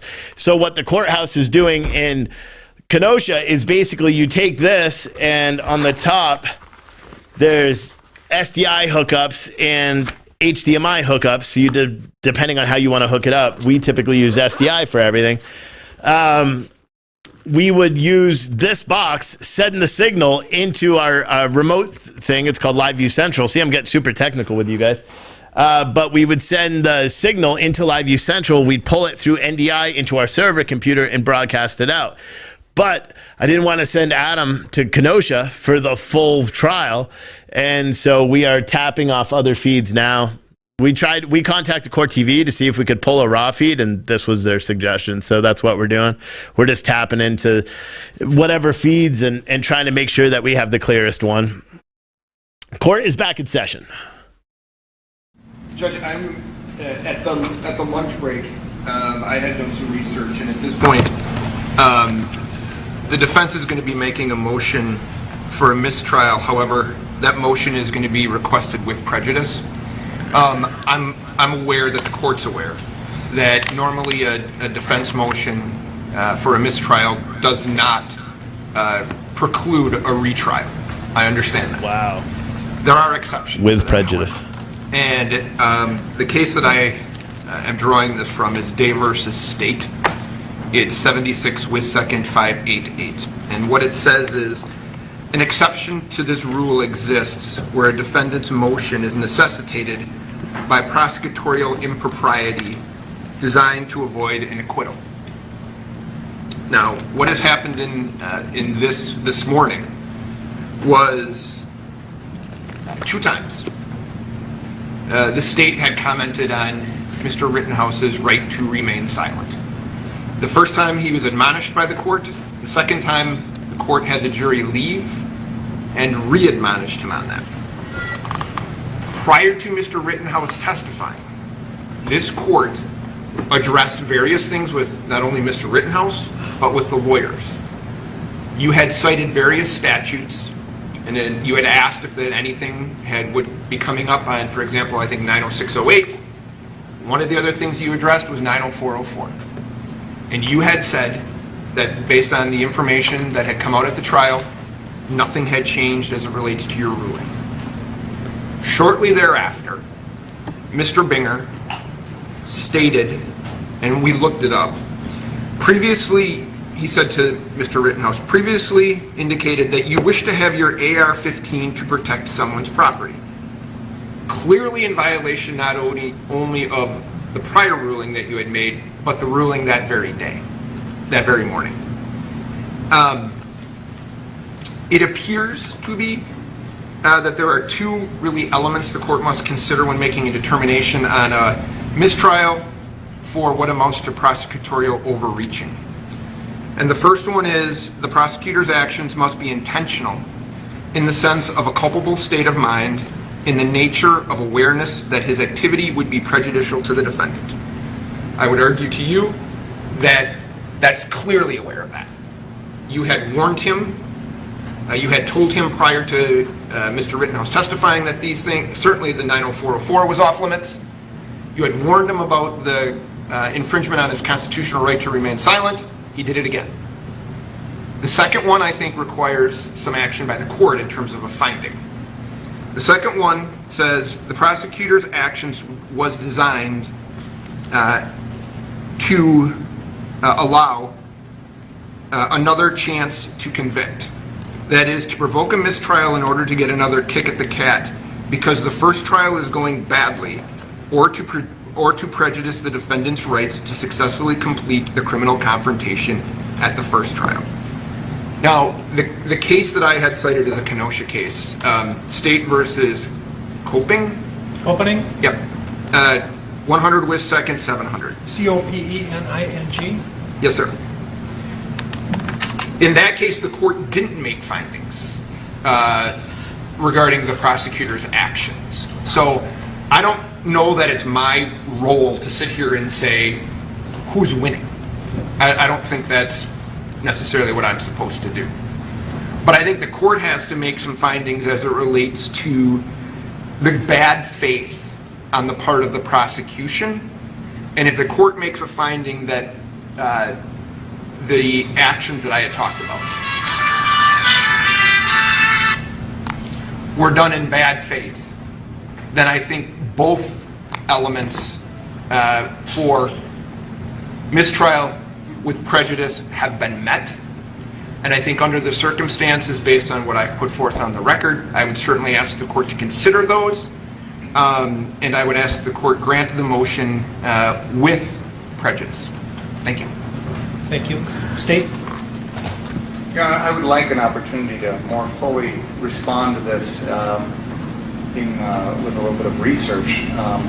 At first blush, though, and I reserve the right to present case law and additional sites to the court, but I do want to point out for the record that the defendant has presented interviews to at least one media source and at least one online source since his arrest. And there have been questions about that night. There have been questions about what he did, things like that. He has decided, probably on advice of counsel in those circumstances, not to give a statement in the media about what happened. But he is talking about his family life, he's talking about his friends, he's talking about the circumstances of the case, he's talking about how this has affected him and things like that. So my point in asking those questions was, you have agreed to talk to the media, you've agreed to talk about yourself, you've agreed to give interviews, but until now, this is the first time you're explaining your actions. And so I wasn't referring to his in-custody statements. In fact, I never asked either detective about what the defendant told them. He actually starts to tell them some things, and then he says he wants a lawyer, and they stop him. And they Mirandize him first, by the way. Then he starts to tell them some things, and he says, but I want to talk to my lawyer. And they're like, okay, we're done. So I'm not referring to that. I didn't ask any questions of the detectives about that. But since this, the defendant has spoken to the media. He has talked about his life, about circumstances related to this case. He just hasn't given his exact version of events that night.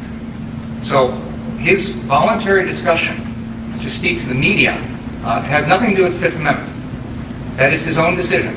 And if he's going to pick and choose what he wants to talk about in those voluntary interviews with the media, then I think that's fair game.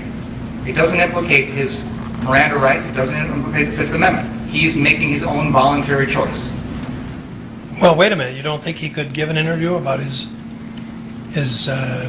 awards he won in high school, or his demerits that he got, or his and about his sports activities and his swimming and that, and declined to answer any questions about the incident in question, and that somehow a waiver of his right to silence? I think he's doing more than that, Your Honor, in these interviews. I don't know. I knew nothing about them. I never, I haven't seen I haven't seen probably 1% of all the evidence, which is pretty typical, as you know.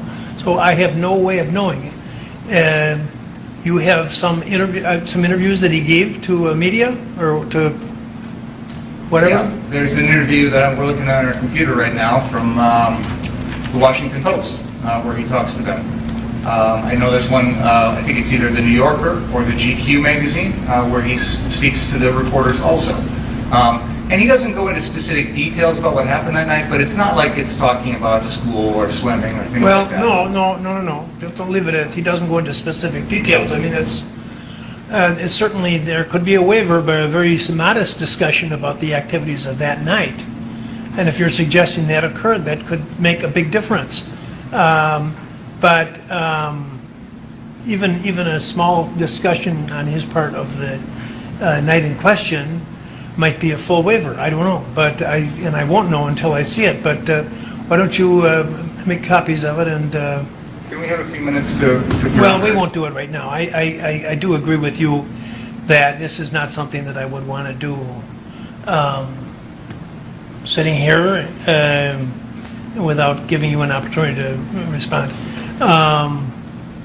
Although I would be interested in your preliminary response to the excluded evidence that you touched on after having been told not to do it, or having been told that I was confirming my prior rulings.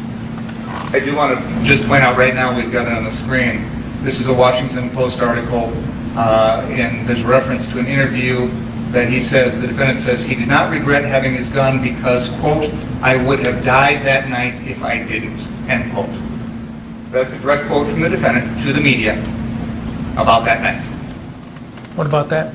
Your Honor, all I can say about that interview is there were prior counsel representing him. I don't care about that. Well, and I believe it was a telephone interview. I don't know anything about the circumstances of that. I'd have to read the article. Oh, that might make a difference. And what about the you're asking questions about excluded evidence? Your Honor, we went over this earlier, and I don't want to repeat myself because I know you've heard me, but if I could just summarize. I did hear you talk about that evidence this morning before testimony. The defendant then took the stand. He admitted that he had said to the person in the yellow pants that he had pointed the gun at that person. I have seen that video. It was actually introduced by the defense. I think it was even in their opening statement. And there's this person who confronts the defendant and accuses him of this. Frankly, to be honest, Your Honor, when I watched the video the first time, I didn't hear the defendant's reaction. I thought it was someone making an accusation and then the defendant walking away as if trying to avoid a confrontation. I was surprised to hear the defendant admit in his testimony, on direct, by his attorney, that yes, I did tell that person that I had pointed the gun at them. He explained then that he was joking when he said that. The jury can evaluate that. It goes to his credibility, it goes to whether or not he's telling the truth, it goes to his decision making. That is, again, this is an incident that occurred that night, so it's not something that happened separate in time. It presumably happened a few minutes before. But like I said, I was taken aback by the defendant admitting that he had said to this person, yes, I pointed a gun at you. And I think it's fair to say that watching that video, that person, believes strongly that this happened. The defendant is telling him it happened. Now the defendant today is giving us a different version and saying, oh, I made it, I was joking, I was just kidding that guy or whatever. I'd like to probe that. I'd like to probe what he said to that person. I'd like to probe what his motivations were, etc. I'd like to probe whether, in fact, he really did do that. And I think that changes the equation with regard to the CVS video that was the subject of the other acts motion. Because in my mind, it is very similar. And I know we've disagreed on that, and I'm not going to belabor the point, Your Honor, but that was where I was coming from, was there's been a change in the testimony of the defendant today that I think makes that evidence, it's admissible and much more relevant than it already was. And I thought it was already relevant. And the court is... I do want to be clear so also... I'm just here on the sidelines, just... well, you... Yeah, I had made a ruling that the evidence wasn't coming in, and you decided that it was. If I could just respond to that briefly, Your Honor, I was about to say, I did not interpret your ruling as an absolute we've had 3 state motions in limine. There was one in which we asked the court to introduce evidence that the defendant was at Pudgy's bar with Proud Boys, and you were clear. That is not coming in. There was... don't get into other subjects. Come on, what you're telling me, you're an experienced trial attorney, and you're telling me that when the judge says, I'm excluding this, you just to take it upon yourself to put it in because you think that you've found a way around it? Come on. If I may finish, Your Honor, I was about to say that your ruling on our 3 motions and other acts motions was there were some gradations there. That you were clear that some things were absolutely out, and then you left the door open on other things. So I saw that distinction, and I thought to myself, clearly I know this is out, but you left the door open on other things. So I didn't interpret your ruling as this is absolutely never coming in, and I have practiced before you, Your Honor. I have filed other acts motions before you. Your practice oftentimes is to reserve ruling on those until you see the evidence. And I think you even said something to that effect at our motion. I undoubtedly did. So I thought, this is my good faith explanation to you, and if you want to yell at me, you can. My good faith feeling this morning after watching that testimony was you had left the door open a little bit, now we had something new, and I was going to probe it. I don't believe you. There better not be another incident. I'll take the motion under advisement. And you can respond. When you say that you were acting in good faith, I don't believe that, okay? Let's proceed. Everybody in good faith. All right. Would you come up, please, Mr. Rittenhouse? I do have... Yeah. Your Honor? Yeah. I do have another item that I want to raise before the jury comes in and raise it with you. There was an other acts motion with regard to the defendant being at Pudgy's bar after a court appearance in January in which he poses for selfies wearing a shirt that says free as fuck. I would like to ask the defendant if he posed for selfies after a court appearance with members of the public wearing that shirt. I do not intend to talk about who those people were, what groups they were affiliated with, or anything along those lines. But I believe that it is relevant when the defendant goes to a bar after a court appearance and poses for selfies wearing a shirt like that. I think it is relevant to some of the issues that have come up in this case. For example, his remorse or lack of remorse, his utter disregard for human life. Those are things that I think it comes into play because I think that behavior is not consistent with someone who has a regard for human life. The jury has already watched him break down on the stand with emotion. I'd like to probe how heartfelt and sincere these emotions are when you go to a bar and you pose for selfies with people, when you're out on bond in a first-degree intentional homicide trial wearing a free as fuck shirt. So, as I said, I want to use the photograph. I'm not going to talk about any of the people or who they were from. In fact, the photograph I'm going to use has actually got their faces blocked out, so we won't see any of the people in the crowd. We'll just see the defendant standing with a group of people for a selfie with that shirt on. That's as far as I want to go. Handle this issue. Nobody got an opportunity. First of all, you've made a ruling on it, and it was clear prior to him testifying. So part of this is, would we have raised it?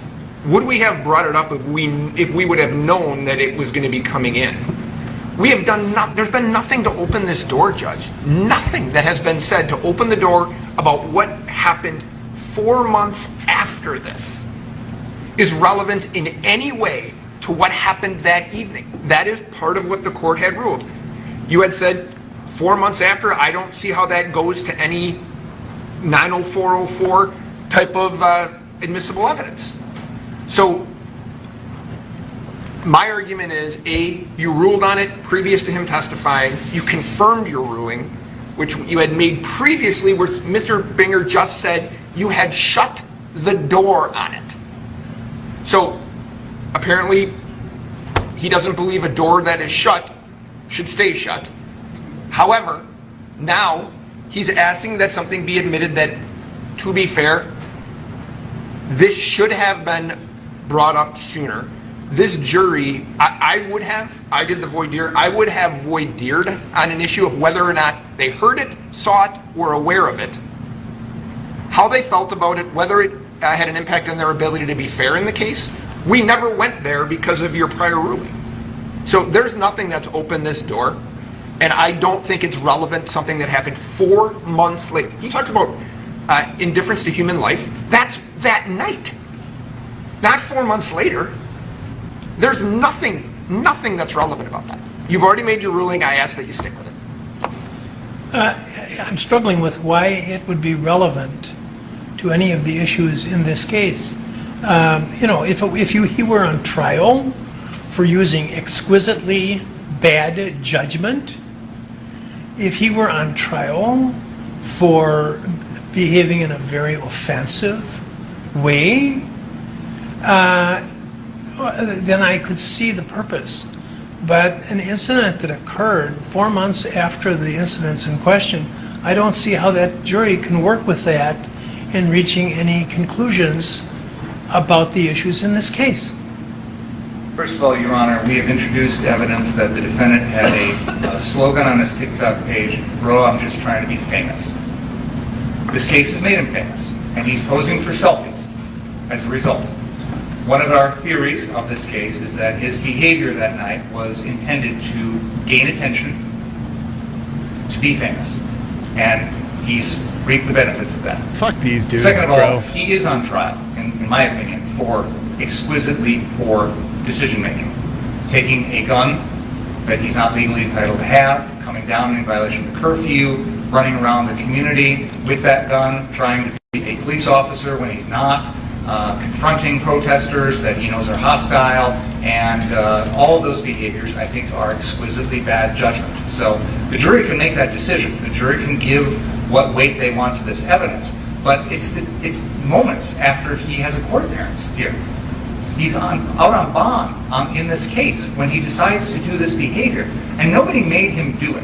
Nobody forced him to go to the bar. Nobody forced him to wear the shirt. Nobody forced him to pose for selfies. It's his own decision making.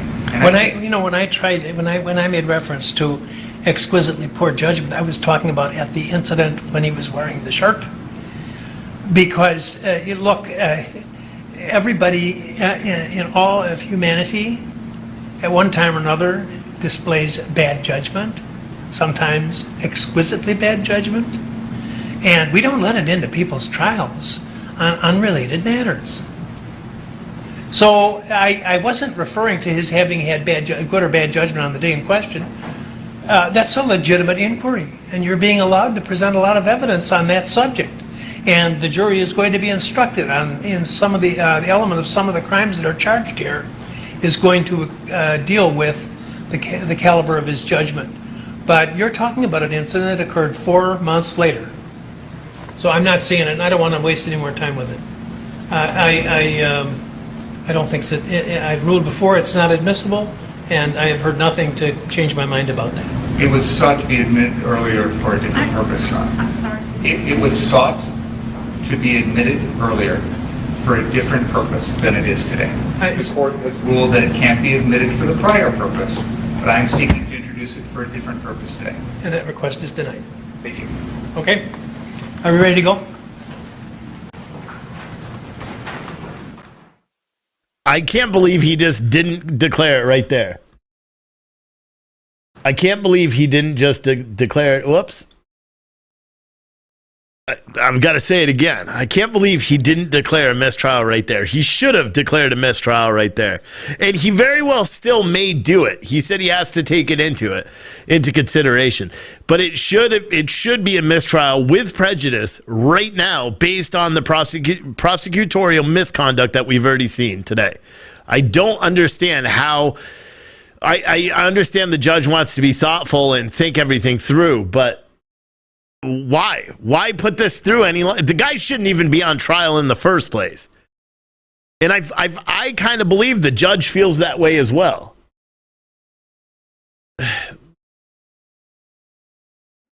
Today was a crazy legal day with this trial, and it's not even done yet. It's only 2:30. It's only 2:30. Now, you could tell, these defense attorneys are pissed off because they don't know why this is going on. Maybe they're worried that the judge isn't going to do it, but he should definitely do it. He should declare a mistrial with prejudice so they can't do this again. The prosecutor literally tried to steamroll his own case because he knows he's losing. I don't even study law, and I could see that. Oh my God, disgusting. There's no other way to describe it. Disgusting. Hold on, everyone on Citizen Stringer. I just lost my control over that for the audio. There we go. Whoops, fucked up again.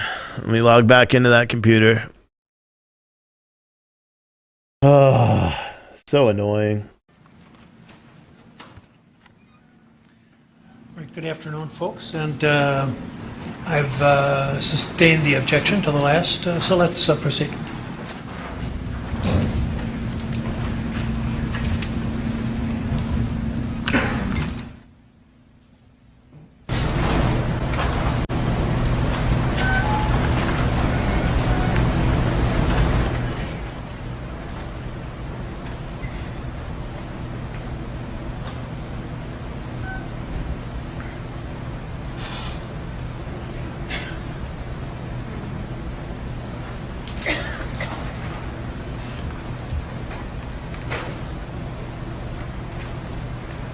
Good afternoon, Mr. Rittenhouse. Good afternoon. You testified earlier that there were times that evening when Mr. Rosenbaum had threatened you. Is that right? Yes. And you described him as wearing a red shirt with a blue bandana. Is that correct? At certain times. Yeah. When he threatened you, that's what he was wearing? I believe the first time he threatened me, he was wearing a red shirt with the blue bandana. The second time, he had it wrapped around his face. Had what wrapped around his face? His t-shirt.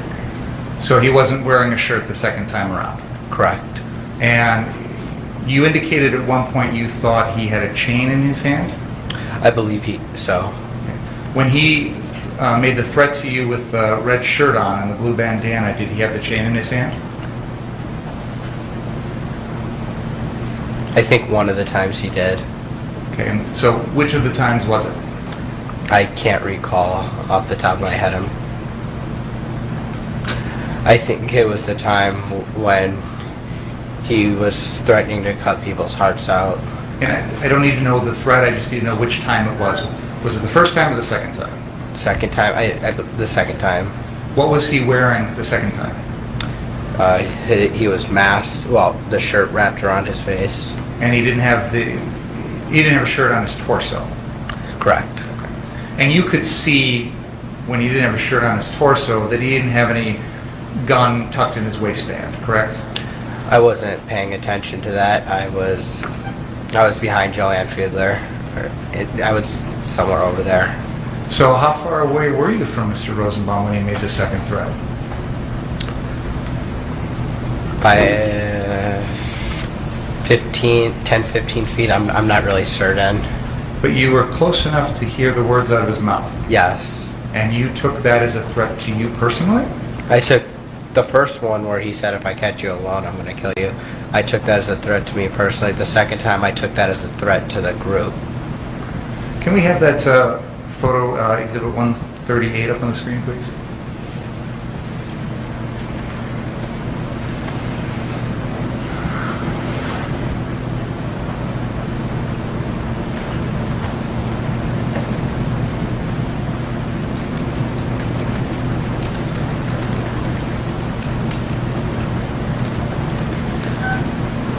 Do you see Mr. Rosenbaum in this picture? I do. And he's in the middle of the picture wearing the red shirt with the blue bandana, carrying the plastic bag, correct? Yes. Is that the way he looked when he made the first threat to you? When he said, if I catch you alone, yes. And he was carrying that plastic bag with him when he made that threat too, correct? Correct. How close was he when he made that first threat to you? Close. I couldn't give you an exact estimate, but he was close, less than 5 feet. So closer than Madam Court Reporter is to you now? I'd say about the same, if not a little bit closer. And you were next to Mr. Balch when that was said? Correct. Was anyone else there besides you, Mr. Balch, and Mr. Rosenbaum? I believe there were other demonstrators around. And you've seen in this trial that there's been a lot of video footage of that night, correct? Yes. And you've seen in this trial that there's a lot of video footage of you that night, correct? Yes. You'd agree with me that there's no video of either one of these threats, correct? I don't know if somebody filmed it that I'm aware of right now. You're not aware of any, are you? I'm not. So, Mr. Rosenbaum looked like that at the time of the first threat, but then looked different at the time of the second threat? Is that right? Yes. And did you say he was carrying the chain when he made the first threat or the second one? The second. Okay. And he was still carrying that plastic bag the second time? Yes. That plastic bag has a clear side to it that allows you to see inside of it, right? Sorta. I didn't really look into the bag. So you didn't know what was in the bag at all? I didn't. Did he swing the chain at you when he made the second threat? He did not. Did he physically touch you when he made the second threat? No, he didn't. In fact, that entire evening, he never once touched your body, did he? He grabbed my gun when he attacked me. And that's why I asked the question the way I did. He never touched your body that night, correct? He didn't touch me physically. Okay. And neither the first or the second time did he run at you or charge at you or anything like that, did he? He didn't chase me. He didn't even do anything physically aggressive to you, did he? No. He just said some words. Yes. And that chain that he had in his hand, he never did anything to physically threaten you with that chain, correct? Yes. Is that correct? That's correct. And other than the chain that you've described, at no point in the evening did you ever see Joseph Rosenbaum with any other type of weapon, correct? Not that I saw. Never saw him with a gun? Correct. Never saw him with a knife? Correct. Never saw him with a bat? Correct. Never saw him with a club? Correct.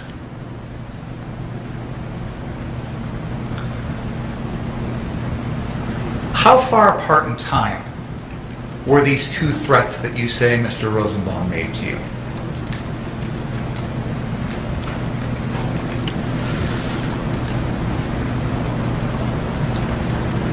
I want to say, I can't give you a definite time. I wasn't looking at my clock, but I'd say within the same hour.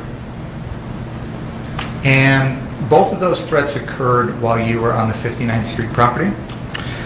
The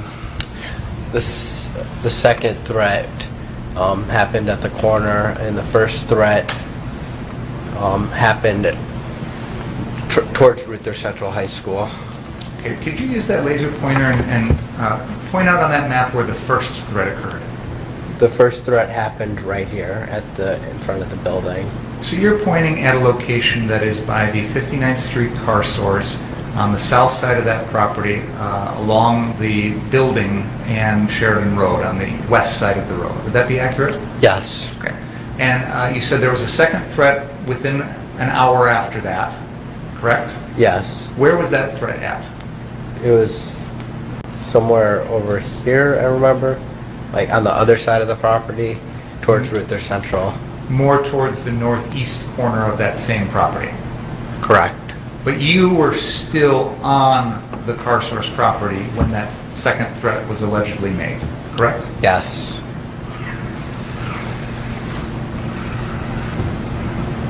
Did you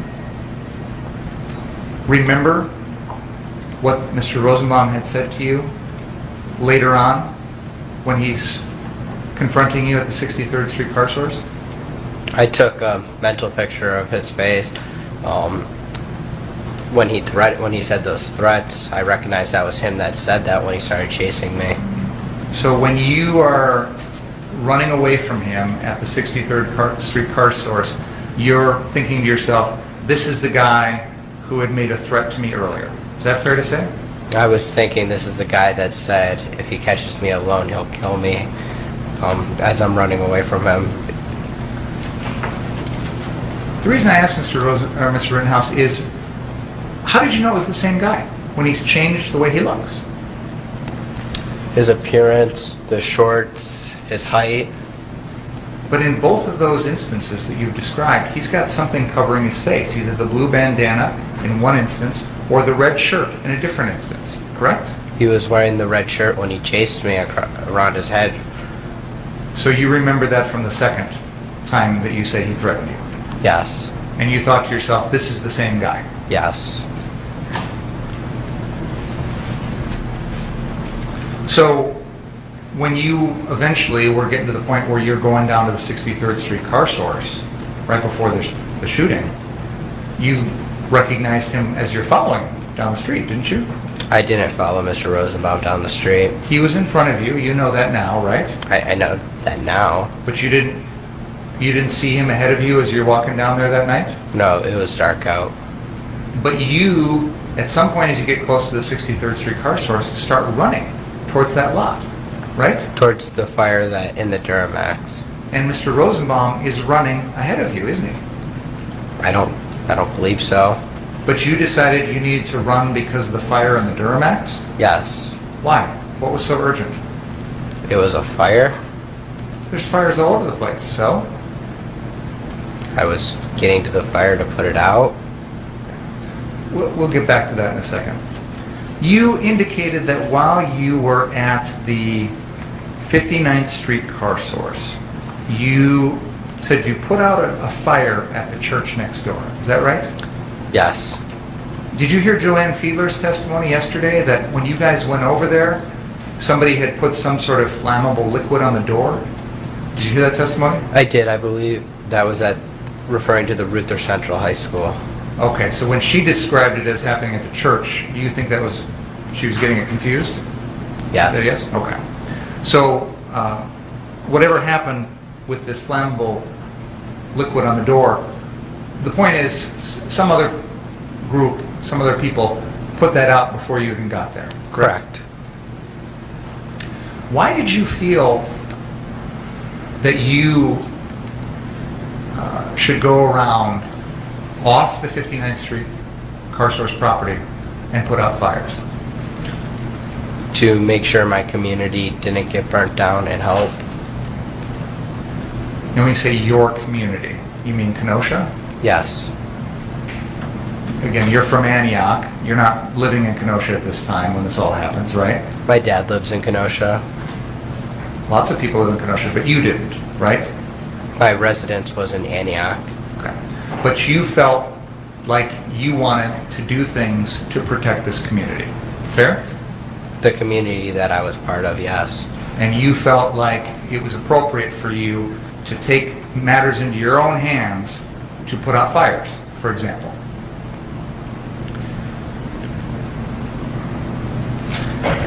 To put out fires by using a fire extinguisher, yes. Even though they weren't on the 59th Street property, correct? Correct. And were there other things that you decided it would be appropriate for you to go out there and take care of off the 59th Street property that night? I was walking around and asking people if they needed medical help. So you felt that you wanted to go out and help people, help protect people, help people feel better, treat people, things like that, even off the 59th Street property. Provide first aid. Normally in our regular society, that's something that we call 911 for, right? Normally, yes. Where are we headed? I think that the defendant's decisions to go off that property and involve himself in other matters are relevant, Your Honor. Well, I'll let you pursue it, but And that's exactly how these shootings happen. So, well, that's what the trial is about. Which is why I go think it's ahead. relevant. Go ahead. Go ahead. Normally, we would, if there's a fire, if there's somebody committing a crime, you call 911, right? Normally, yes. You didn't feel like you could do that night, correct? I don't think that I saw from the nights prior that the fire department wasn't responding to put out fires. Well, the nights before, there were businesses on fire along 22nd Avenue. There's the car source, large-scale property fires on the prior nights, correct? Yes. On the night of August 25th, we didn't have any fires like that. We just had a couple dumpsters, smaller things, right? That I saw, yes. I didn't hear you, sir. That I saw, yes. But regardless of how big the fire is, you felt that night that calling 911 was not an option, correct?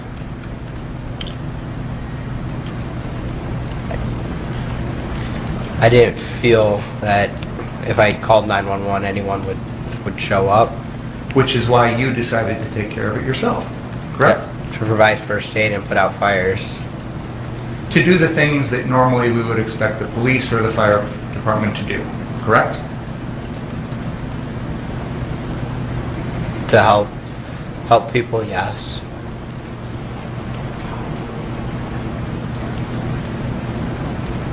Could you please move that microphone a little closer so we can make sure we hear everything you're saying? You can adjust it if you need to move it a little closer. Thank you. Let me, permit me to interrupt for just a moment. How's the temperature? How many are comfortable the way things are? Okay, I won't even ask the other side. See you ice cubes, there's nothing to worry about. It must be blowing differently here. Go ahead, Mr. You came to Kenosha that night armed with the AR-15 and no other ways to physically defend yourself, correct? I had an AR-15, yes. Other than that, you had no other weapons or devices that you could use to defend yourself that night, correct? Yes. There's an interview in which you say you're not carrying anything non-lethal. Do you recall that? I do. You indicated in response to one of your attorney's questions that there was no friction with the protesters that night. Did I understand you correctly? By friction, you mean? Well, I'm using your words, sir. I heard you say, in response to your attorney's question, that there was no friction with the protesters that night. Did I hear you correctly?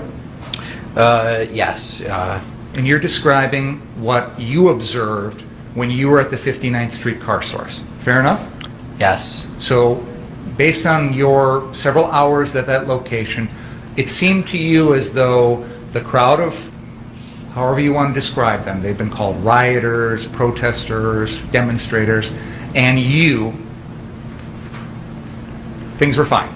No tension, no friction, no nothing. Fair to say?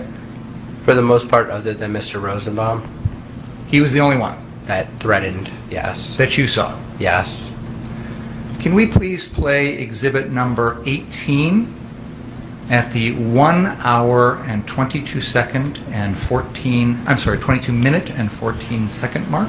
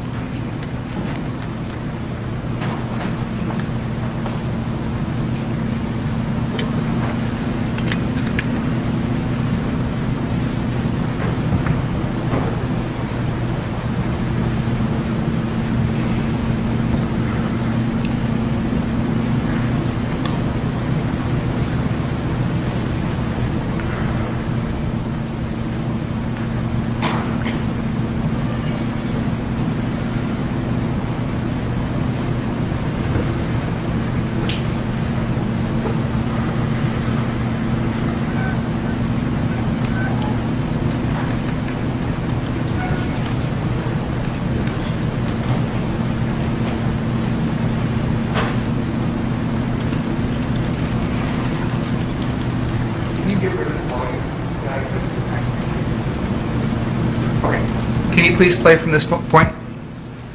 And militia are up there. We need water. Yeah, we got a fire. Where? Oh, dumpster fire? Yeah, just a dumpster fire. Hey, it's just like the year, man. Yeah, right? If 2020 is a blunt, it would be just a fucking stem. It would just be stem and seed, man. I could use a doobie right now. Hey, cover me, I got this. All right, let's...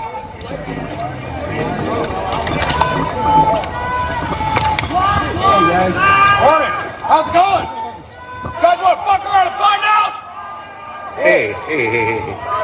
Reel in. Reel in. Don't cause problems when there's none here.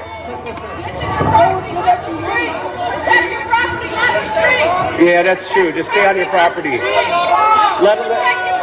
Otherwise, there's way too many of them.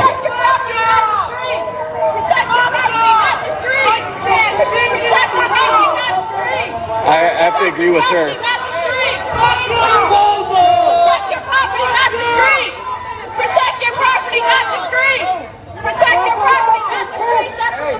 I have to agree with her that they shouldn't be on the street. They're just protecting their property. One of their guys is an asshole. I know, I thought they were yelling at them. I was like, why? Oh, no, well, we did because they lit it on fire. One of the guys is losing his patience. He should go inside. Yeah, that's what we're about to send him. Yeah, if you guys could switch him out. Just somebody's a loose cannon. He's got a lot of rage. He says the wrong thing. This whole crowd burns you guys alive. Protect your property. They're respecting that. Just keep it there.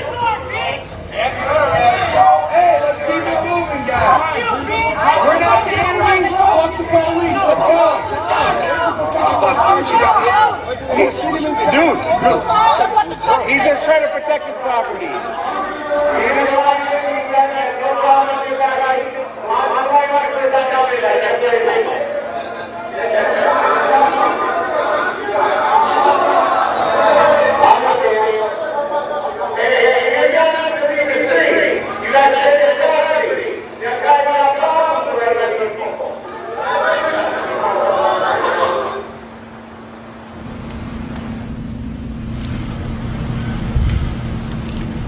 Do you think that looks like friction? A little bit. And you witnessed that, didn't you? I didn't witness what Mr.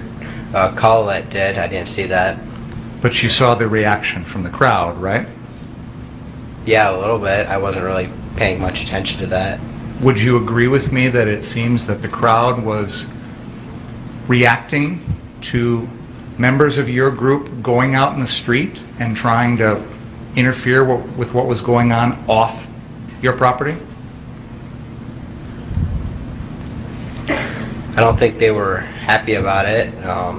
And in fact, Kriston Harris, who made this video, specifically told you to stay on your property and not go out on the street and try and put out fires or interfere with any of that stuff. Just protect your property. Isn't that what he told you? I believe so. I was just going to grab the garbage can, the dumpster that belonged to the car source that was on the car source property. This is before you headed south towards the 63rd Street car source, right? Yes. This is before you decided to go down there with a fire extinguisher, correct? Yes. This is before you shot Mr. Rosenbaum, Mr. Huber, Mr. Grosskreutz, and at the person that was jumping over you, correct? Yes. So you knew that this was a crowd that would not react very favorably to you going out there and trying to put out fires or interfere with any of that stuff. You knew that, didn't you? I didn't. Even after that incident, you still didn't have any idea that this is a crowd that's not going to take it very well. It seems like they were more mad at the part of him screaming what he screamed after, not putting out the fire. That's what it seemed like to me. And he screams to them, fuck around and find out, right? That's what he screamed to them. After they had just tried to light a dumpster on fire, right? Yes. So what did you interpret that to mean? I don't know. I didn't witness in the time. I just grabbed the dumpster a minute after and tried to pull it onto the property. Because it seems to me he's saying, you light stuff on fire and I'm going to use my gun. Your Honor, that's a total I'll withdraw the question. Your Honor, I guess you need not ask the questions and then withdraw. Yeah, it doesn't matter what it seems to you. You can ask your questions, that's fine, go ahead.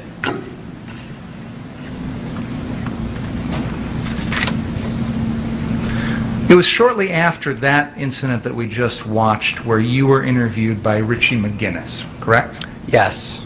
And you said you've never heard of him, never dealt with him before this night? I have not. Okay. So why did you talk to him? He seemed like a nice guy.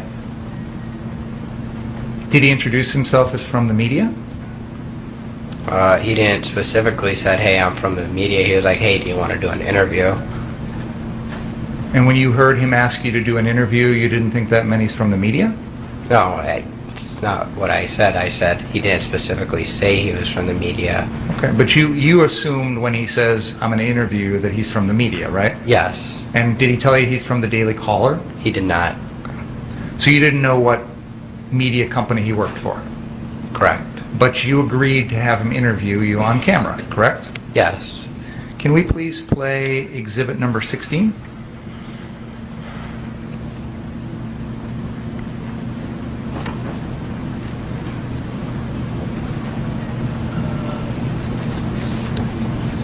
We have to turn the volume down on that wall TV a little bit. That one up there? Right.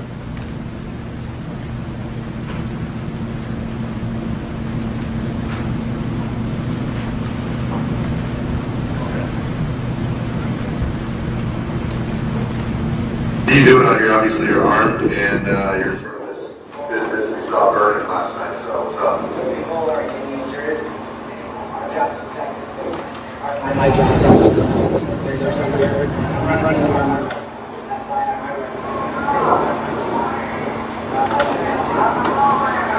And what about these other folks? I see there's some other people who are armed as well. Gotcha. And then what about these guys up on the roof? Gotcha. Understood. In that video, you indicate that you have your AR-15 to protect yourself, correct? Yes. And you indicate that you're going to run out there and treat anyone who needs medical help, correct? Yes. Were you going to bring the gun along when you did that? Yes. To defend yourself while you're treating someone? If I needed to defend myself while treating somebody, yes. If you didn't think there was friction with the crowd and you're out there trying to help, why did you expect there'd be any danger? From the previous nights when I saw people being assaulted. Were they medics being assaulted? I don't know who they were. I know one of them was just trying to put out a fire at his business. So you saw someone put out a fire, who was trying to put out a fire, who got assaulted? Yes. But if you're going to help people, why would you expect anyone would try and hurt you? I don't know. Somebody did try to hurt me, and I was helping people. Well, that came, you're talking about later on. Yes. Okay, but at this moment in time, this is before the shootings. Yes. This is before you cross 60th, before you deal with Rosenbaum, Huber, Grosskreutz, all that, right? Yes. So at this moment in time, you don't think there's a hostile crowd, you're there to help people, and yet you're going to run out there with the AR-15. I don't understand why you felt that you were going to be in danger if you're out in a friendly, what you think is a friendly crowd, helping them. I didn't say I didn't think they were hostile. I didn't think they were hostile towards us. Okay, so they're not hostile to you and you're going to go help them. Why do you need the gun when you go out there?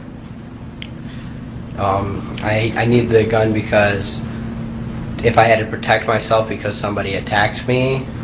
Why would you think anybody would do that? I don't know. But you clearly planned on it. You were prepared for it. You thought it was going to happen.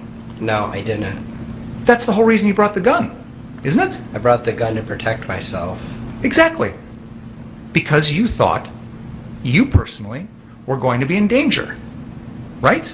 Not necessarily. I don't understand.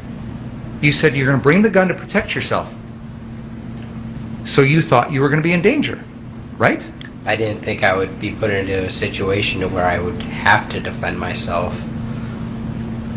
You said that the people around you on that property and the people up on the roof were there to protect you.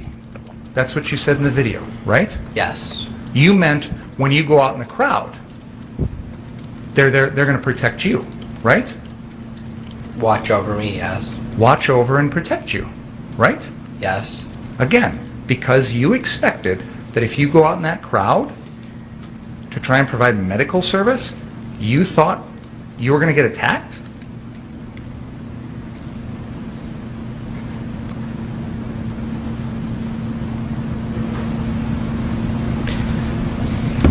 They were to watch me. They were on the roof to watch me, and if somebody was to attack me in their view, they could say, "Hey, Kyle, watch out." They've got AR-15s. Yes.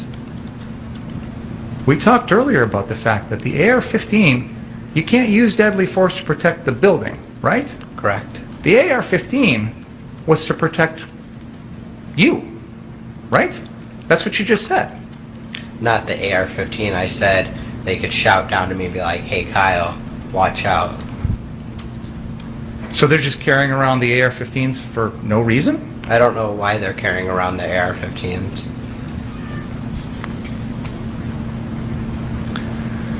Can we play exhibit?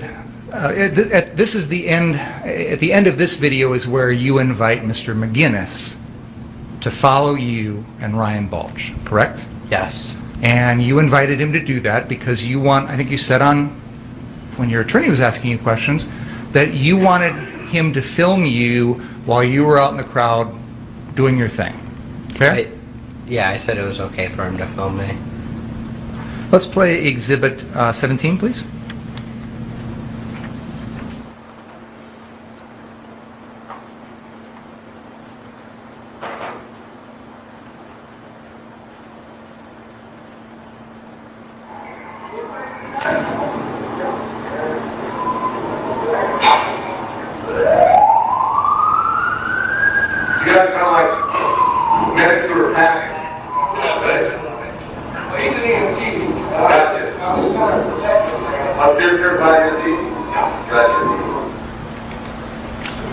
Just asked you, so you're a certified EMT, and you said yes, correct? Yes.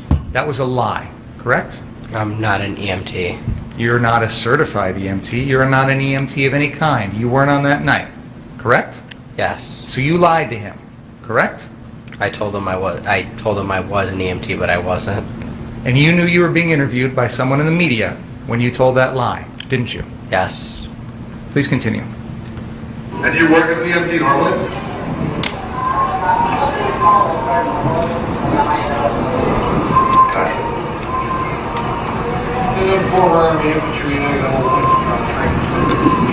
Well, thank you for your service. I appreciate your service. Thank you.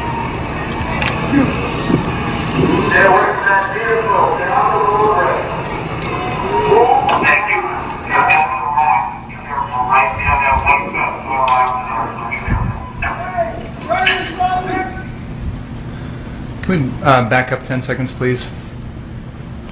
And then just pause right there.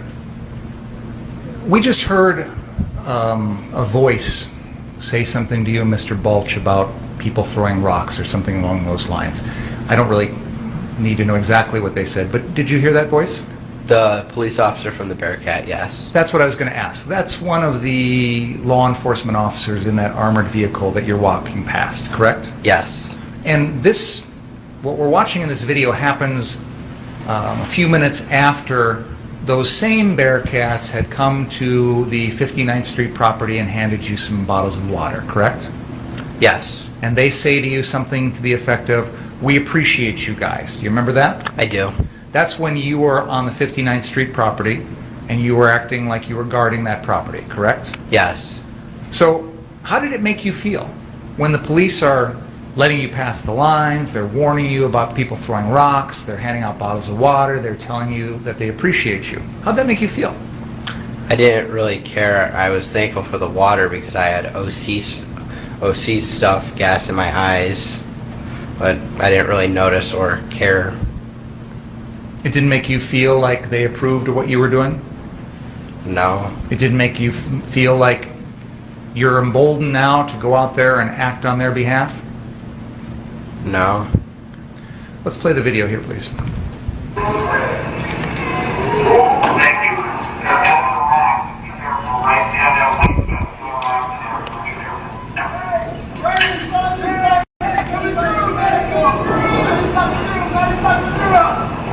Cross. You yelled something friendly. I'm not sure how many times, but you yelled friendly out. Yes. This is, if I can use the pointer, you are crossing on the west side of Sheridan Road. You are crossing south across 60th Street here, heading across the police line, which had barricaded across 60th and Sheridan. Fair? Yes. You understood at this moment that you are now entering a crowd of whatever you want to call them, protesters, demonstrators. Your attorneys called them rioters or looters or whatever. That's who you're going to now be part of. You're going to be in that crowd, right? I was walking through, I announced myself as friendly and that I was there to help them. Because you had to do that to warn these people that, hey, I'm on your side, right? I told them that I was friendly. Because if you didn't say that, you were worried they would see you as hostile, correct? Can you re-ask your question? Sure. I'm trying to Absolutely. understand. If you're going to go up to Dominic Black or Ryan Balch, you don't need to tell them you're friendly because they know that you're friends, right? We don't tell this to our friends. Yeah. We say friendly to people that aren't our friends, people that might be hostile to us, right? Yeah, I said it to them because they were throwing rocks at me, and when I told them I was friendly, they stopped throwing rocks at us. And to be accurate, they were throwing the with the police. Bearcats, not at you. Yeah. One of them hit one of the armored vehicles and bounced off towards you and Mr. Balch, right? Yeah. It didn't do any damage to that armored vehicle, did it? Not that I'm aware of. I mean, can you imagine trying to harm an armored vehicle with a rock? That's pretty hard to do, right? Yeah. But no one was throwing rocks at you, but you were kind of in the ricochet line of fire. It's fair to say? Yeah. So you wanted to let these people know that, hey, I might look like I'm on the other side, but I'm really friendly. Fair? I wasn't on any side, but... I didn't say that. I said that you might appear to them. I mean, that was what you were worried about, right? When you said friendly? And I notice you looking over at your attorney a lot. Can you... I'm trying to ask you. When you are doing... He's looking directly at Mr. Binger, and I'm behind him. He accused Mr. Rittenhouse of looking at his attorney. Does he want him to look at the ceiling? I'll continue, Your Honor. You, at this very moment, announced yourself as friendly because you were worried that the people on the other side of that street would see you as hostile. Fair? I can't tell you how I think they would see me, but I just told them I was friendly. And I want to make sure you understand my question, because I was asking you what you thought when you said this. You said you announced yourself as friendly because you thought to yourself at that very moment, I'm walking into a group that is hostile to me. Isn't that true? It looked hostile. They were throwing rocks at the squad car, not the squad cars, the armored police cars. And you felt it was necessary to tell them friendly, friendly, friendly, so that they wouldn't do anything to you. Fair? Yes. Let's continue the video.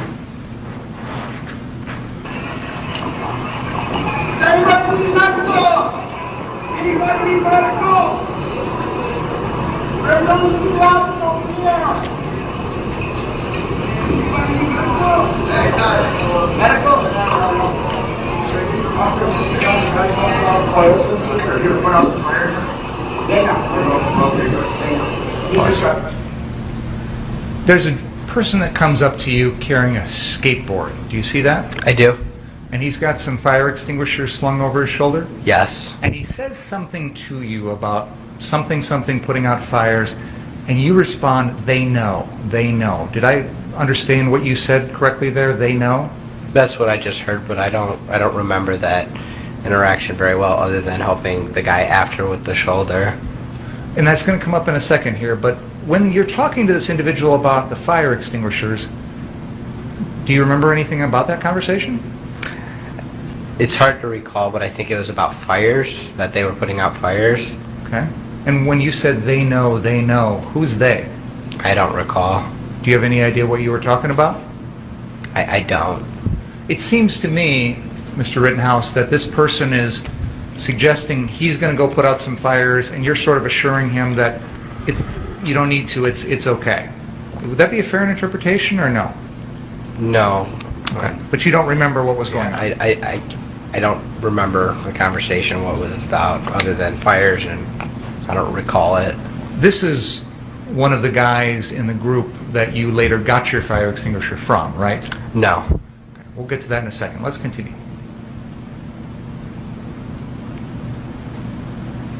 Brian, can you continue? You good?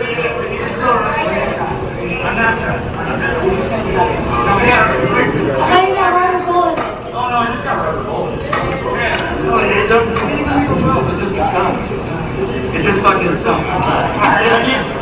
Well, pepper boy never hurt nobody. It's a little spicy, that's all. Yeah, a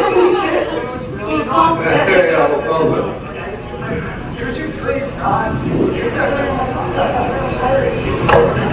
anybody need medical?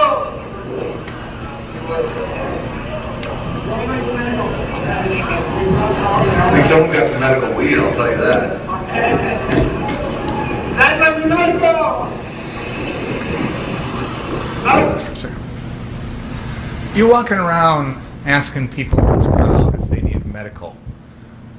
And you talked earlier about treating a couple, I don't know, somebody at the 59th Street car source, right? Minor injuries. Minor injuries. When you were walking around outside that property, when you're out in the street announcing what you're announcing, did anybody respond and say, yeah, I need help from you? Yes. When was that? I don't recall an exact time, but somebody cut their finger open and I gave them some gauze and some bandage tape. Was that before or after this? Do you remember? Before. Where physically did that happen?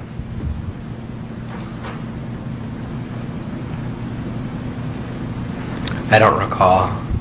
And was this a situation where you announced or yelled out that you could help, and then somebody said, "Yeah, I need some help"? Was that what went on in that situation? Yes. Okay.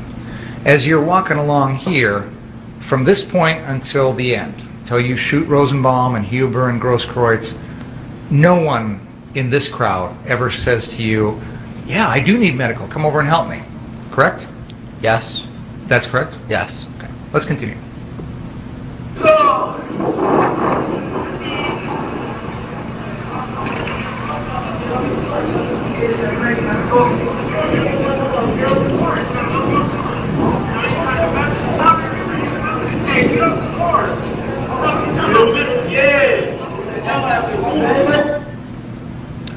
This is the individual who accuses you of pointing your gun at them, right? Yes. And he says that you did so when he was on a vehicle, right? Yes. And in fact, he had been at the 59th Street car source location, climbing on, sitting on, jumping on one of the vehicles in that lot, hadn't he? Not that I'm aware of. I know I heard Joanne Fiedler testify to that, but I don't remember seeing him at that location. But he accuses you of that here. He does. And you tell him, basically, yeah, I did point the gun at you, right? I shrugged it off and said, yeah, I did, sarcastically, meaning I didn't, but I just didn't want a confrontation, so I was like, I did, and walked away. Why did you lie to him? I didn't lie to him. I was using sarcasm. The words you said, yeah, I did, those weren't true, were they? Your Honor, this is ridiculous. We're now fighting over sarcasm. This is a murder trial. Sarcasm, he says it's a lie. And he's entitled to examine on it. Go ahead. When you told that individual, yeah, I did point a gun at you, that wasn't true, was it? I didn't point a gun at him. So why did you react to him that way in that particular moment? I thought that would be the best way to avoid conflict. I just said, yeah, I did, sarcastically, like, I don't know what you're talking about. What conflict were you trying to avoid? Any conflict, if he would have got, like, he was accusing me of something I didn't do, so I thought the best thing the best thing to do would be to walk away instead of getting into some argument. So, but you didn't just walk away. you said to him sarcastically, "Yeah, I did." I said sarcastically, "I did," and walked away. Because you were worried about a conflict. What conflict were you worried about? A verbal argument. This individual is clearly expressing to you that he's unhappy because he thought you pointed your gun at him, correct? Yes. And you can understand why someone would be upset when you point an AR-15 at them, correct? Yes. You knew that even before this, right? Yes. In fact, back at the 59th Street car source, that crowd that you described as not having any friction, many in that crowd got upset because they thought people in your group were pointing their laser pointers at them. Do you remember that? I saw it in the videos, but I don't know what other people were doing. I'm not saying anybody actually was. I'm saying the crowd was upset, and you knew that. You heard them complaining, correct? Watching the videos, yes. And even at that time, that night, you heard the crowd upset because they thought members of your group were pointing their laser pointers at them. Do you remember that from that night? Sorta, yes or no. I remember Ryan Balch saying something like telling the people to stop pointing their lasers at people or something. I don't really remember that. Ryan Balch was telling the people in your group to stop doing that. The people on the roof who were part of your group, right? That were there, yes. So you know when we're talking about laser pointers, we're talking about the sight at the end of some guns that helps, almost like this, right? If somebody does this at me, you know, that could be someone pointing a gun, correct? It could be seen as that. And that's what the crowd was complaining about, right? Yeah. So you knew from that crowd incident, and you certainly knew from this incident, that when people have guns pointed at them, it can really escalate the situation, correct? Yeah, I don't think anybody had lasers on their guns. I think... Yeah, but let's go back to your group at 59th Street, because you actually didn't know any of those people other than Dominic and Nick Smith, right? Yes. You had just met Ryan Balch for the first time 3 or 4 hours before this video, right? Yeah. You had just met Jason Lakowski for the first time, just actually only a few minutes before this, right? Because he didn't get in until 10:45. Correct. So at this point in the video, I don't know, this is probably about 11:30 or so at night? I met him about 35 minutes prior to that. And probably had only spent, what, 10, 15 minutes at all in the same location as Jason Lakowski before you walk south? Yes. So, again, Jason Lakowski was someone you'd never met before that night. Correct. And you barely spent any time with him that night, correct? Correct. And of course, the people up on the roof, other than Dominic Black and Nick Smith, you didn't know any of them before that night either, correct? I knew Dominic Black and Nick Smith, but the people on... I misspoke their names. Sorry. Dominic Black and Nick Smith. I knew those are the two people I knew on the roof. Other than that, you didn't know anyone else before this night. Fair? Correct. Now, when this little interaction that we've just watched happens, you're still walking with Ryan Balch, aren't you? I'm not. I thought I was at the time, but seeing hindsight view, I'm not. When you decided to cross 60th with Ryan Balch, you two talked about the fact that if you get separated, to go back to the 59th Street car source, right? I don't recall that conversation happening. But you tried to do that, didn't you? I did. Because you felt like if I'm out here by myself, that's not good, I need to head back, right? Yes. And you also talked to Ryan Balch about the fact that when you get out into this crowd, keep your mouth shut. Don't antagonize them. Didn't Ryan talk to you about that? No, we didn't talk about that. So at this very moment, you're telling us you've lost track of Ryan Balch. A little bit ahead, but around that time, yes. Let's continue the video.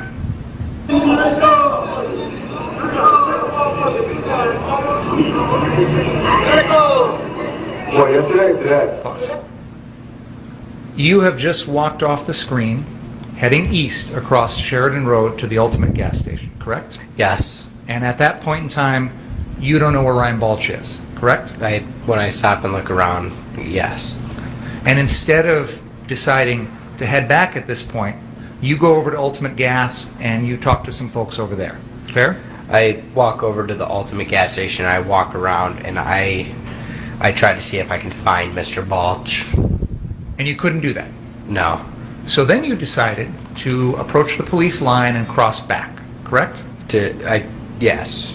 Because you decided your best course of action at that point would be to return to the same group that you'd been with, correct? Yes. Now, at that moment in time, the police had pushed everybody south of 60th, right? Sorta. I don't really know if there were... Did you say south to 60th? I said south of 60th. Oh, Let's go back a little bit. We watched that interview with Richie McGinnis where he first comes up to you and talks to you, right? Mm-hmm. Do you remember that? Yes. And you're standing there at the 59th Street property, aren't you? I am. And he talks to you about what you're going to do, and you're going to run out and help people, things like that, right? Yes. At that point, the police had already passed with all the Bearcats and MRAPs and armored vehicles, right?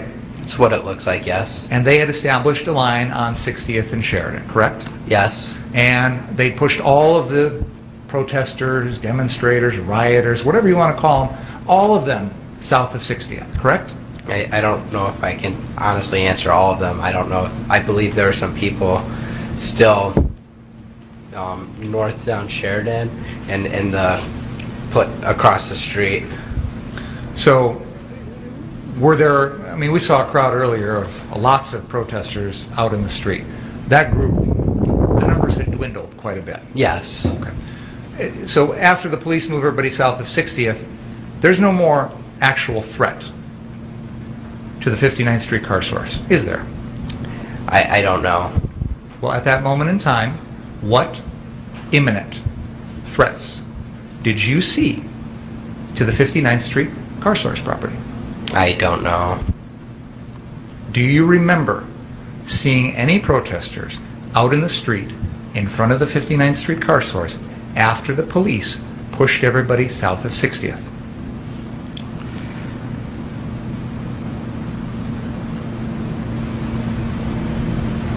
I believe there were some across the street, but not many. I can't recall completely. And that was just 2 or 3 people, right? I don't know how many people. None of those people came across the street to the 59th Street car source, did they? I don't know. If they did, I would have walked off by now. So you didn't see them come across the street? I did not. Fair to say that after the police pushed everybody south of 60th, you never saw any people threatening that property, correct? I didn't see anybody.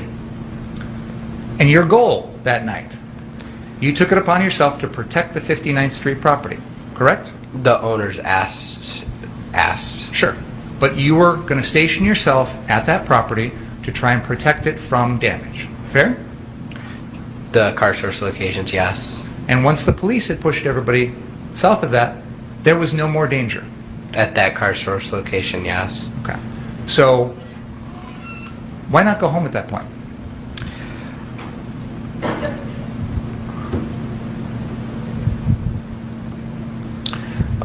Because the police were still pushing people back, and then they were backing up, and I was still helping people provide medical first aid. Okay, so the police had established the line at 60th with their Bearcats at that point, right? Yes. And there was no indication that they were going to reverse and back up and move back north again that you saw, correct? No, they did it earlier in the night where they did the same thing. Right, but this is at 11:30, 11:40 at night, and they've established that, the police have established that line, and as far as you can tell, it's going to stay there, right? I don't know. And you talked about trying to provide medical help, but there's no one around that needs medical help at the 59th Street car source at that point, is there? Not that I noticed. So you don't have any purpose there anymore, do you? Other than... So why not go home? Because I was going to help people provide first aid and medical assistance. But that wasn't the reason you were there that night. You were there that night to protect the 59th Street car source. It was one of the reasons I was there. Part of my reasons of being there was to protect the car source properties and provide first aid and medical assistance. So you went out in the crowd, like we see in this video, looking for anyone who needed your help. If somebody asked if somebody said they need help, I would have helped them. So why go with Ryan Balch? Because you're safer and better in pairs when there's somebody else that's also with you. So when you crossed 60th, you were worried about your safety? A little bit. Even though you think this is not a hostile crowd and you're there to help them, you were still worried about your safety. That's why you needed Balch to back you up, right? I said I didn't think they were hostile towards me. I didn't say that they weren't a hostile crowd. So let me rephrase my question. That's to take that into account. You didn't think this was a crowd that was hostile to you personally, and you thought you were going to help them, but yet you also felt you needed a backup, an armed former Army infantryman to protect you. Fair? Yes. And yet when he's gone, and you can't find him, you don't immediately go back, right? I looked for him for a second, and then I think max I looked for him for like 3 minutes, and then I tried to go back. And when you couldn't get back straight across the police lines, did you decide to try and go around the police lines? For example, the Ultimate gas station is here at 60th and Sheridan. Why didn't you walk down the street here and go over this way and around? I don't know. Why didn't you go west over this way and go around? I don't know. I guess it was very close in time that I was heading back, that I was turned down by the police before I got the phone call from Dominic Black. So I guess I didn't have time to really think like which ways I can go around. You knew the layout of downtown Kenosha, right? Because you said you drove that area the whole time, right? A little bit. So you go over to the Ultimate gas station and you spend some time talking with folks that are there who are similarly dressed as you. They've got similar clothing, similar weapon, things like that, right? Similar weapons. I wouldn't say similarly dressed. But you went over there because you felt that those were people doing something similar to what you were doing that night. Fair? I thought that would be the safest spot for me to go. Why did you think you'd be safe with those people? Because I was alone, and they were, like I said, you're better in pairs, and I didn't want to be alone in that situation. You didn't want to be alone out here with this crowd that we see on the screen right now. I right? did not want to be alone with them. You wanted to be with the group at Ultimate Gas that had AR-15s like you, right? I wanted to be back at the car source where there weren't people around. Right, and we've talked about that, but initially you go to Ultimate Gas to look for Ryan, yes. But you also talk to people who have AR-15s just like you, right? I wouldn't say I talked to them. I asked, after the phone call, I asked the guy for a fire extinguisher and to come with me.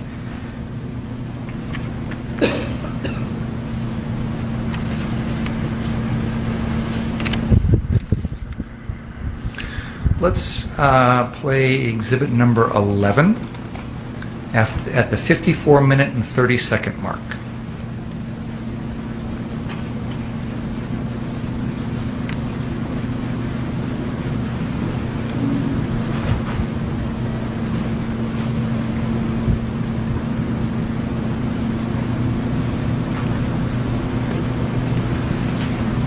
This is the Corey Elijah live stream when he's in the Ultimate Gas lot.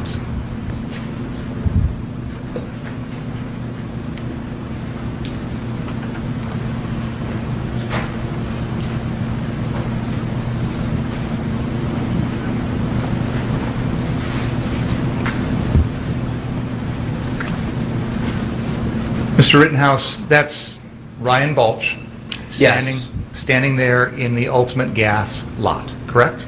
Yes. Let's play this video.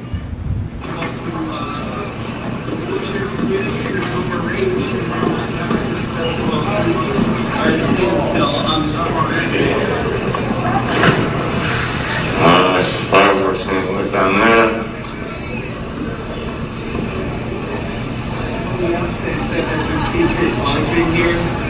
I don't know what that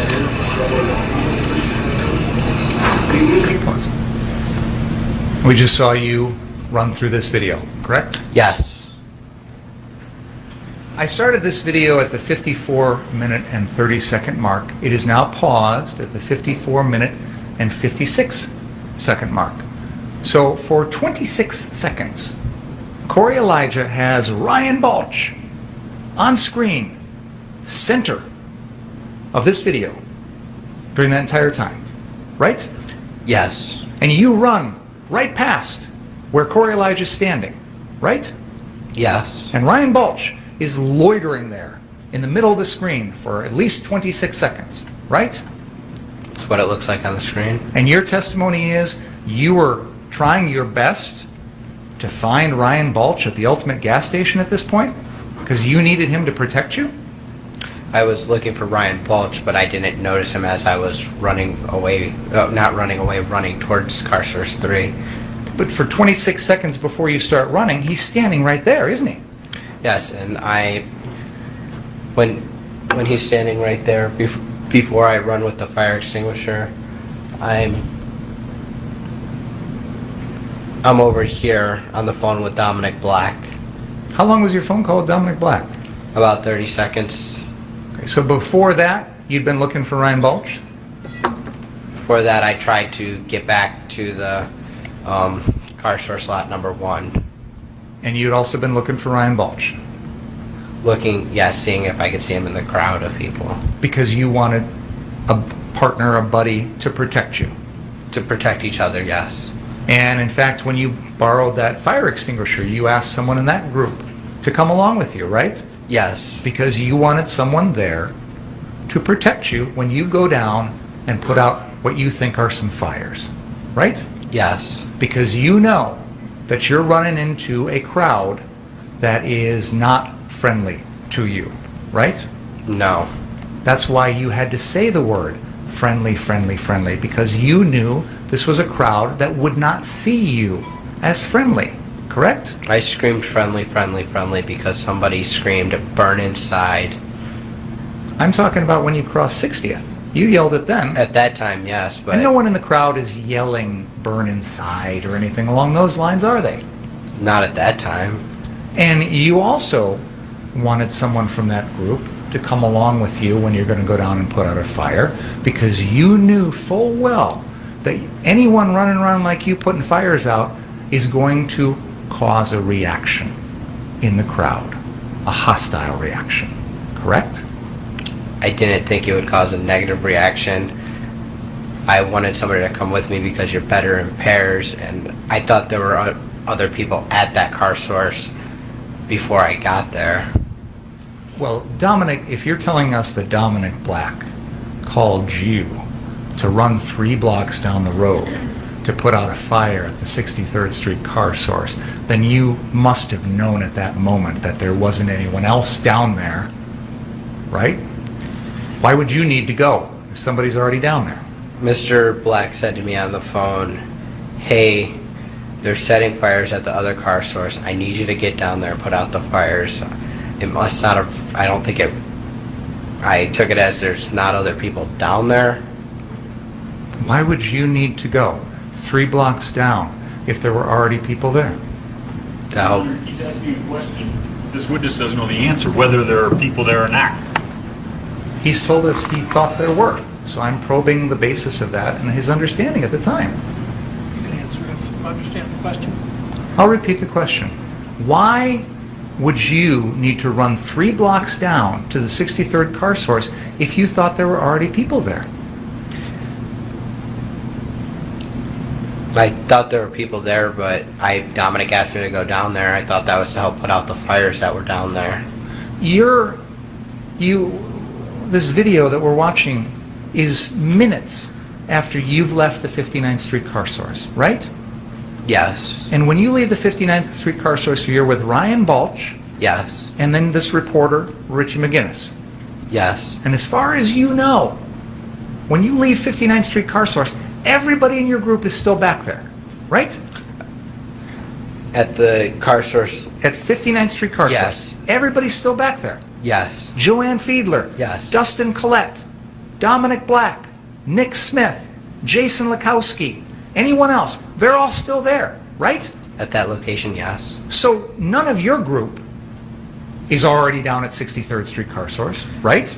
The other group that showed up after we got done taking the pictures with the, I think I said 2 or 3 vans, I believe they were still down there. And that was 2 or 3 vans of people that came out with what have been described as melee weapons, right? Like bats and clubs and things like that. Do you recall that? First of all, do you recall that testimony? I do. Do you remember seeing those 2 or 3 vans come to that location? I do. Do you remember seeing people get out of those vans? Yes, like I saw, I think there were 6 people, they, in total. And you saw them with weapons? I saw them with rifles. I don't think I remember melee weapons. They were armed, correct? Yes.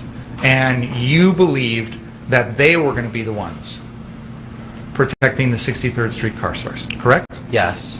So at this point in time in the evening, had anybody told you that those folks had left the 63rd Street car source? No. So when you're running with this fire extinguisher, you think there's already a group that's designated to that spot that's still down there, right? Yes. So again, why do you feel that you needed to run 3 blocks down there with a fire extinguisher if you thought there were already people down there protecting that property? Because Dominic called me and asked me to go help put out the fires down there. And in that phone call, Dominic never told you that any of the members of the 59th Street group that you were part of, he never said any of them were down there at 63rd, right? Yes. And he never told you that the group that was supposed to be down there, he never told you anything about them, whether they were there or not there. He never mentioned that. Fair? It didn't come up. And you asked the people that you got the fire extinguisher from to come with you, right? Yes. You were looking for Ryan Balch for backup, right? I was looking around for him, yes. You had already tried to go back to the 59th Street location, right? Yes. And all of those failed? Yes. So then you decide to take it upon yourself to head down to 63rd Street to put out fires. Fair? I wouldn't say that. I would say I went to go put out the fires that I was there to do. When I say protect the property, I mean by like put out fires. So I went to go put out the fires. I just believed there were people there. And you brought your AR-15 along? Yes. Why? Because it was with me already. Yeah, but you'd taken it off earlier when you were treating someone. You gave it to Joanne Fiedler, right? Yes. So you know how to take it off, don't you? Yes. And you can make a choice on your own whether or not to go armed with it or whether to give it to the person who is the lawful owner of it on that date, Dominic Black. Correct? I didn't take my rifle off there because there was nobody I could hand it to. And when I took it off to hand it to Joanne Fiedler, I was in a safe spot in that corner of the building where there were people protecting me at that time right there. When I went to go to the car source number 3 to put out the fires, there was nobody I could hand my rifle to that could protect me while I'm providing first aid to somebody. But you still knew you had it. My rifle, yes. You still knew you had it strapped around your body. Yes. And you made a conscious decision to bring it along, right? Yes. Why? Yes, the answer. He gave an answer about how he already had it, and we go through on that. So, did you hear the question? I did, but I don't really understand what. Well, was it simply that, well, I've already got it strapped on, so I might as well bring it along? Is that what you're telling us? You decided to bring along the AR-15 because, well, I've already got it? Is that your answer?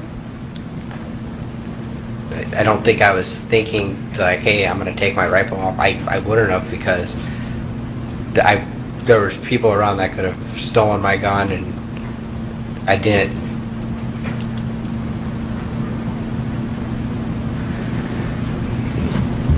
I didn't take my rifle off because I was going there alone. I was going to be running there alone, and I didn't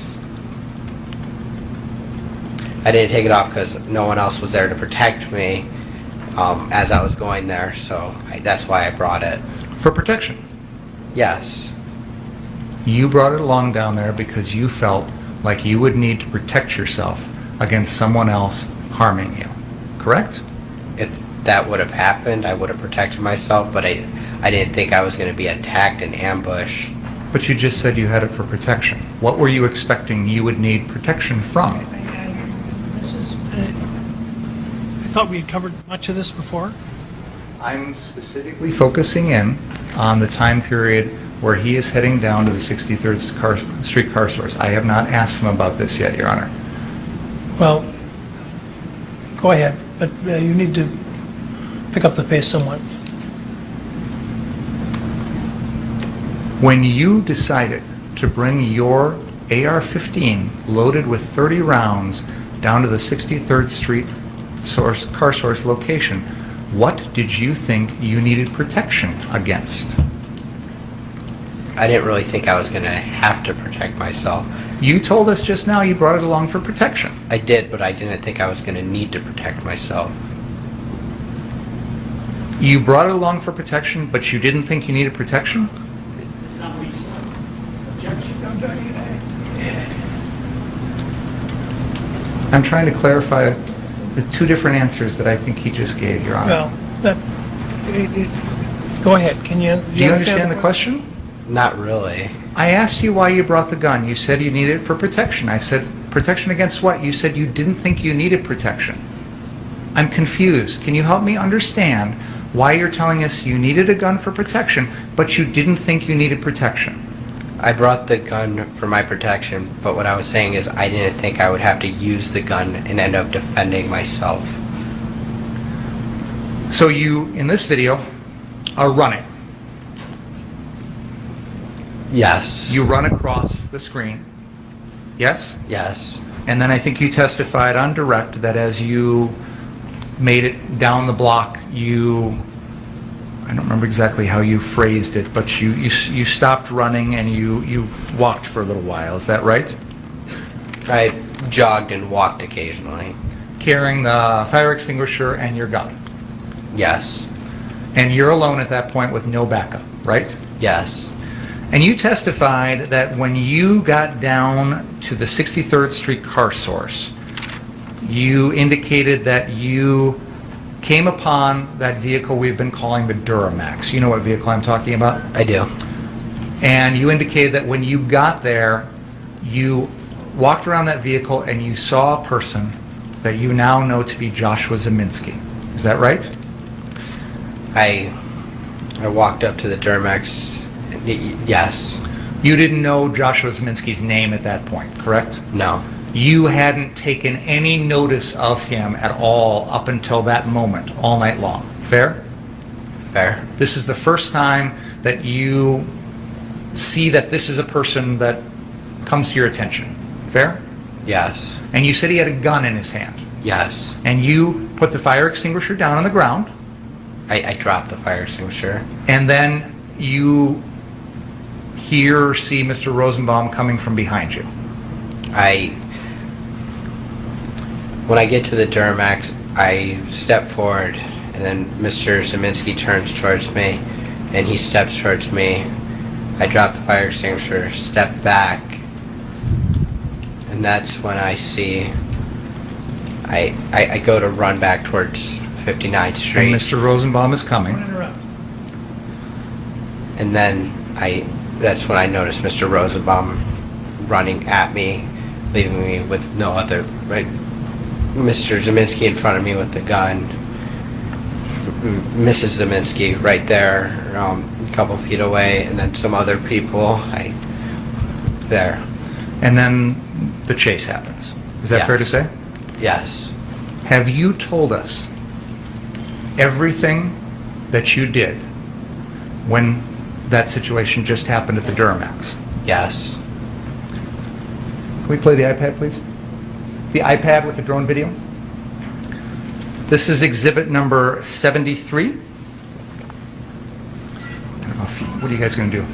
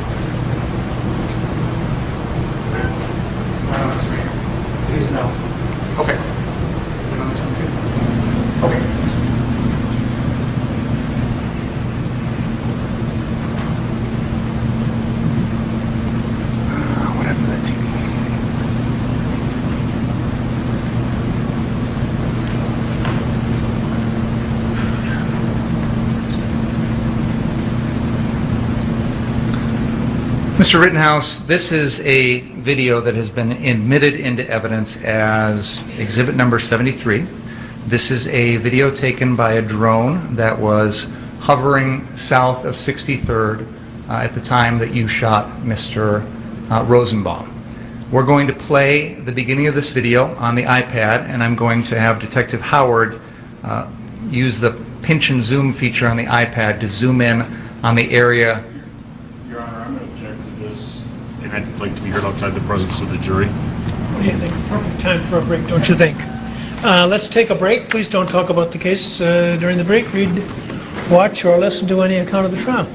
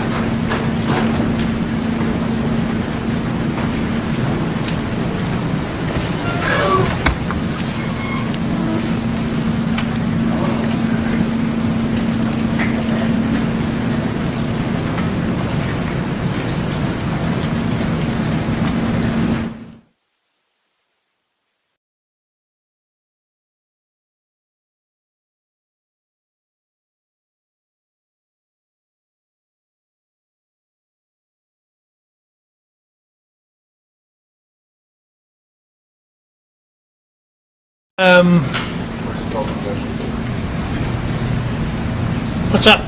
Your Honor. What, excuse me, what? I think they went upstairs, though. Go ahead. Your Honor, I don't know what the state's going to do next, but I suspect that it's something along the lines of they're going to use the iPad, and Mr. Binger was talking about pinching the screen. iPads, which are made by Apple, have artificial intelligence in them that allow things to be viewed through 3 dimensions and logarithms. Logarithms, I don't understand it all either. And it uses artificial intelligence or their logarithms to create what they believe is happening. So this isn't actually enhanced video.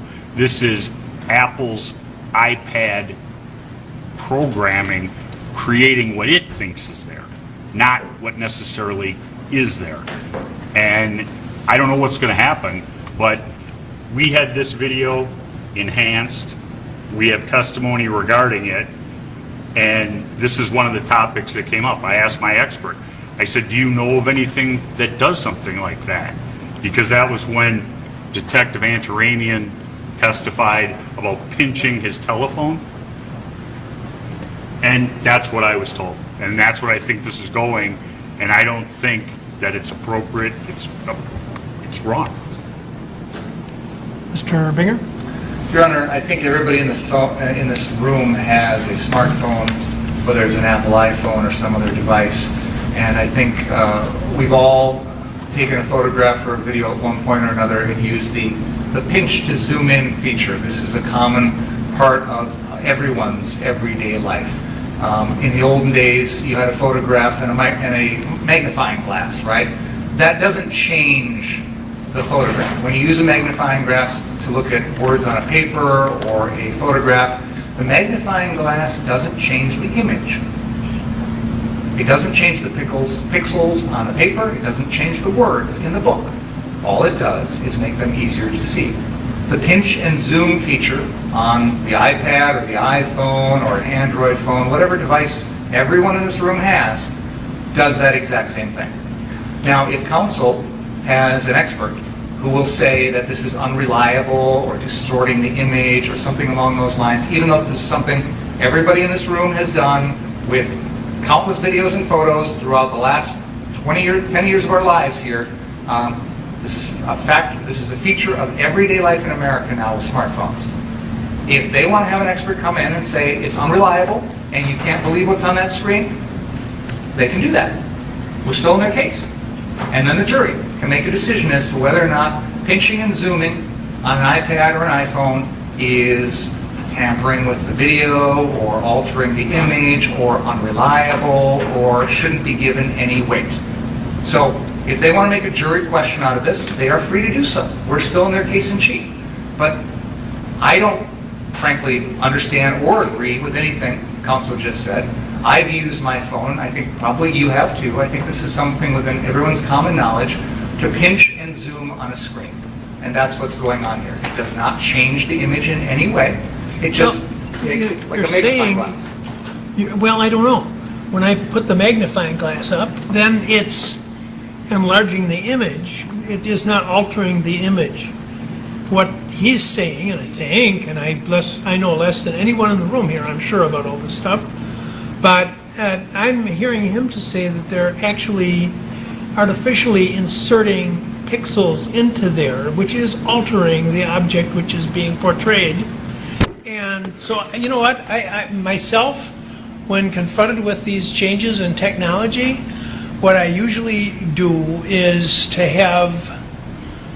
admit the evidence, but make sure that the finder of fact is aware of the fact that it is not the original image and the method by which it's been enhanced.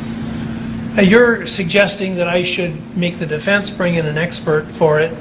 My thought would be that actually you're the one who's offering the exhibit, so you should be in a position to offer evidence as to the fact that it is not distorting the object which is depicted. I would submit, Your Honor, that I think it's common sense to everyone in this room that that's not what's going on here. And what counsel is saying about Apple software and logarithms and things like that is not something that people in this room are familiar with. I thought I heard the expert say on the stand, and believe me, again, this is not something I'm familiar with, but I thought I heard the expert say that you brought down in from the crime lab that in fact that there were alterations made by adding pixels. That's an alteration of the image. So I don't have any problem with it being received, but you're going to have someone testify that it's a reliable, I don't want to say mirror image, but because obviously if you insert more items into an area of space, it's going to distort what's depicted. I think, Your Honor, when the pinch and zoom maneuver is used on a screen, it actually, it takes the high resolution that we see here and it brings it into the point where the pixels are actually spread out more. You know what? I'm not going to accept as accurate what Richards is saying, and I'm not going to accept what you're telling me. I said if you can offer somebody who's knowledgeable in these areas, the document or I think you should be allowed to use the image, but this is high risk to me. If you insert more data into an area of space, well, you're wagging your head no. Tell me where I'm wrong. There's no proof in this record that we're doing that, Your Honor. I didn't say there was proof of it. I said you have the burden of proof. You're the proponent of the exhibit, and you need to tell me that it's reliable. The exhibit's already in evidence, Your Honor. That I know. The enhanced exhibit is not in evidence. This is not enhancing. Well, then why show it? I mean, the reason you want to show it is so because it enhances the image, right? No, one at a time. I'll say what Mr. Cross was just saying. The defense has taken videos and photos and cropped them, zoomed in on them, on many exhibits in this trial. And this is, again, like I said, the magnifying glass is not changing the image. What the expert testified to about his software program was that he uses, I think he called it AMFAR 5 or something like that. It was a software program he was using to create the additional images or the exhibits that were introduced with regard to this drone video. And he talked about what that software program does. He was not talking about the common, ordinary, everyday pinch and zoom feature on the Apple. They're two different things, Your Honor, and I want to be precise about this because I don't think it's fair to equate the technical video editing software used by the crime lab with pinching and zooming on an iPhone. They're different software programs, different procedures, and I don't think it's fair to extrapolate this. Every one of those jurors is familiar with this process. This is a fundamental part of our lives nowadays. It's much like 100 years ago people used magnifying glasses. This is no different than that. And I think this is common knowledge, and I don't think I need any sort of expertise on this issue. If the defense wants to quibble with it, they have an expert who can offer testimony. But the exhibit's already in evidence. It would be no different than me putting off a photograph of it and then holding up an enlargement. I mean, we had a guy come in yesterday with Walgreens prints. I mean, this is what is done with photographs all the time. There's enlargements done in the lab. It doesn't change the pixels. No. You know,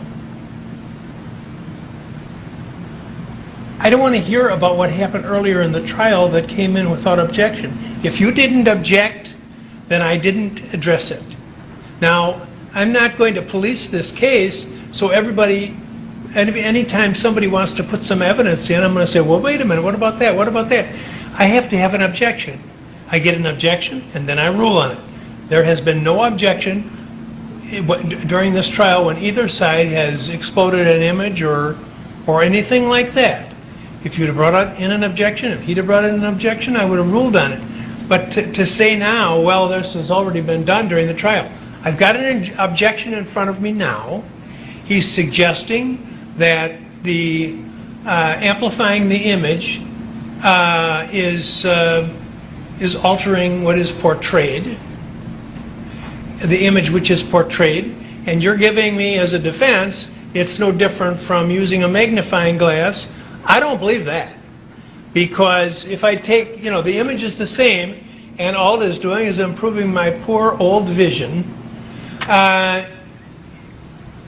Here you've got someone, to correct me if I'm wrong, I do believe the expert testified that he had inserted, or either him or the device inserted additional pixels into the image. That different program, Your Honor. Well, I don't know what kind of a program. I don't care what kind of a program it is. The question is the image in its virginal state?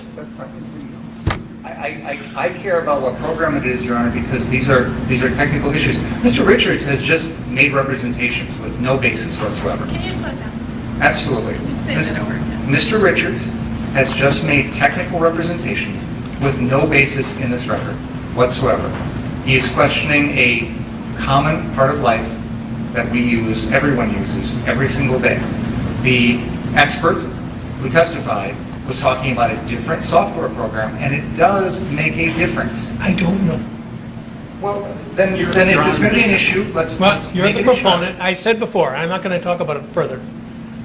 You're the proponent, and you need to assure me before I let the jury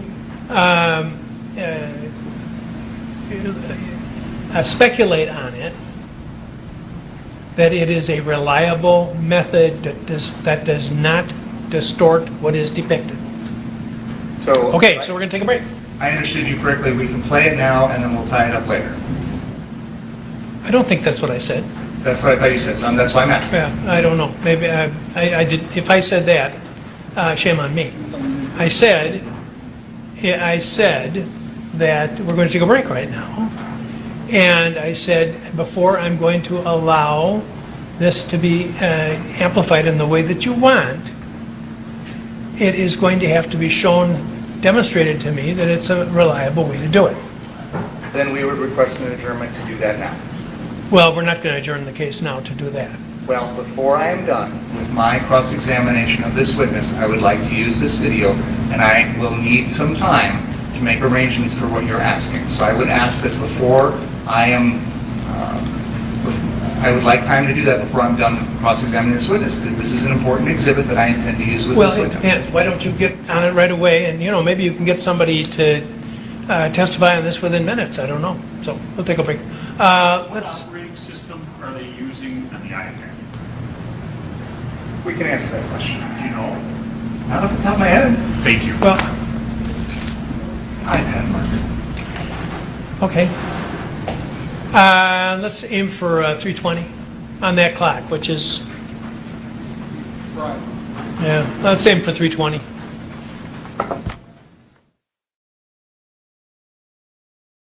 Ooh, boy, you guys didn't think I was still here, did you? Right? You thought I went home. You thought I did. Well, guess what? I did go home. And then I came back because I was worried that they were going to show other video and that I was going to have to blur it out. Man, this cross is taking a long time, and they're panicking. The prosecution is panicking. Now they're trying to introduce a pinch and zoom thing. Here's something. If it's just like a magnifying glass, then why does Apple have a patent on the pinch and zoom functionality? Because it's not just like a magnifying glass. Everybody can look at that. Look up Apple pinch and zoom, and you'll see that Apple has had a ton of lawsuits because of a patent they hold. And the reason why the prosecution wanted to introduce it and then try to provide the expert later is because they know they're not going to be able to provide an expert. And if the damage is done, well, guess what? The damage is done. That's basically the whole prosecution's game right now, is just blaming everybody else for everything. Hold on. Let me minimize this. So that's there. But for anyone that doesn't know, my name is Steve. I own Citizen Stringer and Citizen Media Group. I'm the CEO of the whole kit and caboodle. We have covering all 8 days so far of the Kyle Rittenhouse trial. Today, it's gotten, to use a term from the woke left, it's gotten a bit spicy lately in this trial. We heard today prosecutorial actually, let me roll back to yesterday. Defense witness started being called yesterday. We heard allegations of prosecutorial misconduct yesterday from the photographer that had the weird speech thing going on. But if you weren't paying attention to that, I'll recap it for you, because even my wife was like, holy shit, how is this guy still on trial? And I'm like, I know, liberal wife of mine. But remember, that guy testified that he got called in. Originally, he was subpoenaed as a state's witness. He went in. I just heard something click. I don't know. Someone, you want some? You want some of this?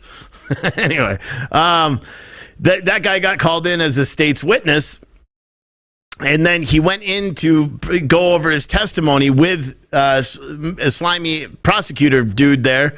The little guy he's probably like a 40-year-old virgin. That's what he reminds me of, that movie. Anyway, he gets called in to do that. They go over his police statement. They show him a picture of Zubreski, or whatever the guy's name is. I forgot the guy that had the gun, the pistol, when Kyle went around. The guy that's been charged for arson, but he's not charged for shooting in the air, apparently, which doesn't make any sense. But he showed him a picture, or video of that guy. Says, do you know who he is? He says, no. And then he tells him who it is. Then he puts the phone down. He picks the phone up again, shows the video again, says, do you know who that is? The photographer's like, well, yeah, you just told me. It's this guy. And then he puts the phone down and goes, do you want to change your statement? He was trying to get him to ID a guy after he gave him the name and then remedy his statement to reflect that guy's name. So that was yesterday. So that's like prosecutorial misconduct 101 right there. I mean, he was trying to get a witness to alter a statement. And that guy was subpoenaed as a state witness in the Kyle Rittenhouse trial. And he's subpoenaed as a witness in the Zabriskie trial, whatever that's coming up because of the... I forgot how you say the guy's name. But the Zabriskie trial for setting shit on fire during the riots. Those are, from what I understand, those are the only two people that were charged. Then you go into today, okay? Then as soon as he starts crossing, he tries to basically impeach Kyle Rittenhouse based on the fact that that he didn't speak on his crime initially, that he was exercising his Fifth Amendment constitutional right to be quiet, to remain silent. So he was trying to encroach on that. The judge immediately shut it down, kicked the jury out, and said, "What the fuck are you doing, buddy?" You know, this is law school 101. Then the judge still let it go on. It goes on again. Then and I started, like, as soon as the prosecutor started doing it, I knew because I watched the actual hearing. We didn't broadcast it live, I don't believe, but I watched the hearing where they were trying to introduce footage from 10 days prior to this. Apparently there was rioting going on. Kyle Rittenhouse and someone else were sitting in a vehicle, and Kyle Rittenhouse allegedly said that he wishes he had his gun so he could stop people from looting a business. That's apparently what was said. They tried to get that, the prosecution tried to get them to play that video in this trial, saying that it was relevant to his mindset, but then the judge was like, that was 10 days prior. He didn't actually have the gun with him. In fact, it wasn't even in that state. Therefore, no, we're not going to allow that because it has nothing to do with what this case is actually about. They tried to say it goes to his demeanor, and the judge was like, no, it doesn't, because that was someone having a conversation, albeit it may have been a bad conversation, but still having it. So they knew that was ruled that it wasn't going to be admissible, that they can't talk about it. That's what happens when you rule that it couldn't be admissible. So what does this slimy, shady-ass 40-year-old virgin prosecutor do today? Well, he tries to introduce it anyway.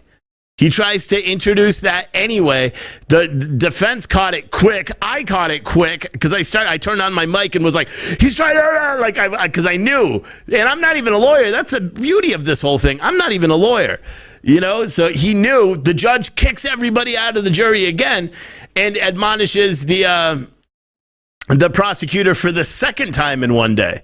Then they go on recess. They come back. The defense team puts a motion for mistrial with prejudice, which means that the malfeasance of the prosecutor was so widespread that there's no way Kyle is going to get a fair trial this time or ever again because of the prejudice with it, and therefore the charges should be dropped. Now, what's interesting about that is the judge didn't rule on it. He said he has to think about it. He wasn't going to make a decision on a whim. But he did flat out, when the prosecutor said that he was trying to use good faith and all that stuff, the judge said, "I don't believe you. I don't believe you." He basically said to the prosecutor he believes that he was lying. That's what the judge said. And that was under oath, mind you. That was on the record. Not under oath, but on the record. So it's going to be interesting because those motions now are in effect. You know, a mistrial, the judge could call a mistrial at any point. I was thinking maybe he'll do it. Maybe he'll do it when he gets back. And he'd be like, you know what, Mr. Slimy, 40-year-old virgin prosecutor, you are a scumbag and you are trying to railroad this kid, and I declare a mistrial because you are a shady son of a bitch.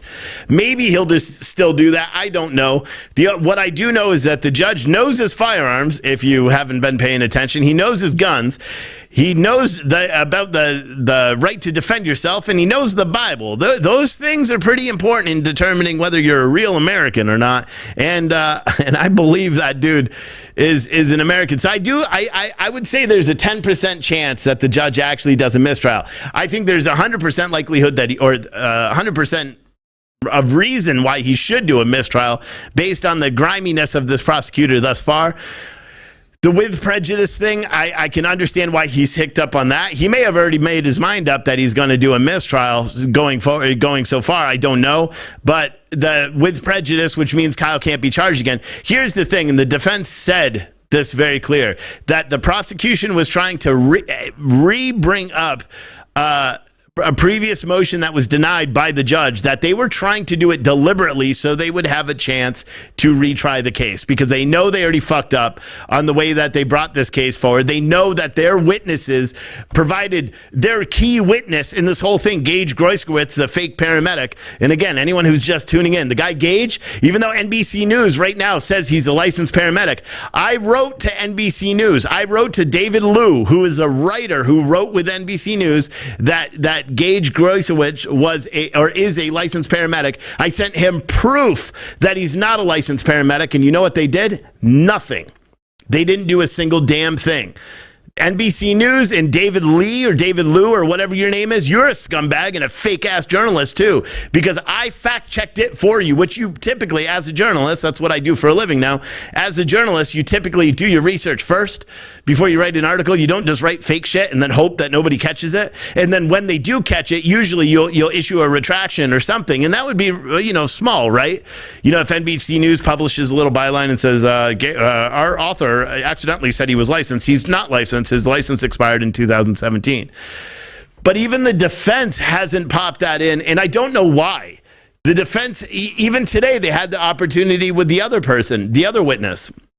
The Gage Groiskowitz's neighbor or roommate. Remember the one that said Gage said he wishes he unloaded on Kyle Rittenhouse, and then he said he made that up, and Gage never said that. Now, that guy went under testimony again today and said that he was a licensed and certified paramedic, which is false. That defense team should have jumped on that because that, to be, especially if you got, I think there's two people that have medical backgrounds, or there were two people with medical backgrounds in that jury pool before they did the voir dire and all that stuff separately. There were two people there that had medical backgrounds. You tell a medical person that someone is lying about being a paramedic, that's going to get them. Kyle probably lost a couple of notches by saying he was an EMT when he wasn't. I don't know why the defense didn't do that. I really, that's the one thing that I wish I knew. I wish I knew why they didn't attack Gage for being a fake paramedic. And because then, and here's the thing, maybe it's because he was a victim and there's no way to really introduce why he wasn't licensed, because then you would have to go into gun crimes, and apparently there you can't talk about an offender's previous crimes. That's why you don't know that Rosenbaum, who was shot in the head, got out of a mental hospital the same day he was shot and killed by Kyle Rittenhouse as Rosenbaum was attacking him.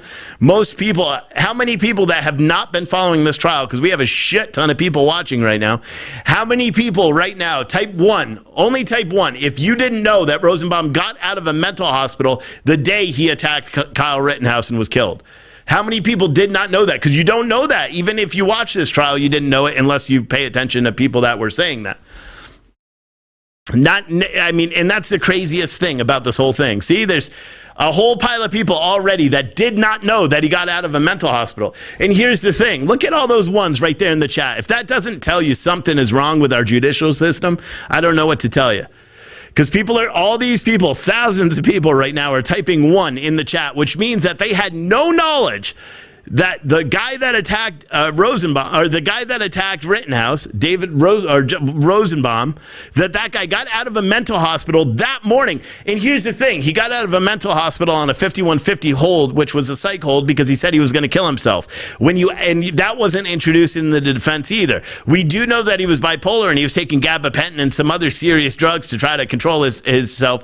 But when his girlfriend came up and testified the day before, she didn't mention the fact that Rosenbaum was not allowed to see her. She had a restraining order against him because he beat the shit out of her. You would think that would be a court case. That would be something that should be introduced to the jury, right?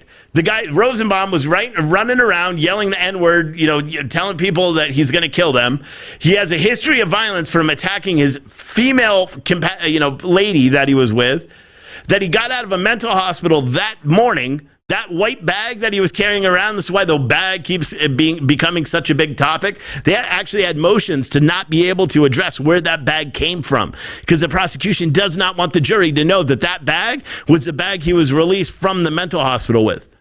They didn't want him to say it. It's crazy, man. It's crazy. This whole trial from the very beginning is just nuts. Because if the jury actually knew that Rosenbaum got out of a mental hospital where he was trying to kill himself, he then was running around yelling, shoot me to everybody. We know he was on big time drugs, but they didn't know that the reason why he couldn't stay at his girlfriend's house, and the defense was not allowed to ask him why, or allowed to ask the girlfriend, why didn't he stay at your house? Because she would have had to say, well, he had a restraining order for trying to kill me. And they weren't allowed to ask. That was actually barred by the judge because this state has some weird victim, shit. It's crazy. Everyone knew he was a nutcase from his behavior. Yeah, I mean, that was even all the witnesses, all the state's witnesses. That's what they kept talking about. I'm dying here. It's hot. Let me switch this. What is this? Same shirt as yesterday. Well, wait. That was last night. I took a shower. Well, wait. I usually shower at night because normally I go to the gym right about this time, but I can't go to the gym because of covering the trial. But Marcy's Law, someone else said, is Flyboy legit worthy of subscription? I don't know who Flyboy is. Someone said I didn't know what the bag was either. Oh, yeah, it was a hospital bag. That's why it was see-through. You know why it's see-through? Because he was on a psych hold for trying to kill himself. That's why it's see-through. He probably had no shoelaces on, too. I wouldn't be surprised at that. Someone said, can you have the hoodie? No, but I got to take this off. I'm dying. But normally, if it's my shirt, I normally have a lot of the shirts that I make because I make the sweatshirt. It's available in the store. If you go to Pure Truth Clothing, you could buy this sweatshirt. Don't order the gray because I'm out of the gray. You can order black sweatshirts or T-shirts. We'll get those. But, yeah, normally I shower at night. So I haven't even been able to shower. I had to eat lunch at this table.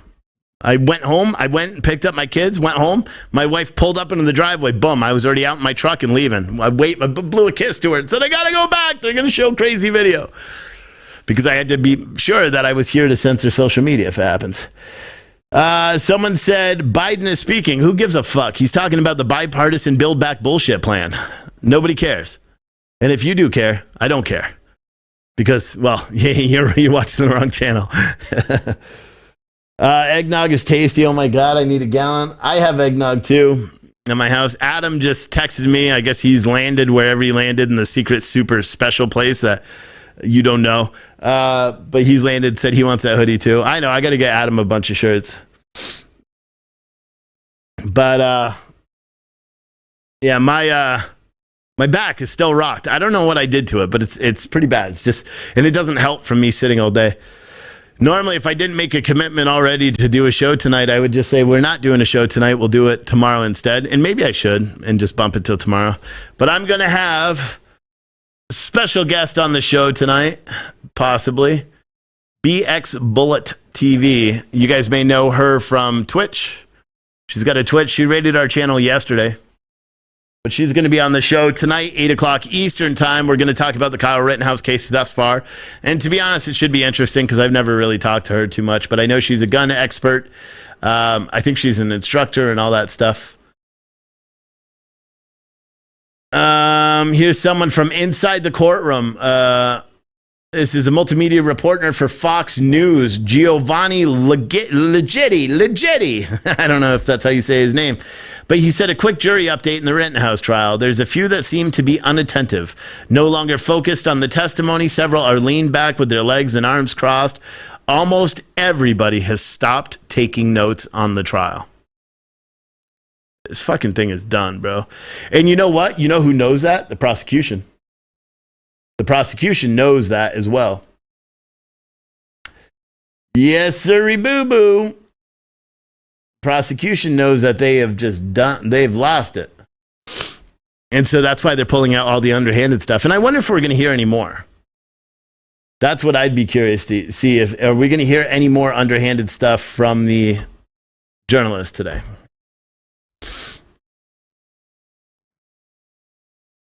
What else do we got going on?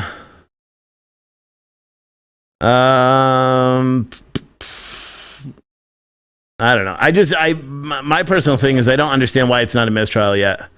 I mean, the judge is, scolded the prosecutor several times. Scolded, like straight up scolded.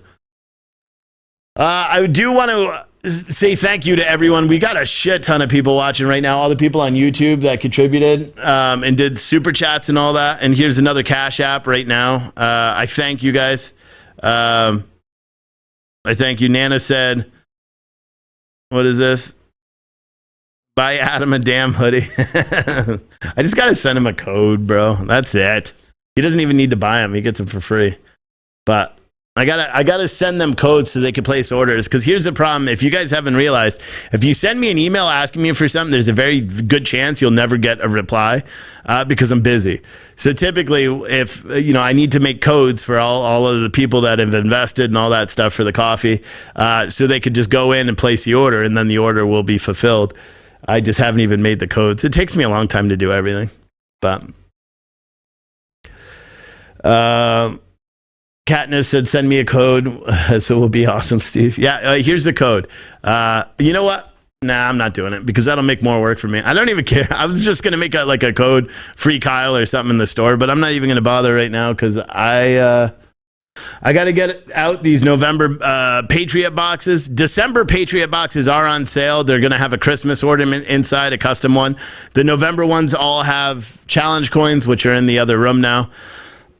So I just got to throw the challenge coins in the boxes and then get those boxes out. That was my plan today for the first 50 or so boxes, except my back is rocked, so I couldn't do it.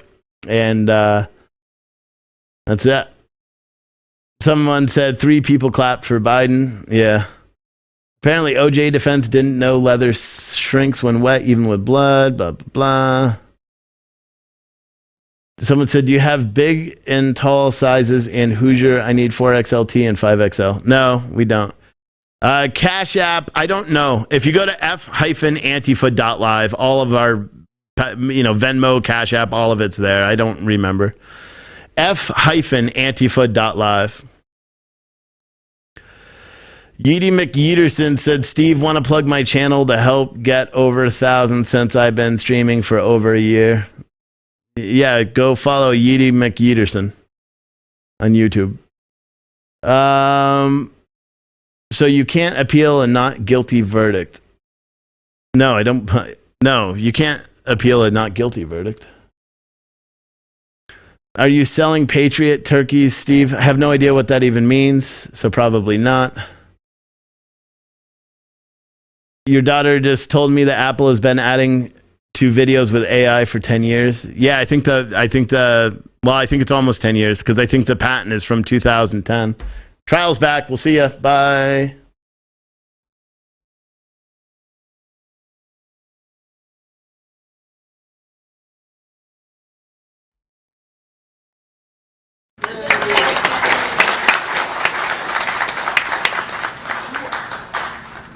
All right, let's get the jury.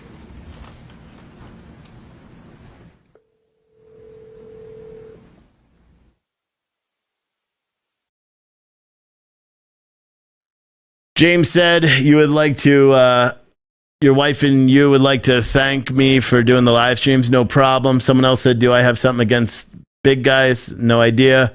Brian said, you heard Steve is hiring. We are actually. We're hiring for writers. We're hiring for people that want to host a show. And anyone who has logistics and supply chain experience that likes to write. We're launching a new website where you can write for that one. Send an email to social@ptnewsnetwork.com if you would like to do that. Someone said, why are they clapping? I don't know. They didn't have it. And I think it was probably someone's anniversary or birthday or something. John said, thank you, Steve, for making your channel. No problem. Is today the last day or will the final statements be? I don't think they're going to finish today. Plus, I already thought they had a doctor, a specialist, a self-defense specialist, like Dr. Powers or something I thought they had. So I don't know if this is the defense last witness. I'm not sure. Someone said in front of the jury that they were Proud Boys or whatever. Yeah, I know. I watched it live that night, too. There were no Proud Boys present. I would have struck that right away. Snicker Pie said, Steve should let me take over streaming protest. That way I won't have to worry about being shut down again. I don't know what that means. Why? You're saying because we don't get shut down? We don't get shut down because we're smart about the way we do it. Anyway, trial's back on. Bye.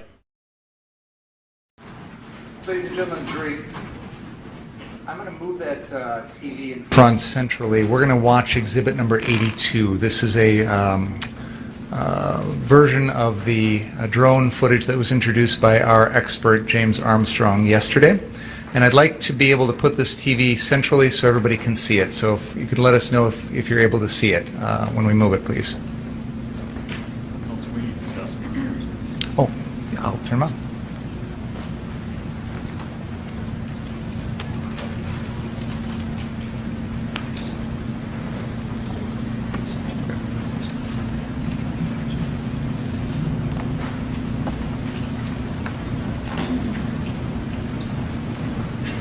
Are all the jurors able to see that okay? Both sides? Okay. Judge, may I use Sister Marciano's point, please? Thank you very much. As we play this video...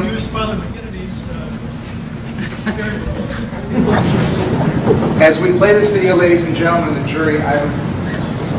They're not playing the enhanced video.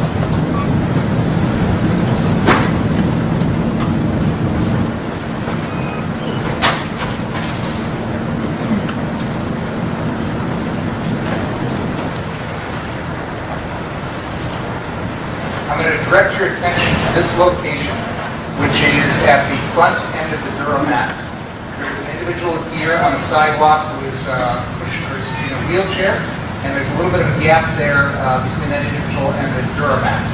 And I'd like you to keep your eyes on that location. Before we begin the video, Mr. Rittenhouse, are you able to see this video okay? Yes. All right. Please go ahead and play that.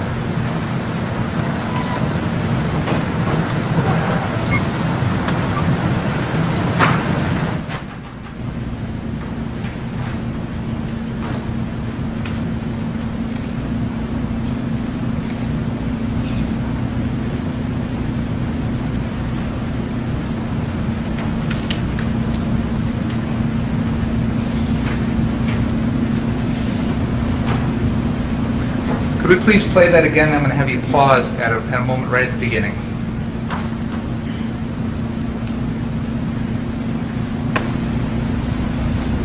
Pause.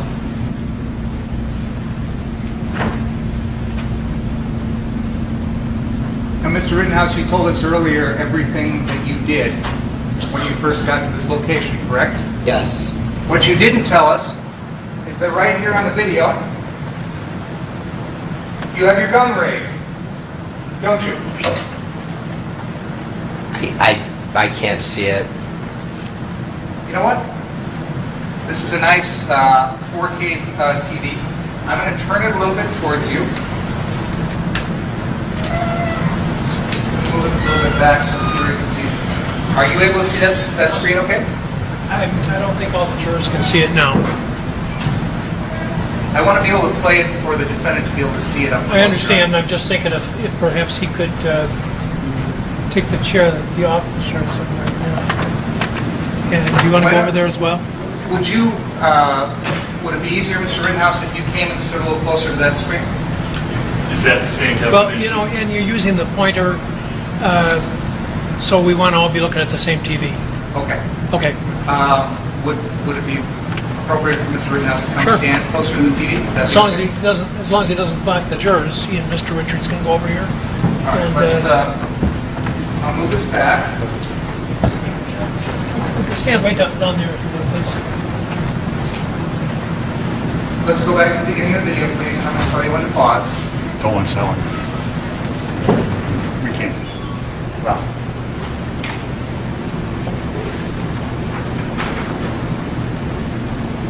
All right, let's start the video.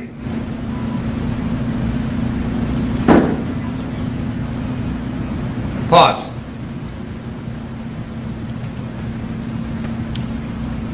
Mr. Rittenhouse, you just came into the screen, put the fire extinguisher down, and now you've got your weapon raised, don't you? Let's play it one more time.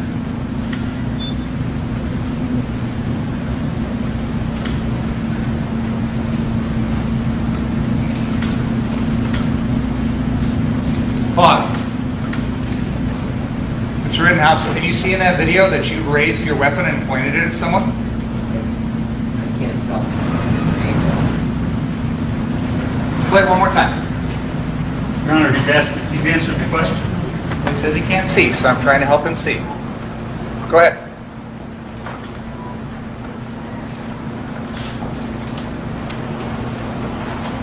Pause.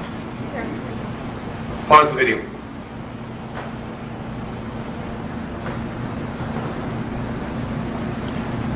It I don't doesn't see look like shit. I raised my rifle. It looks like my shoulder's up, but my rifle is pointed downward. Thank you. All right.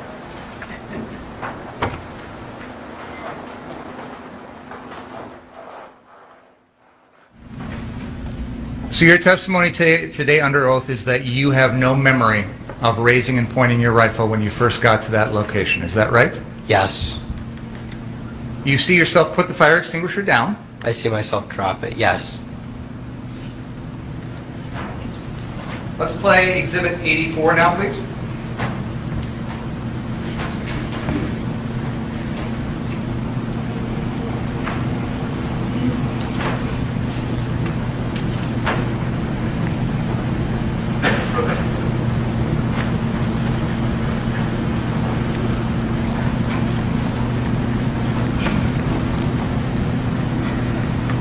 Go ahead and play.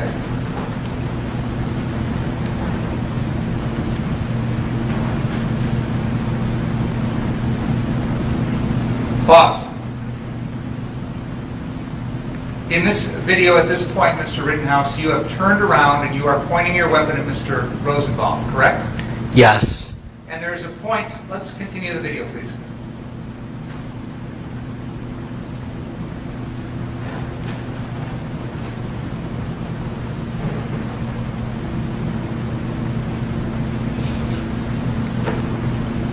All right, let's pause. Go back and start at the beginning again, please.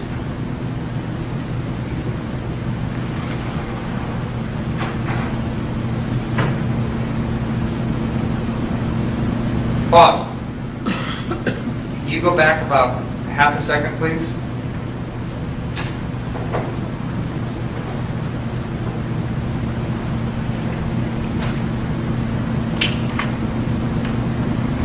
Go back just a little bit more, please. If it gets hairy, guys, on social media, I'm censoring it. You're more than welcome to watch on Rumble. It's live and uncensored. I'll put the link in the chat. Why don't you go back to the beginning, hit play, and I'll try and pause you a little bit better. Because Twitch has been trying to kick people off. So. Pause. There's a point where Mr. Rosenbaum is running after you, where he raises his hands and leaps up in the air. Correct? I wouldn't say he leaped in the air. I'd say he continued to run at me. He just threw his hands up. He threw both of his hands up in the air. Right? Yes. And you could see that he was unarmed. Correct? Yes. Please continue the video.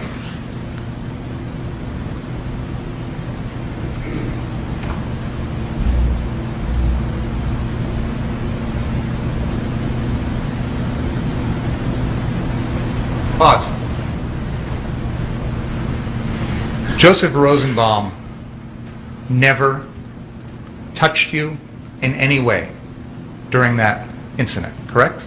He touched my gun. He didn't touch your body in any way, did he? No. He didn't kick you? The gun is part of the body. No. Other than that plastic bag, he didn't throw At least anything mine at you? is. No. He didn't have a gun on him? No. He didn't have a knife on him? No. He didn't have a chain on him? No. He didn't have a bat on him? No. He didn't have any weapon of any kind, correct? Other than him grabbing my gun, no. Well, he didn't have possession of that gun. You did, correct? I was holding it, yes. And it was strapped to your body, correct? Yes. At all times during this incident, you retained possession of your AR-15, correct? Yes. Can we please play exhibit, I apologize, Brian, I don't know if I mentioned this one earlier. I think it's 83. It's the full speed version of what we just saw. That was 84 just now, right? Okay, let's play 83, please.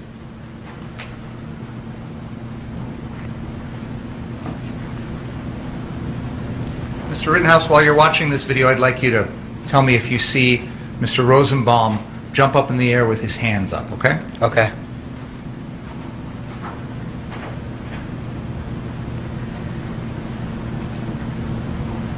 Go ahead and play.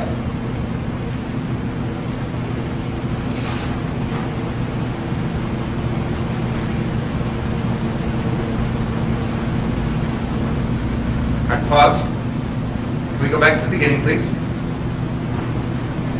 And play again.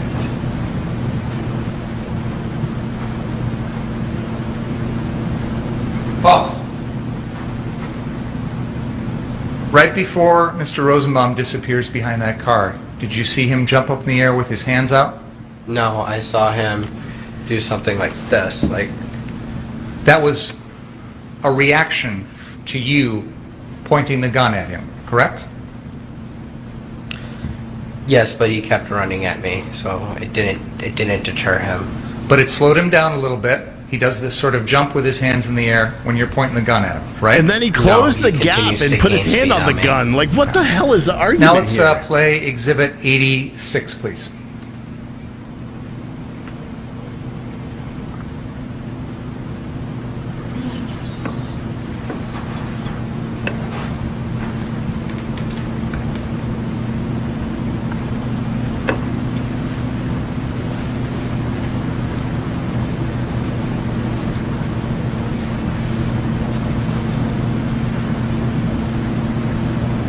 Go ahead.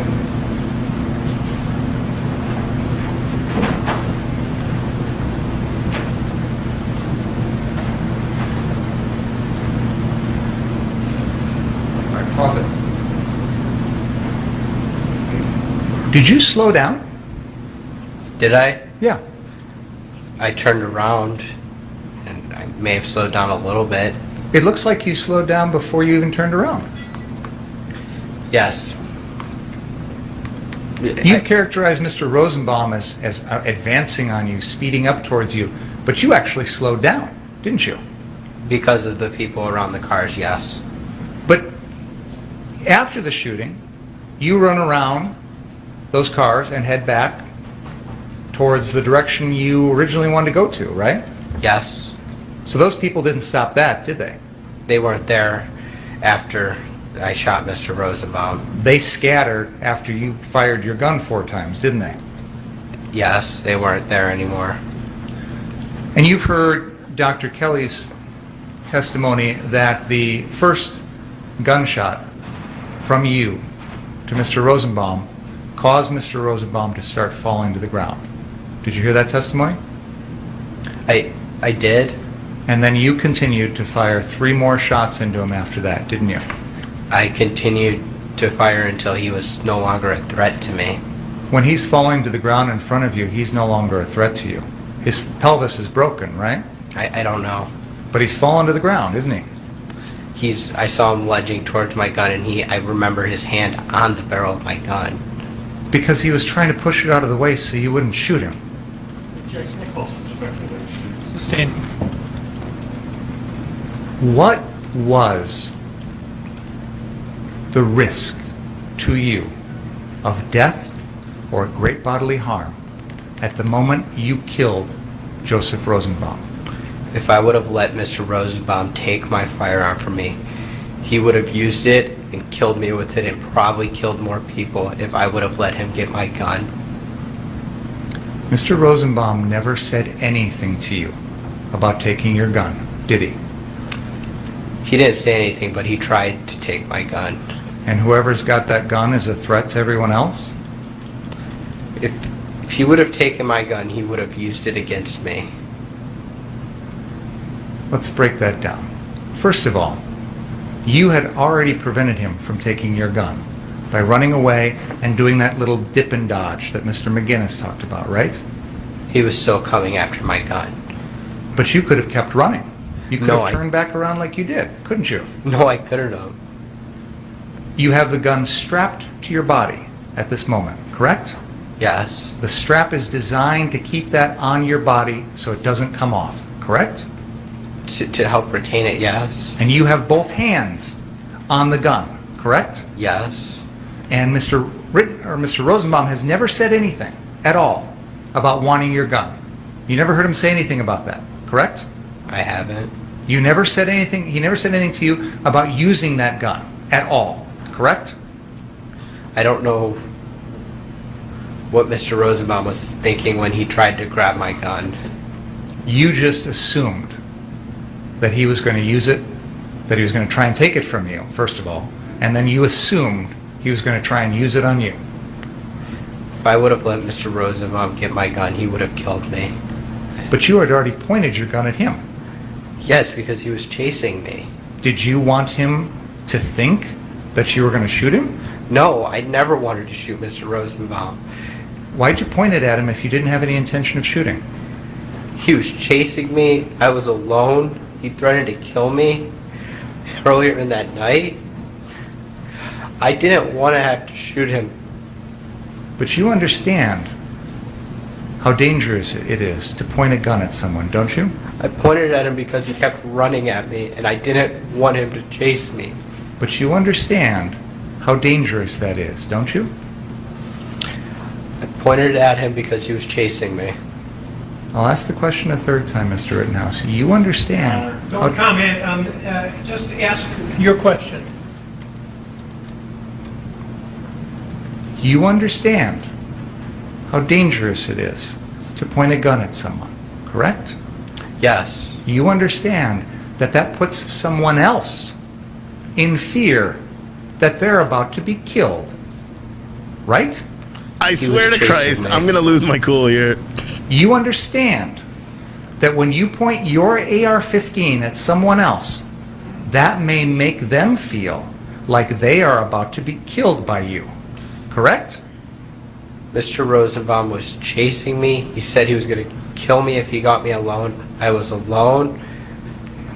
I was running from him. I pointed at him, and it didn't stop him from continuing to chase me. Did you hear my question? Yes. Yet you chose not to answer. Objection, Your Honor. He answered. He just didn't like the answer.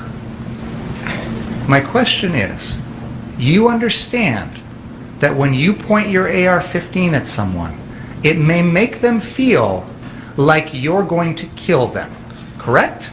Calls for speculation. Relevant. He asked if it would affect someone that way so as to perhaps deter the person. Do you understand my question? I do. Can you please answer it? I did. I said, Mr. Rosenbaum was chasing me. I pointed my gun at him, and that did not deter him. He could have ran away instead of trying to take my gun from me. But he kept chasing me. It didn't stop him. Mr. Rittenhouse, you're telling us that you felt like you were about to die, right? Yes. But when you point the gun at someone else, that's going to make them feel like they're about to die, right? That's what you wanted him to feel. No. You wanted him to get the message from you that if you come any closer, I'm going to kill you. That's why you pointed the gun at him, right? I pointed the gun at him to deter him from... I pointed the gun at him so he would stop chasing me. That's why I pointed the gun at him. Because if you point the gun at him, you were hoping he would stop chasing you because he would get the message from you that if he keeps coming, you're going to kill him. Right? I didn't want to have to kill Mr. Rosenbaum. That's not the question I asked. Serving no legitimate purpose. It seems argumentative, Mr. Mr. He said it serves no useful purpose, it's badgering. It does seem argumentative.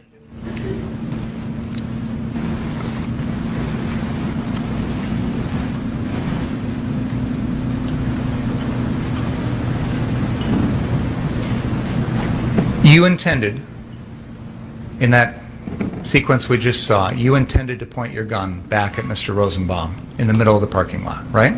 I pointed at him so he would stop chasing me, but he didn't stop.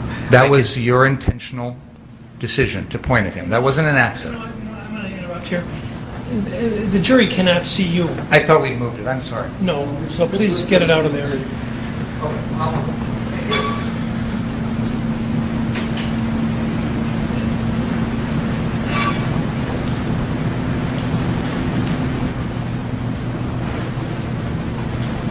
point I'm trying to get at, Mr. Rittenhouse, is that that wasn't like an accidental turning around and it just happens to be pointing in his direction, much like I'm just happen to, wave this around. You made an intentional decision in the middle of that incident to turn and point the gun at Mr. Rosenbaum, correct? Yes. And you can understand why that would make someone fearful for their life, right? But he continued to chase me after, so no, I can't. It didn't work. It didn't stop Mr. Rosenbaum from chasing me. And even after you shoot him one time and he starts falling, you continue to shoot 3 more times, right? I continued to shoot until he was no longer a threat to me. And then after that, you run around and he's lying there, face down on the ground, correct? Yes. And you're a medic, correct? I have first aid training, yes. Well, you proclaimed yourself that night to be a medic, an EMT. You told everyone that, right? Yes. And you had your medic bag with you, correct? Yes. And this location is right across the street from a hospital, isn't it? Yes. But your first thought was run away. My first thought was to help him. You didn't do anything to help him. You didn't do a single thing, did you? The crowd started to scream, "Get him, get him, get him," and I didn't want to stay there with the crowd building and the mob advancing on me. Were you surprised that a crowd would react that way when they just saw you shoot someone? I don't know. When you stood over Mr. Rosenbaum's body, did you know?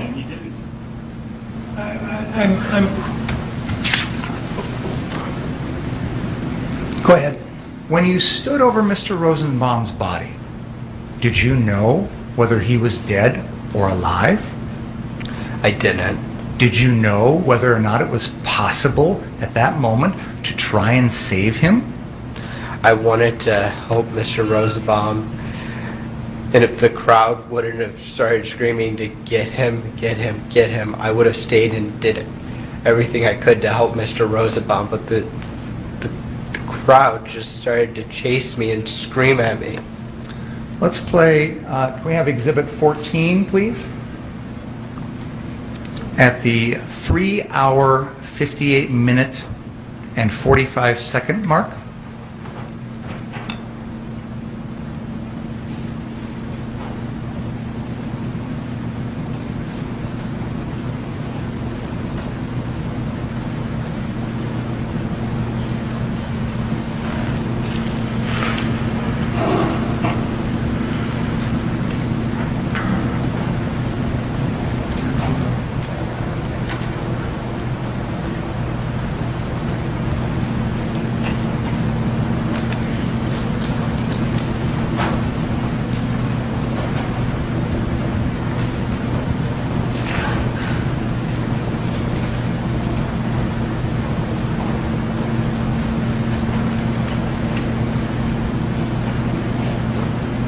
Okay, play from here, please. And blindside.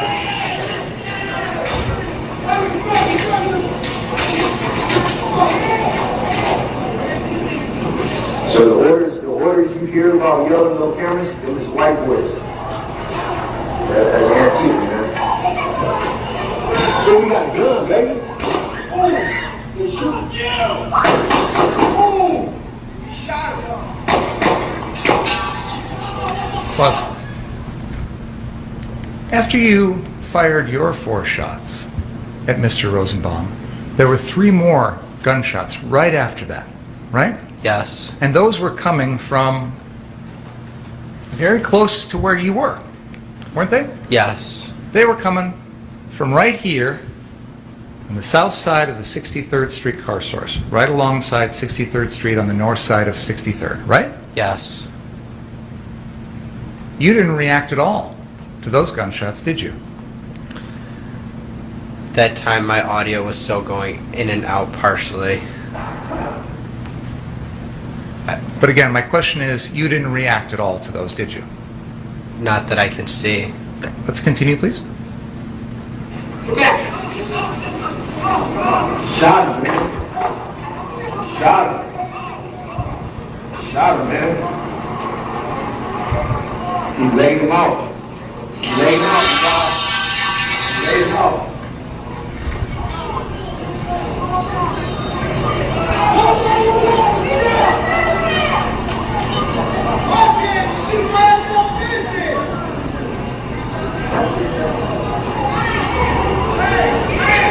Pause. No one in that crowd yells, "Get him," or anything threatening towards you until after you start running away, right? No. You had time in that moment to make a phone call, didn't you? I called Dominic Black, yes. Remember this, fortune favors the brave. Over my phone. Is that quicker than 3 digits, 911? I don't know. I don't know. And then you started running. Yes. And the first person you encounter as you're running is Jason Lakowski, correct? Yes. This is a person that you had barely known for 15 minutes that night, right? Yes. And you told him you didn't shoot anyone, correct? No. You heard his testimony about that, right? Yes. Can we please play exhibit number 12?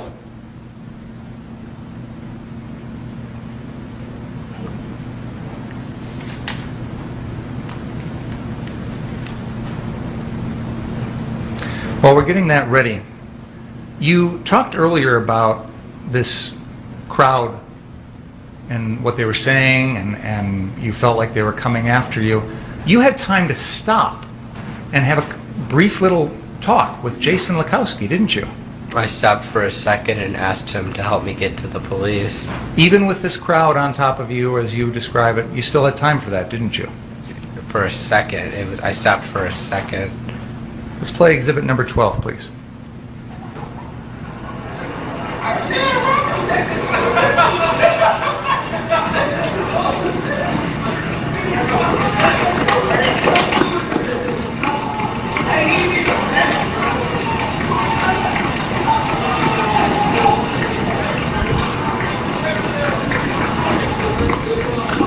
So there was like 6 shots.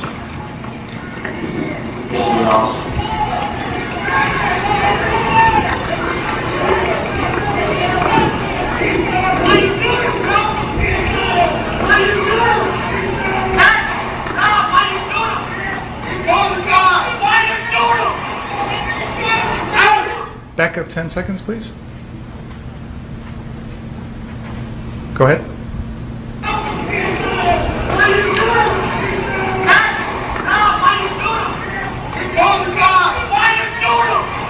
Pause. There are people in the crowd that are asking you why you just shot someone, right? Yes. And you told him he had a gun. At the time I was a little dazed and I was thinking of Mr. Zeminski with the pistol he had at the Duramax. So you shot Mr. Rosenbaum because Joshua Zeminski had a pistol? No. You don't get to shoot someone else. You don't get to shoot someone else because someone else has a gun, right? No. But you told the crowd he had a gun, didn't you? That's what I said. And that wasn't true. Mr. Rosenbaum never had a gun, right? He didn't have a gun. Now can we please play exhibit number 3 at the 1 hour, 17 minute, and 10 second mark?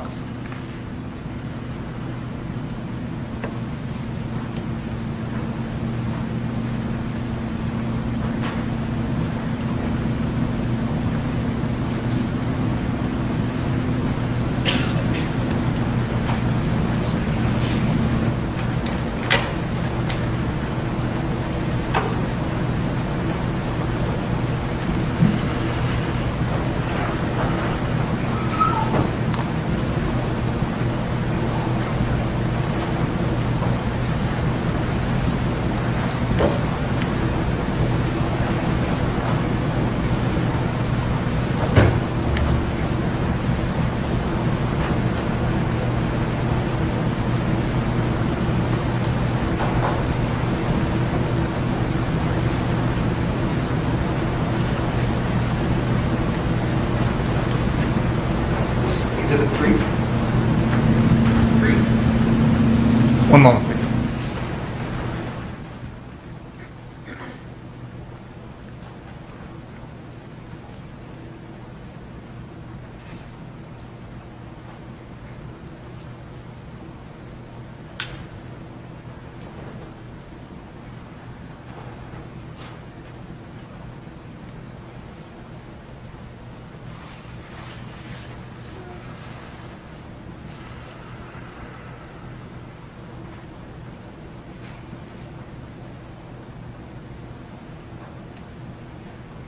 This is an excerpt from the Gage Grosskreutz Facebook live stream that night.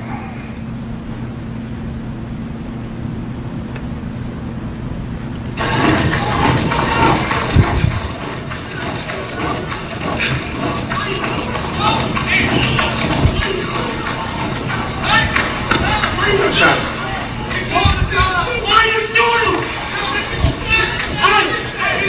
Hey, what are you doing? You shot somebody?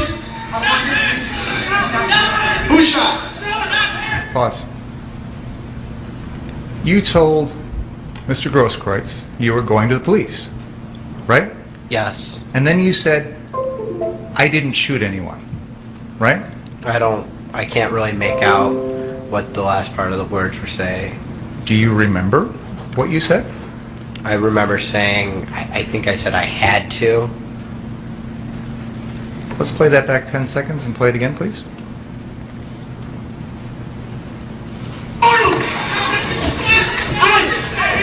Hey, what are you doing?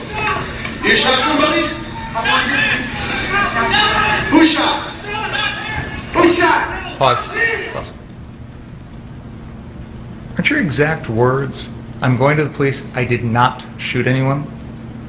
That's what I remember from that night, but watching that, it sounds like I said I didn't. That, again, was not true. You just had shot someone, correct? I did. Why didn't you tell the truth? I was being chased by a mob, and I don't really remember that interaction very well. Let's play Exhibit 5, please.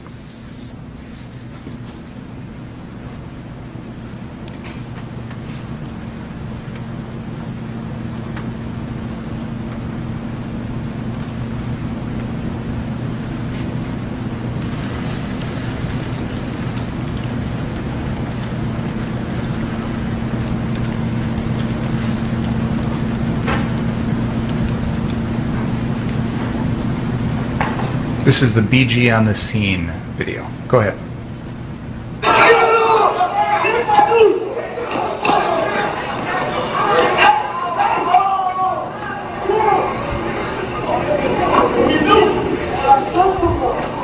Pause.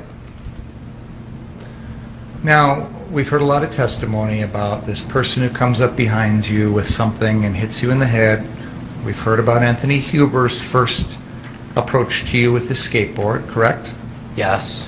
You testified that after a few more feet you felt lightheaded and you stumbled. That's what you told when your attorney was asking you questions, correct? Yes. No one knocked you to the ground. You lost your own balance, correct? I was hit to the point to where I stumbled. You said in response to your attorney's questions that you stumbled because you were lightheaded. Do you remember telling us that? From getting hit, yes. You were lightheaded because you had been running and you were being chased. That was why you were lightheaded, right? That and being hit, yes. Let's continue. Pause. There is an individual who comes at you and jumps towards you and attempts to kick you, correct? He does kick me, yes. And you fire 2 shots directly at him with your AR-15, correct? Yes. You intended to hit him with those bullets, correct? I intended for him, yes. At that close range, it's a miracle that you missed, right? I don't know. You intended to kill him with those shots, didn't you? No. Did you even care whether or not those 2 rounds were going to kill him? I didn't want to have to kill anybody that night. In this moment, you're making a deliberate decision to pull the trigger twice, correct? Yes. That wasn't an accident. That was your conscious decision, wasn't it? Yes. And you're firing an AR-15 at close range to this individual, correct? Yes. And you knew full well that if you hit him with one or both of those bullets, it could kill him, right? There's that possibility. If you hit him with one of those, wouldn't you agree it's a pretty strong likelihood you're going to kill him? I don't know if... Did that even factor into your mind at that point? Did you even care whether you were going to kill him or not? I didn't want to have to kill anybody. I was being attacked. That's why I shot him. But shot at him. You shot at him with the intent of hitting him and killing him, correct? I didn't want to kill anybody. Then why are you shooting at someone with an AR-15 at close range if you don't want to kill him? Because he's attacking me. And he's stomping my face in. Jumping and kicking my face in. That, you didn't see any weapons on that person, did you? No. You didn't see a gun? No. You didn't see a knife? No. You didn't see a bat or a club? No. You didn't see a chain? No. All he uses is 1 foot, correct? Yes. Let's continue the video. Pause. You've just shot a round into Anthony Huber's chest, right? Yes. Now, up until this moment, and probably for the rest of that evening, you didn't know the name Anthony Huber, did you? I did not. Up until this moment in this evening, you had never had any interaction with him, took any notice of him, fair to say? Yes. Okay. And when you shoot him, he's got his skateboard in his hand? Yes. You didn't see any gun in his hand, correct? No. You didn't see a knife? No. You didn't see a bat? No. You didn't see a club? Uncensored versions on All he's Rumble. got Link is in the chat. Right? That he's hit me in the head with twice, yes. Okay. And you intended to pull the trigger at that moment with your AR-15, correct? Yes. That wasn't an accident. No. That was your deliberate decision, correct? Yes. And you knew that the way that gun was positioned, you were going to fire that bullet right into his chest, right? He was attacking me, so I pulled the trigger. And you knew that when you pulled that trigger, that bullet was going to go right into his chest, didn't you? I can't say, I don't know where the bullet would have went exactly. The end of that gun was pointed directly at his chest when you pulled the trigger, correct? Yes. And you knew that, correct? Yes. And you still pulled the trigger, didn't you? Yes. Because you intended to kill Anthony Huber at that moment, didn't you? No. What did you think was going to happen then? You got a gun that's aimed directly at his chest, you pull the trigger. What did you think was going to happen? If I didn't pull Thank the you, trigger, Mary, I for the thought stars. Mr. You're Huber a was gonna rock kill star, me. Mary. Maybe I misphrased my question. Let me try again. When you pull the trigger of the AR-15 and it is directly against Anthony Huber's chest, what did you think was going to happen to Anthony Huber? That he would no longer be a threat to my safety. Because he'd be dead, right? Because he wouldn't be a threat to me. I don't know if he'd be dead or not. Did you even care at that moment whether or not Anthony Huber lived and died? Yes. Your only concern in that moment was your own safety, correct? Yes. The next shooting is of Gage Grosskreutz. We have stopped the video at a moment here when he is crouched in front of you with his hands in the air, correct? Yes. Your gun is pointed at him, isn't it? It's pointed downward towards his feet. It's pointed at his body, some part of his body, correct? Yes. And he's no threat to you at this moment, is he? Objection, Your Honor. He's standing in front of him with a gun. That's an argument you can make. I'm asking a question of the witness. You can answer the question. Yes. He's no threat to you at this moment, is he? He is a threat. He has a gun in his hand. You saw that gun. Yes. So at the moment, throughout all of these moments of your interaction with Mr. Grosskreutz, you were aware of the fact that he had that gun in his hand, correct? Not until that moment. I'm talking about from this moment on, correct? Yes. And of course, that's a handgun, right? Yes. And you have an AR-15, correct? Yes. And at this particular moment, he's not pointing his gun at you, is he? Not at that moment. But you've got your gun pointed at him, correct?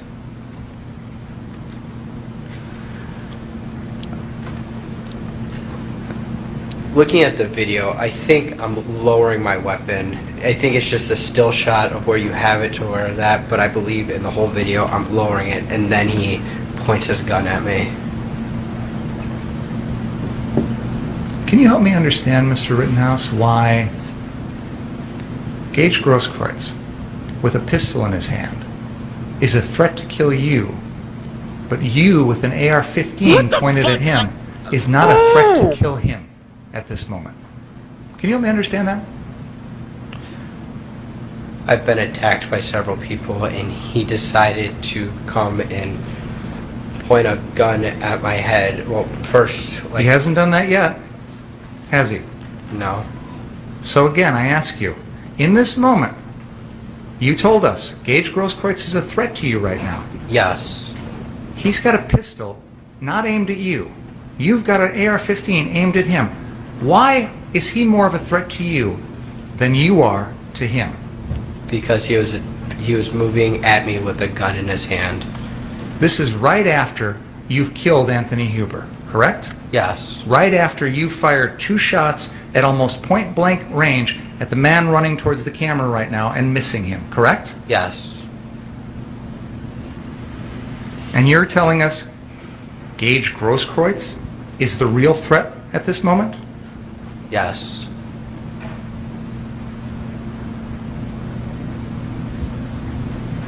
Can we please pull up exhibit number 80, beginning at frame 468?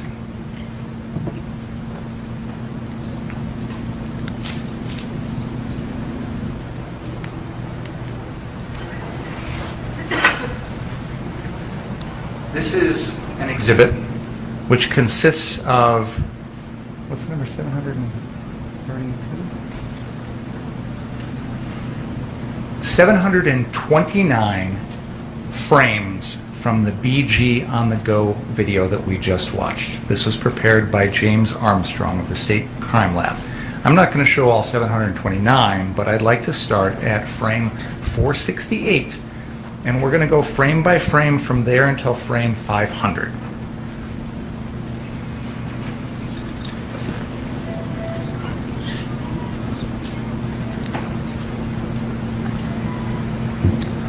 Mr. Stute, could you please slowly advance frame by frame until I tell you to stop?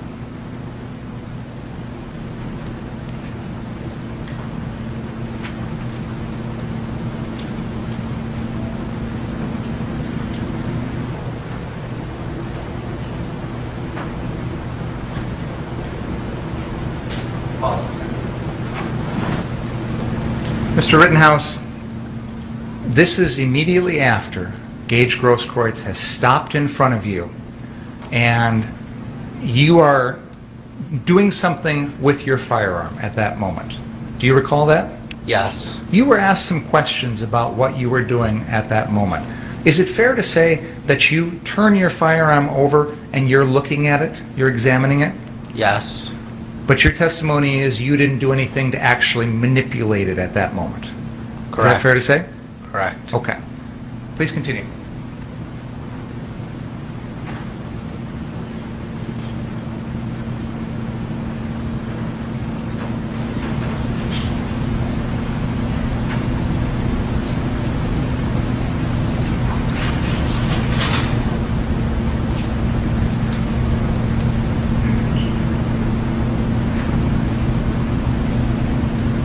Frame 500 shows you firing your AR-15 towards Gage Grosskreutz.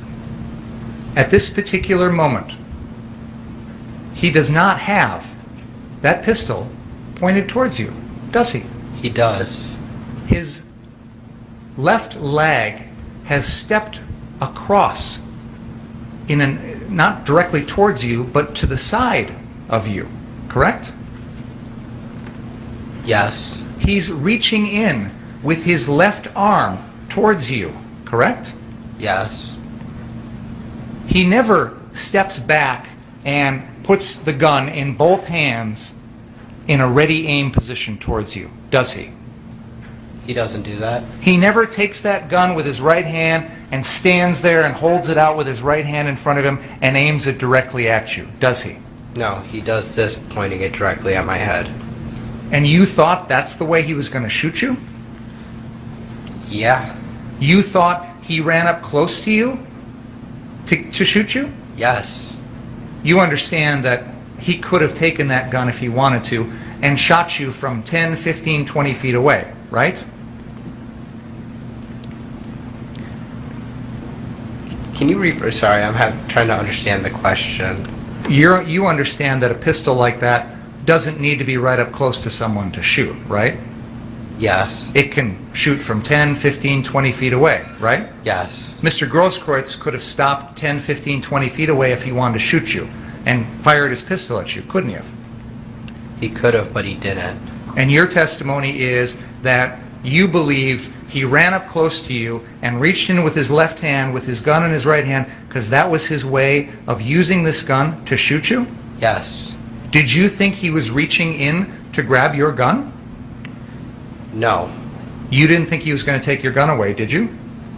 I thought he was going to shoot me. With his pistol? Yes. Which he never actually does.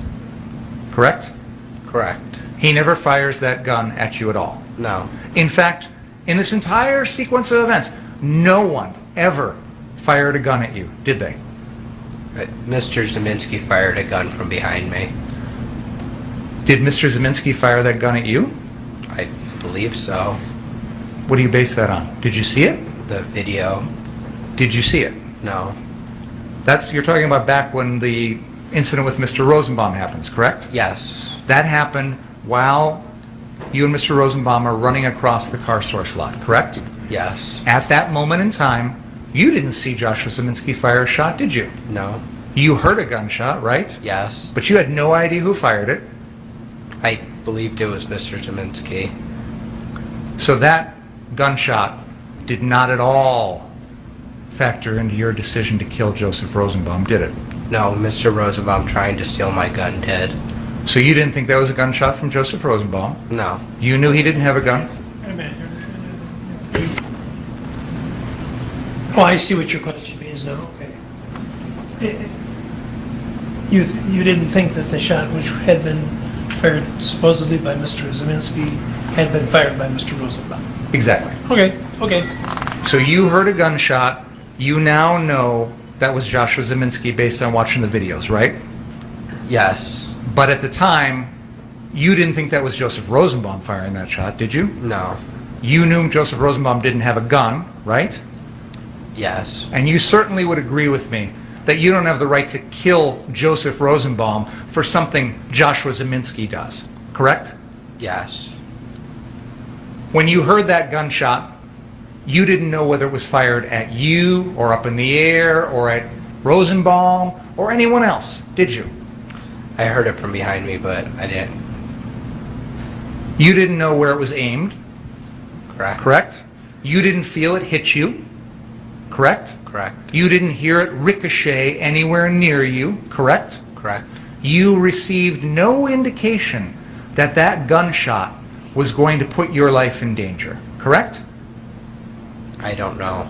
There were gunshots going off all night long, weren't there? Sorta. Firecrackers, gunshots? Yeah. Hard to tell the difference? Yeah. Right after you kill Rosenbaum, there's 3 shots right after that, aren't there? Yes. From very close to where you were? Yes. Yet you don't turn and shoot anybody there after you hear those, did you? No. So, getting back to my original question.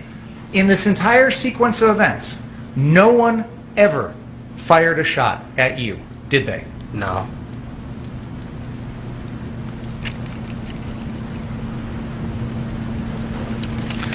After you kill Anthony Huber, shoot Gage Grosskreutz, and attempt to fire those 2 shots at the person who jumped at you, you got up and you walked away, didn't you?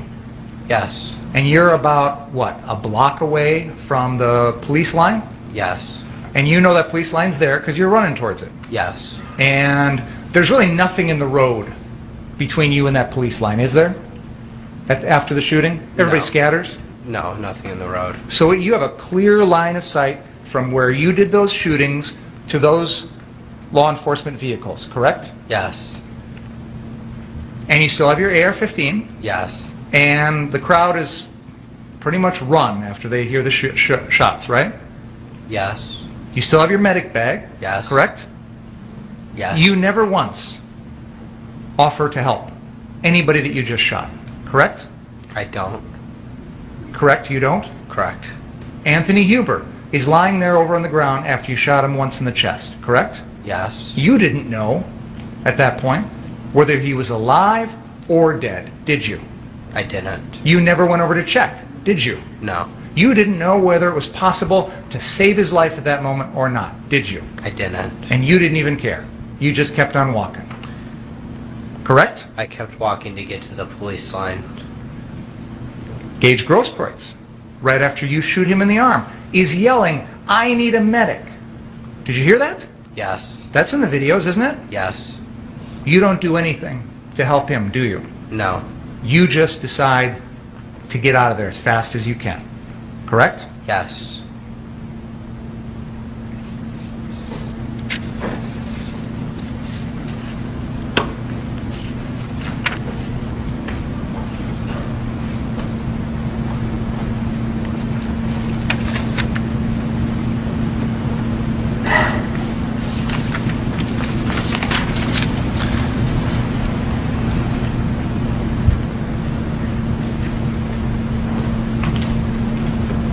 If you had seen someone running up the street with a gun and the crowd was saying that that person just shot someone, like they were saying about you, you would have taken action to stop them yourself, wouldn't you? No, I wouldn't have. You're running around putting out fires, aren't you? Yes. A shooting's far more serious than a fire, isn't it? Yes. You took it upon yourself to do the things that the police and the fire departments weren't doing that night, correct? I helped put out fires, but I wouldn't say that. You went around offering medical service because you didn't think there were EMTs or EMS that would be able to come in there, correct? Yes. So you took it upon yourself to do the things that you didn't think the police or fire could do, correct? I wouldn't say I took it upon myself, but I was helping people with first aid and putting out fires at businesses. So if you saw someone running with a gun and everybody said, that guy just shot someone, you would have taken your AR-15 and tried to stop him, wouldn't you? What's the relevance of this, Mr. Mayor? It goes to the crowd's reaction to him, Your Honor. I think you would have reacted the same way. The crowd is important in terms of it's a factor that bears on some of the counts as to what the surroundings were. Otherwise, the crowd is unimportant, and what he might have done vis-a-vis the crowd is, I don't see where we're going. Understood. When you got back to that police line, and what'd you say, they pepper sprayed you? I believe so, but I don't remember it. They told you to get out of the road? Yes. Because they were going in there to do what you hadn't done, which is to try and help the people that you just shot, right? Yes. And then you went back after that to the 59th Street car source, didn't you? Yes. And you told them that you just shot someone? Yes. Someone, meaning an individual person, correct? I wasn't meaning individual. I was saying I just shot someone. You were told by Nick Smith that the police were coming to your location, to the 59th Street car source, right? I don't recall that. And yet, you decided to flee, didn't you? No. You didn't stick around for the police, did you? I went to go turn myself into the Antioch Police Department. A couple of hours later. An hour. It wasn't a couple hours. He knows what time it was. I'm asking the witness if the witness can answer. Go ahead, you could answer, sir. It was a couple of hours later, wasn't it? No. And in between leaving that location in downtown Kenosha and getting to Antioch, you were looking at social media, weren't you? No, I wasn't. My phone was dead. You had heard from other people that your name was out there, right? Later on in the evening, I believe I heard something, but no. You knew that your picture was out there, right? No. You're telling me, as you sit here under oath, that after those shootings, between then and the time you turned yourself into the Antioch Police Department, you had no idea that there was social media out there with your picture and your name as the shooter? I'm trying to recall, but I can't. I'm trying to remember. I'm sorry, I don't remember.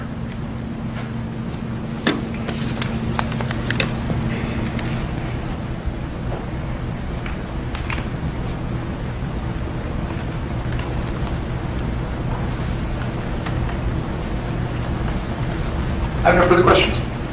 Nothing on that, Your Honor. You may step down, sir.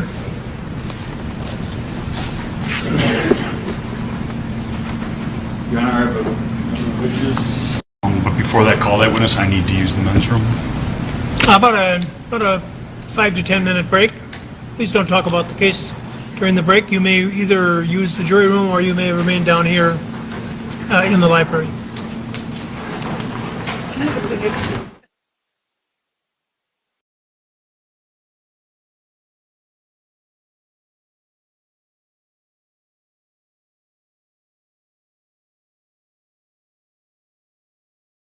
Ooh, let's unmute yourself, Steve. Tonight's going to be a long night. I already know it. Hold on, let me switch this one over. Tonight is going to be a long one. I'm not sure what time. I think they're calling another witness. This should be it's a doctor. I think they said his name was Dr. Powers. Could be wrong on that. But apparently he's a firearms guy. Maybe. I don't even know. But it's interesting. Guys, I would like you guys to do something. We have a lot of people that are, I don't even know how to do this.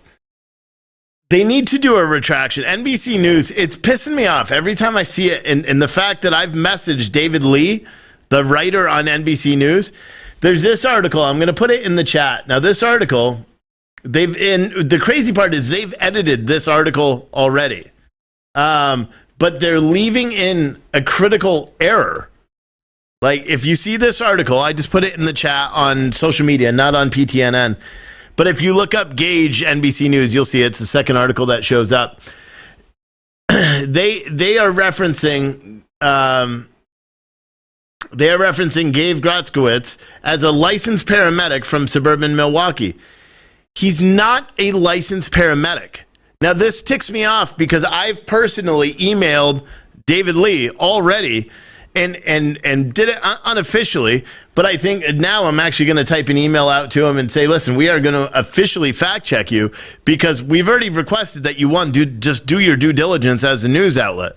Now, I suppose I shouldn't be surprised that NBC News isn't honorable in the least, but the thing that bothers me more is that they're just not. It's almost like they're deliberately not being honest. Do you know what I mean? Which is frustrating to me. It's very, very annoying to me. So what I would like you guys to do is tweet at NBC News. He's not he's not a licensed paramedic, and he hasn't been since 2013 or 2017. He lied under oath. His roommate today, when he testified for the defense this morning, the guy with the big beard, that guy lied under oath. He's not a licensed paramedic. And the defense is seemingly oblivious to the fact that this guy lied, a star witness for the state, lied under oath about something that it holds a lot of credibility because, you know, a paramedic is a lifesaver, do no harm, all that shit. It dismisses all of that. And for some reason, the defense isn't bringing it up. The defense should. The defense should say, hey, listen, we have a motion to strike all of Gabe's testimony because he lied under oath, or call him back as a witness. Call him back as a witness again because he lied, straight up lied. And NBC News doesn't want to do anything. So that's what I would ask you guys to do is tweet at NBC News because it's very frustrating to me that they're not correcting this. They're not. They don't care. So what should I say? Evening. No, I'm going to say fact check request on your article. All in capital letters. That'll catch his attention. Evening, David. In your article, and then be professional with this and go back. So fucking bad, dude. Let me copy that and put that right over her. So I was gonna do an interview tonight with I forgot her name now. BX. What was it?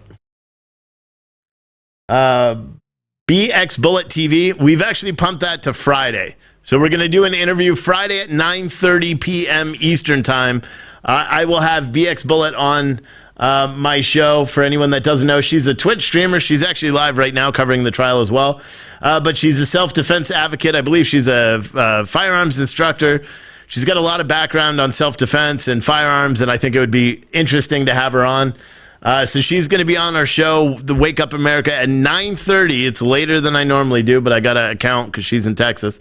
At 9:30 on Friday. So just a programming alert. So when the trial is over for the day today, I'm going home. I'm hungry and I want to eat. Why isn't this fucking working? I don't know how your article. It's not letting me copy the title. That fucking NBC News, they're grimy. They don't even want me copying the title.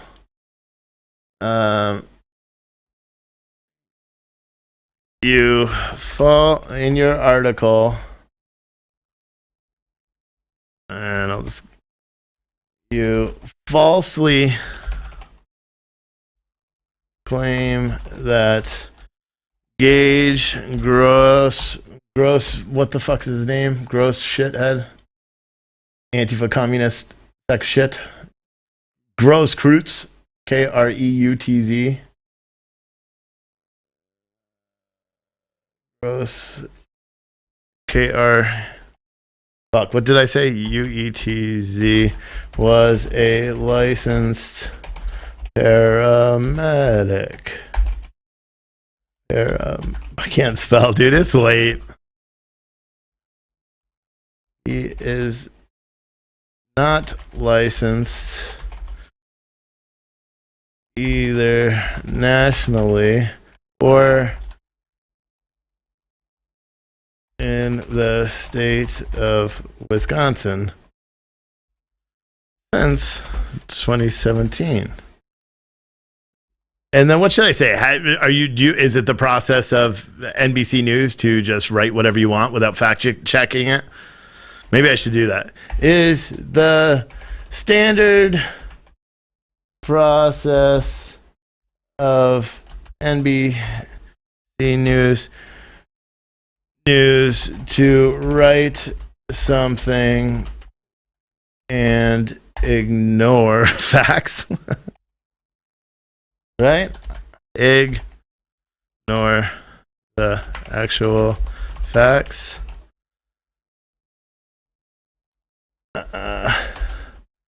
Please change. No, please, I'm going to say correct your article and add that he lied under oath. Right? Pretty good, right? Sincerely. And then I'm going to say my name, Steve Oatley, a real journalist. Just to really piss him off, because I'm not. I'm a business guy. You think that'll trigger him a little bit? I tried to find his Twitter. I couldn't do it, so. All right, there. And then send. I can almost guarantee I will not get a reply from him. But that's the second time I've requested that he actually fix his damn article, because he's not. I mean, they're not doing it. They're not doing it. All right, for anyone that is curious as to what's going on, today has been an incredible day in the Kyle Rittenhouse trial. Incredible in so many ways. One, we had prosecutorial misconduct yesterday and today. We had a prosecutor that blatantly tried to breach the federal Constitution and encroach on Kyle Rittenhouse's Fifth Amendment right, the right to keep silent. We also had him get admonished twice by the judge for being shady as shit. I mean, there's no other way to describe it. Shady as shit. He literally tried to introduce evidence that the judge had already previously excluded, which is a huge violation. The defense team asked for a mistrial. I don't know why it wasn't granted, because it should have been granted based on the misconduct of the prosecutor today. Now, the judge he almost hinted like the mistrial was going to happen. He didn't dismiss it. He didn't make a ruling on the mistrial. He just basically said he will give the prosecution a chance to account. No, I don't even know what he said. He flat out said to the prosecutor he doesn't believe him, that he believes the prosecutor deliberately lied to him. And it wasn't in good faith. He literally said, when you said it's in good faith, I do not believe you. That is what the judge said to the prosecutor today. So I guess I don't really know why they haven't thrown it out, to be completely honest. I have no idea. I kind of wish that they did. I wish they did throw it out. And I wish they declared a mistrial with prejudice. Therefore, Kyle can't be charged again, because he shouldn't even be charged now. He shouldn't even be charged now. But I have a question for you, and this is a question involving social media. And we could do social media and PTNN, the chat on PTNN. And Rumble, too, if you could figure out the chat. Because we have a lot of people on PTNN, and we have a lot of people, or I'm sorry, it's now citizenstringer.tv. We have a lot of people over there. We got a lot of people watching on Rumble. 1,100 people. I want you to press 1 if you believe the prosecutor's never been in an actual physical confrontation with himself, then other than probably a woman. Or 2, if you believe that maybe he has had to defend himself numerous times and still doesn't know how to do it. Because the way he's speaking now, he's literally been an apologist for rioting. He's been an apologist for people aiming guns at people. He's been an apologist for setting fires. He's an apologist for destroying property. He's literally exempted all of that behavior and said, well, that's all acceptable. You don't have the right to defend yourself when you're attacked. He literally told Kyle Rittenhouse that you had a gun pointed at him. Don't you think that person may have thought that you were a threat? Fucking stupid. Anyway, court's back. It also gives his opinions as to what the defendant was doing that night and his self-defense and what he was thinking and believing, etc., the pursuit, etc. There's a lot of opinions in here about what the defendant was doing. The court's order. Well, let me just interrupt.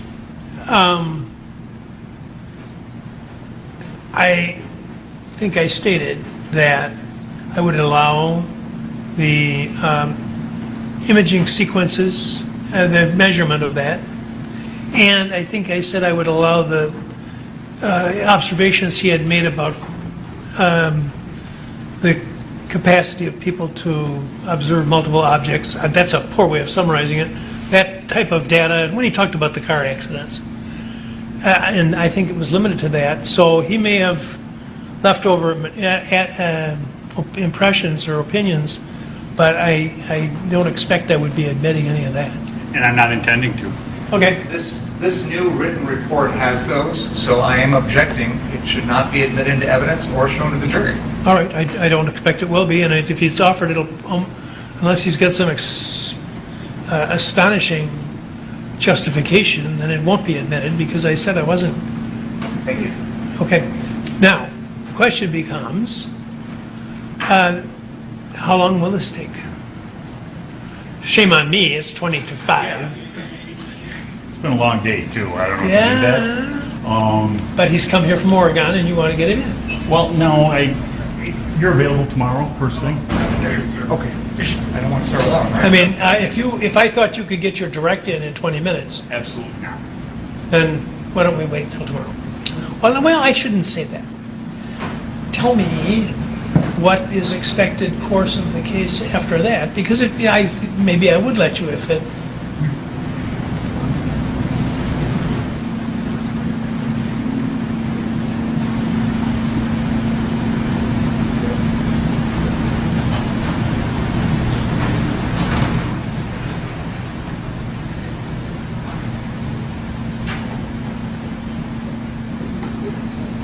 With this witness three. Three?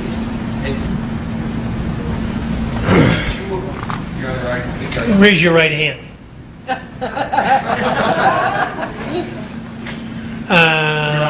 That's what we have under subpoena. Well, Mr. Black isn't under subpoena.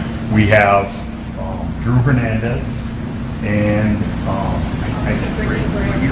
Bray to clear up the racking, the spent shell casings, and what evidence was recovered for each I don't want to.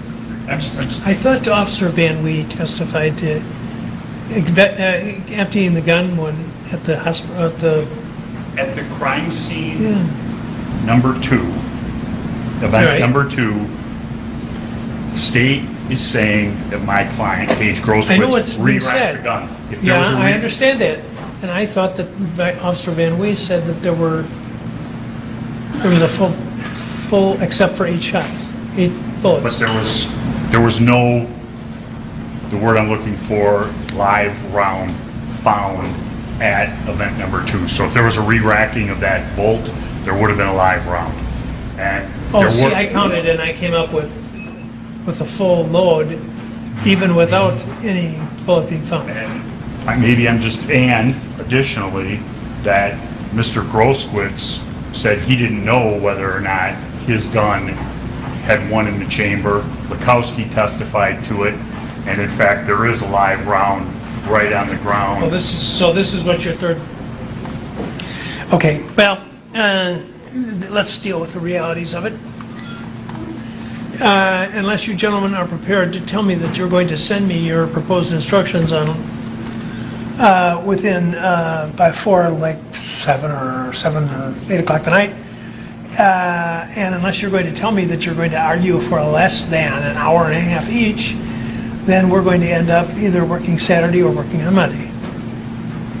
So let's take a vote here, because the jury did clear Tuesday, and of course, I think I read once that Abraham Lincoln, when he took a vote on the Emancipation Proclamation, all the votes were no. And then he said, but the deciding vote is aye. And so I'm going to take a vote about what you folks want to do, but that doesn't mean it's going to come out the way you want. So, who wants to work Saturday? I'll work Saturday, I'll work Monday, I'll do whatever the court asks me. Who wants to come back on Monday? Okay, so it's 1 to they don't care to I'm going to vote with you on Monday. So okay, so I know. Is it okay if I tell the jury we are hopeful that we will conclude the case on Monday? I think it depends on their rebuttal. I understand that. Is there going to be extensive rebuttal? I don't think it's going to be extensive, but we do reserve the right to follow Sure, up. I understood. Well, maybe I'll tell them I expect that we'll finish in the time which was given to us, which was included Tuesday. And we'll see what happens. All right. Anything else before I call the jury down? Oh, and then I'm going to dismiss them for the day, and we'll start in the morning with Dr. Black. Anything else? Do you want the instructions by 7? Is that what you would? Yeah, that'd be cool. So email. But are you telling me that would be cheap? No, I'm telling you that I'll do whatever you want. If you want by 8? Okay. We're talking just about the count 6, right? Yeah, well, you know what? I'll send you my preliminary. No, I won't do that. I'll send you my preliminary tonight, as long as we're not going to argument until next week. I'm not even going to promise that. Let's just... Cool. All right. Let's call the jury down, dismiss them for the day, You don't have to send me anything tonight, and I won't send you anything. I think they're in bed. Oh.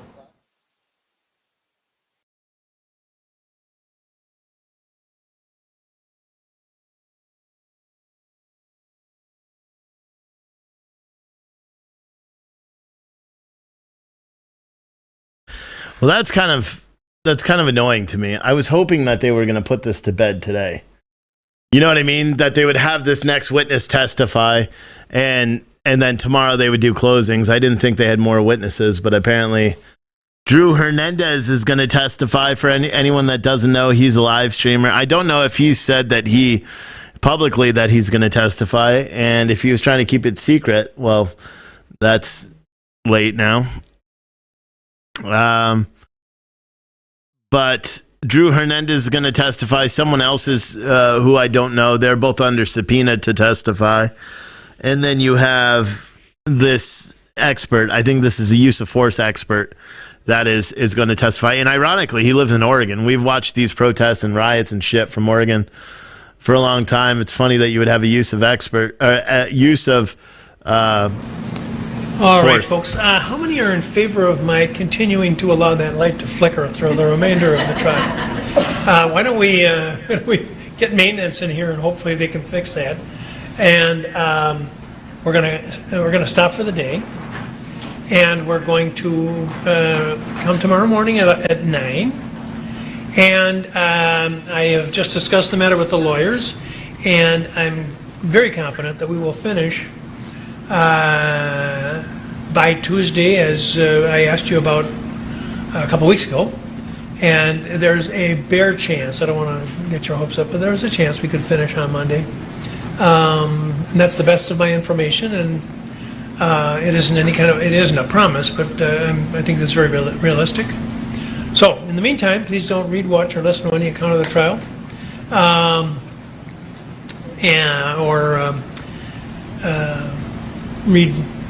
or discuss the case with anyone, including members of your immediate household. And any questions? See you tomorrow. I have to go upstairs, George. Yeah, would you go upstairs, please, and Mrs. Mataska Muntink or her designee will talk to you. So I'll keep watching just in case they do pop back in.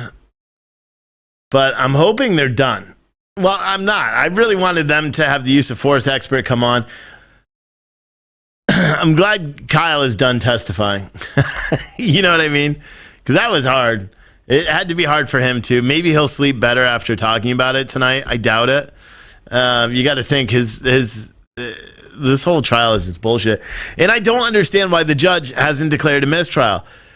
There's been no official ruling on it. If I was the defense, I would ask, what about our motion for a mistrial? Because the prosecutor still did some shady ass shit. So what happened with that? I don't understand how it works, and I guess the judge doesn't have to, or he said he's going to give him time. I don't know. I don't understand why the judge didn't issue a ruling on the mistrial right at that specific time. But court is going to be, I'm glad that they said they're not going to work on Saturday, because I have to go to Richmond, Virginia and pick up that concession trailer, because finally they fixed the lights in it apparently. So I'm going to go up and pick that up on Friday, and then I'll have that for the next event, whenever that is. And now that I have the RV as well, the RV's got a huge generator built in, so I'll be able to use the RV and bring the trailer. So the next, Trump rally, if he ever announces when one is, we'll be there, and we'll be brewing coffee so people could have some of the best damn coffee you've ever had, which is what we make. You can see it back there. Here, I'll show you. Look, you're looking at my pasty white legs, yeah. But we've got the Trumpkin blend. You can find all this by going to puretruthcoffee.com. We've got a bunch in stock, so if you place your order today, as long as my back's feeling, ooh, it smells good. So I really like my coffee. The coffee that we make, so good. I package it all here. I have it all packaged, ready to go. So if you place an order for coffee, Bruce, I got yours. I don't know why you ordered, but maybe it was a gift. But if you place your order for coffee, I'll try to get it out tomorrow. So if you place it today, you should have it. If I send it Thursday, if you live within a couple 100 miles, you'll probably get it on Friday. Otherwise, you'll most likely get it on Sunday or Saturday. People have been getting stuff pretty close, 2 days. Someone said it doesn't come in K-cups, so sorry. Well, why don't you buy one of those little adapters on Amazon so you could put actual good coffee in those K-cups and ruin it with the K-cup makers? Because have you ever looked at the water reservoirs in K-cups? Like all those parts you can't take out and clean, like all the hoses and shit. Yeah, it's full of nasty ass bacteria. Just so you know, there's nothing like a fresh brewed pot of coffee. All right, it's all you K-cuppers out there. But you can visit puretruthcoffee.com if you want to order some coffee. Someone said, will P.O. be open tomorrow? Someone else said you can't drink coffee. Well, you know what else our coffee is good for? Giving to other people. Makes a great Christmas gift. And on the new coffee, it actually, on the back sticker, it actually says, let's go Brandon on every single one. So that's good on the new coffee things. Someone said I clean with vinegar, so it's clean.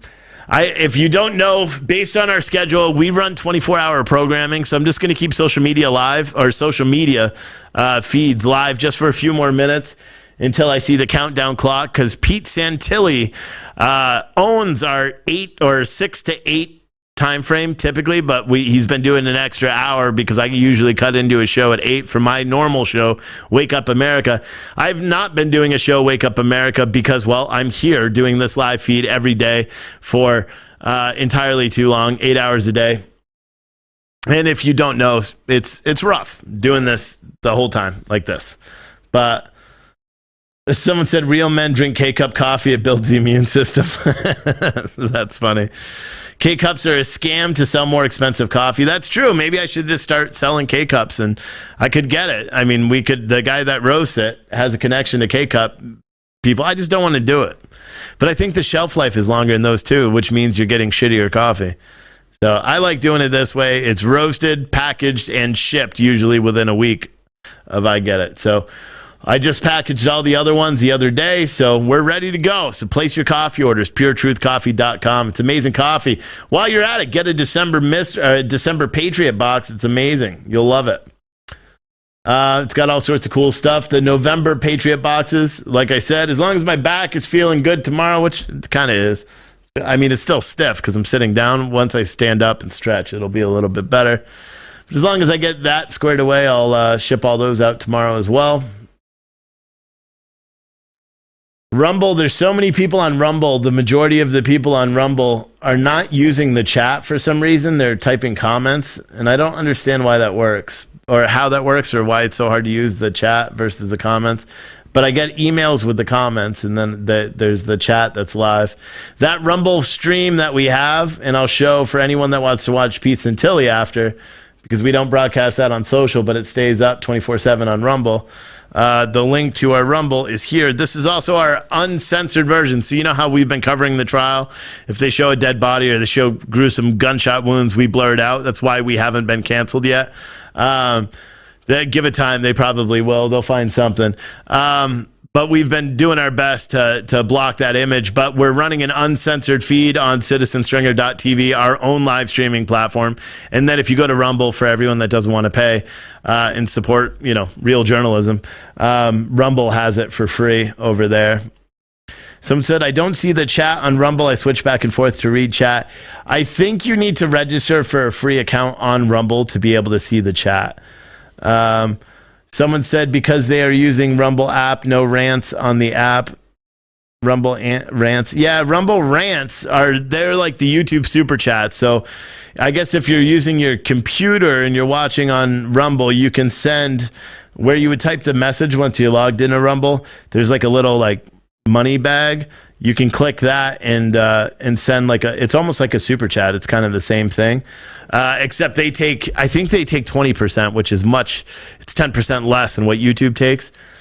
But not a lot of people doing it. Even today, we have 914 people watching right now on Rumble, and I don't think we've received a Rumble rant at all today. It's okay. It's Christmas is coming up. Save your money. I don't need it. 7.5 minutes until Pete Santilli's going to be on.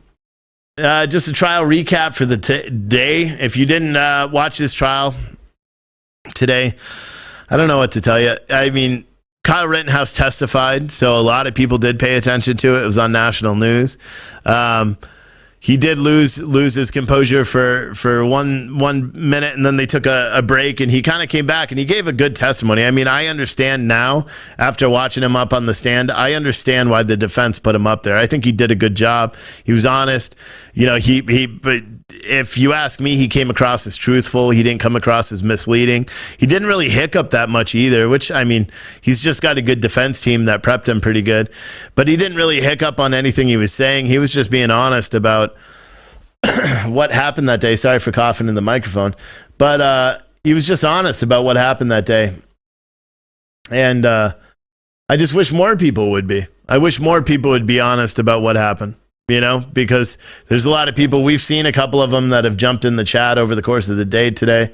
And you know, they're like, oh, he's a murderer. And again, if you don't understand, you know, your American duty to protect yourself and your neighbor and your family, then, well, what the fuck are you doing here?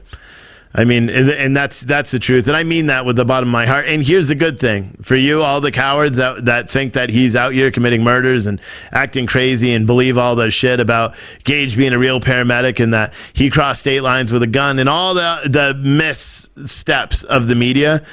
You don't have anything to worry, even though you may be a coward and you may be a weak, you know, sad excuse for a human being. There are people like Kyle that'll go out and protect your business as you run home to the safety of your home. And there will be people that go out there to protect your business and your interests.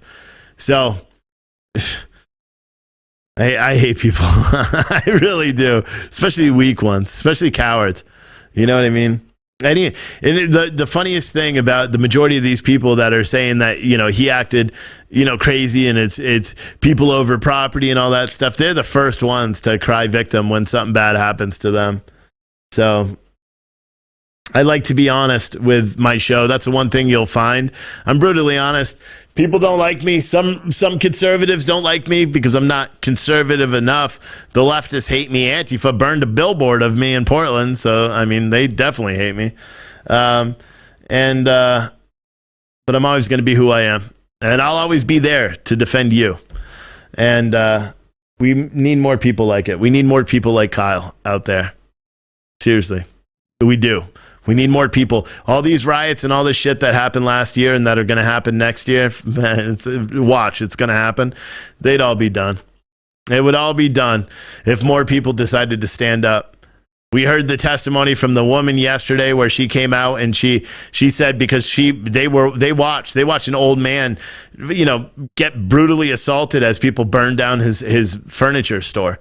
That's what the turning point was for them. What's your turning point? Are you going to watch, you know, masked heathens kick in your neighbor's door, or are you going to stand up for it and protect them? What if someone tries to abduct your child right in front of you? Are you going to try to stop them or steal your car? I caught a guy once breaking into my car in the middle of the night. You know what? I got put in handcuffs because I beat the bricks off of that guy. And luckily, I had a camera that said he was in my car because the cops were pissed that I hurt him so much. And they said, why'd you do that? You overreacted. I'm like, he was in my car. And they're like, no. And he's like, no, I wasn't. And the cops were just oblivious to the fact that my car was all the way down in the driveway behind the house.